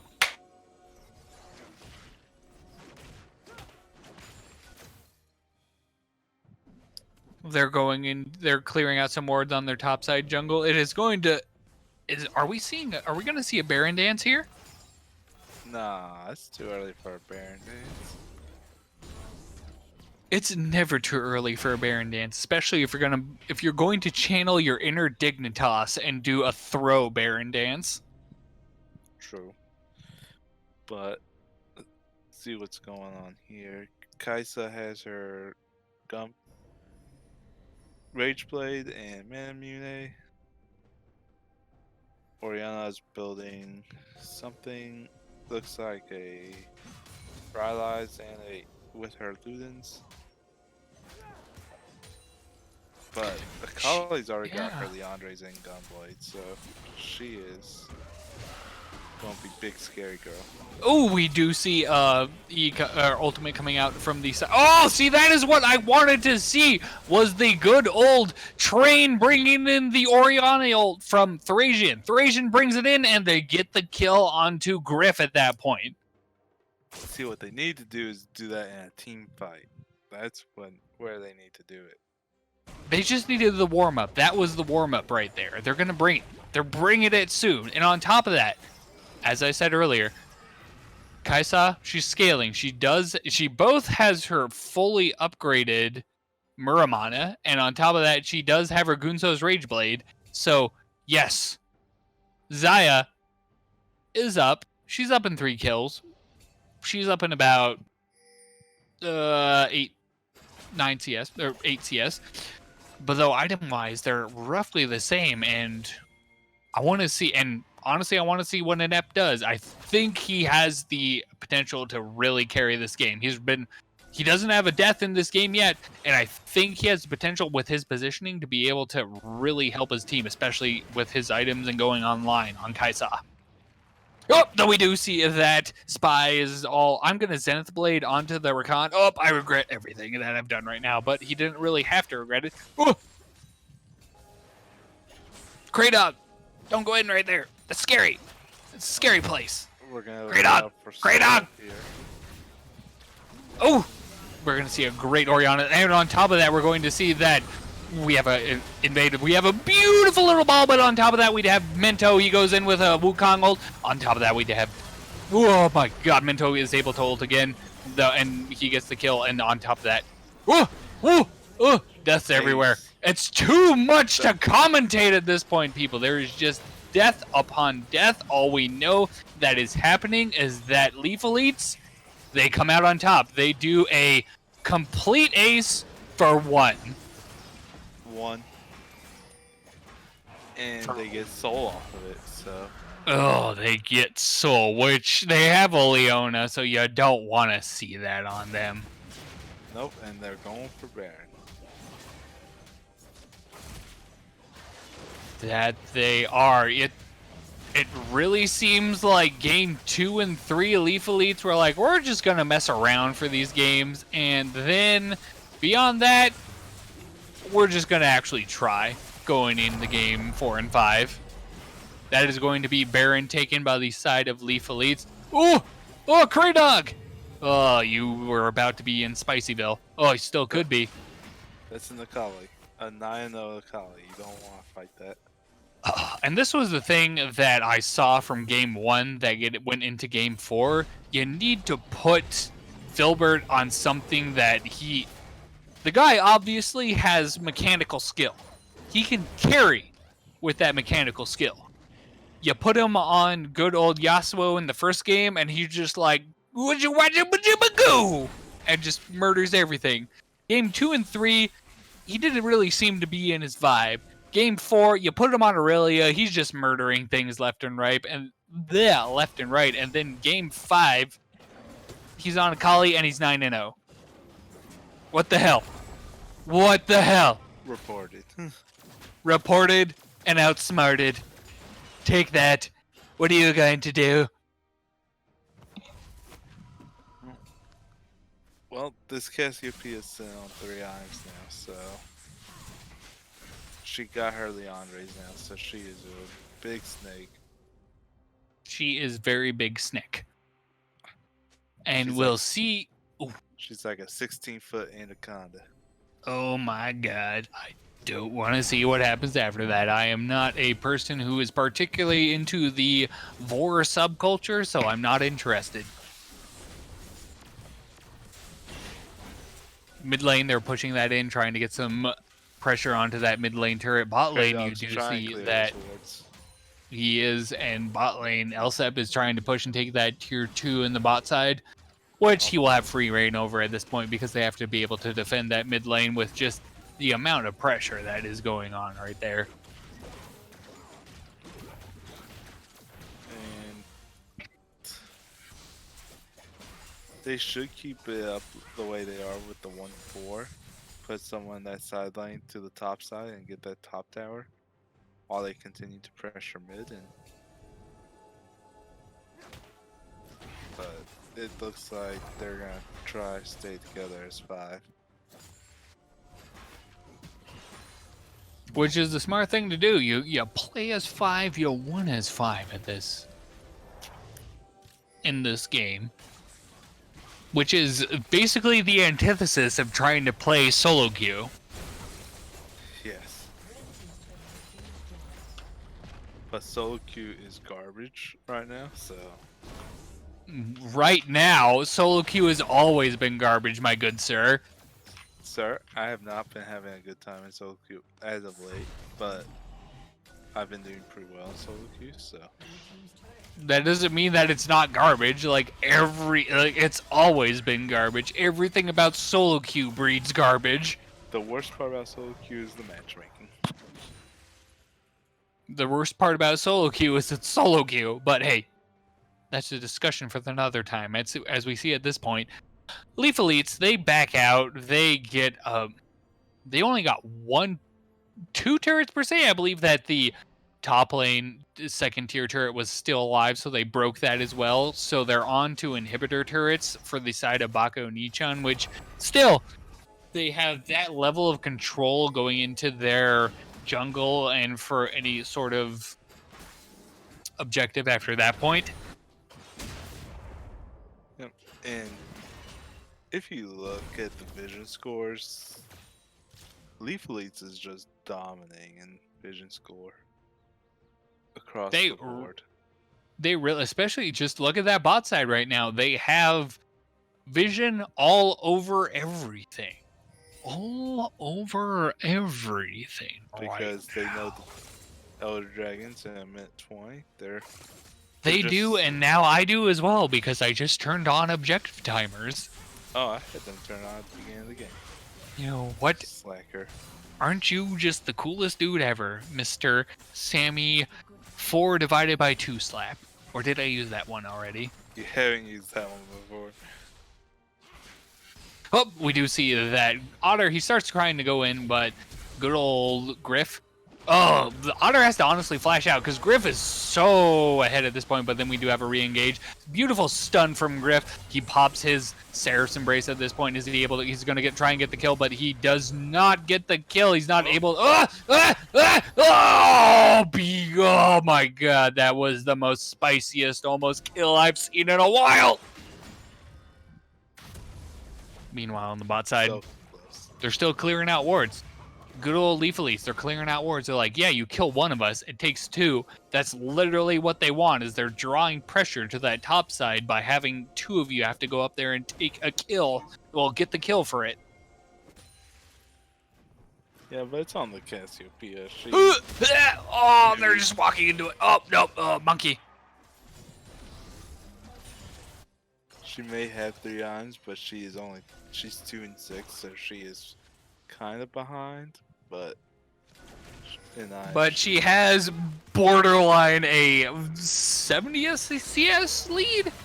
Yeah. Oh, you're gonna see Leona. She's going into the back line of good old Baka Onichann. You have on top of that Elsip's going in, but then good old Mento, he's going in as well. He pops in, gets the kill onto Rava. Rava dies. We do have Filbert. He's going in and working on getting the kill on the Griff World. About to get that. Oh, you gold. 24 karat gold gets the kill on top of that. Thracian goes for the 24 karat gold, but he gets murdered in the process. That is going to be that's going to be an ace for nothing to the side of Leaf Elites. And they don't even have Elder Plant fights, so they can get Elder, then Baron, and reset and push mid and probably win the game with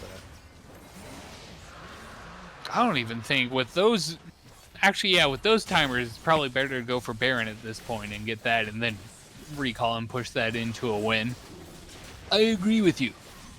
That is the way to go. Whoa! And they're going for it mid. We got a monkey. Monkey goes and punches things. Monkey punch things. Everybody's recalling. Oh, we do see that Filbert. He's very wise in getting the blue buff.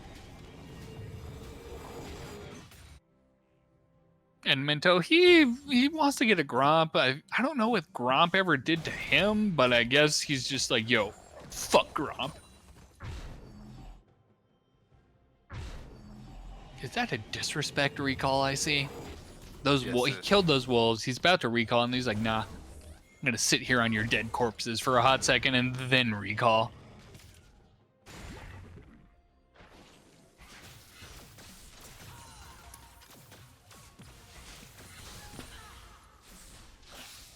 On top of that, now we have the assault. We have the assault from the side of Leaf Elites. They're pushing it down mid lane.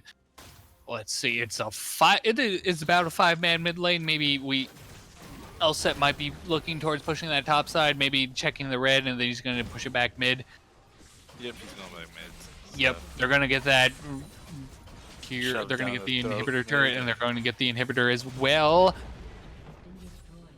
Inhibitor is going down, and they are pushing. They are looking to end this game at this point. That is going to be Memento. He's going to. Oh my god, he goes in. That is going to be. Oh, dude, the Elder Dragon is just murdering people left and right. That is going to be absolute death and destruction. The side of Baka Onichann. They lose 3-0. That is, from the looks of it, going to be a GG. With Leaf Elites moving on. And you see it here from first game win to getting 2-0, like 2 games stomped in the next 2 games. They come back to sweep it for the next 2 games. That is going to be Leaf Elites going on to the finals next week against Syndicate for the championship series here at Titan Esports. That is correct. It is Syndicate versus Leaf Elites In the on good Olympian League. old. Actually, that is going to be 5-3. That is going to be May 3rd when we have those good next old week. championship games between the two of them. It'll be at 8 p.m. Eastern time is when the series will start. Usually we do an MVP, but it is super fucking late in the night, so we are not going to do an MVP kind of chat show thingy because everybody needs to go to bed, so everybody can go to bed. And don't forget, tomorrow night at 8 p.m. Eastern, we do have Baka Preschool versus No Fun Gaming in the Gladiator League semifinals being streamed. And we also have Exactly. Syndicate Gold versus Not Greedy Corp in the other semifinal matchup. Yep. So That's the thing. Yes, we will have our Gold League going on tomorrow. You will be here. You will be here. I will be Baka here. South Beach. Hello, it's not Baka Preschool anymore. It is Baka South Beach is I going to forgot be about that. presenting tomorrow. They will be representing yet again for good old Baka in these series, and mayhaps they will take it to the finals to be able to claim the championship for their team. For the South.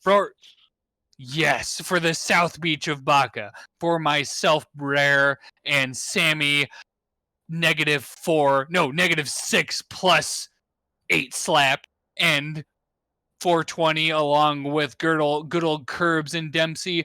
This is your shoutcasting team. Good night. We will see you all tomorrow.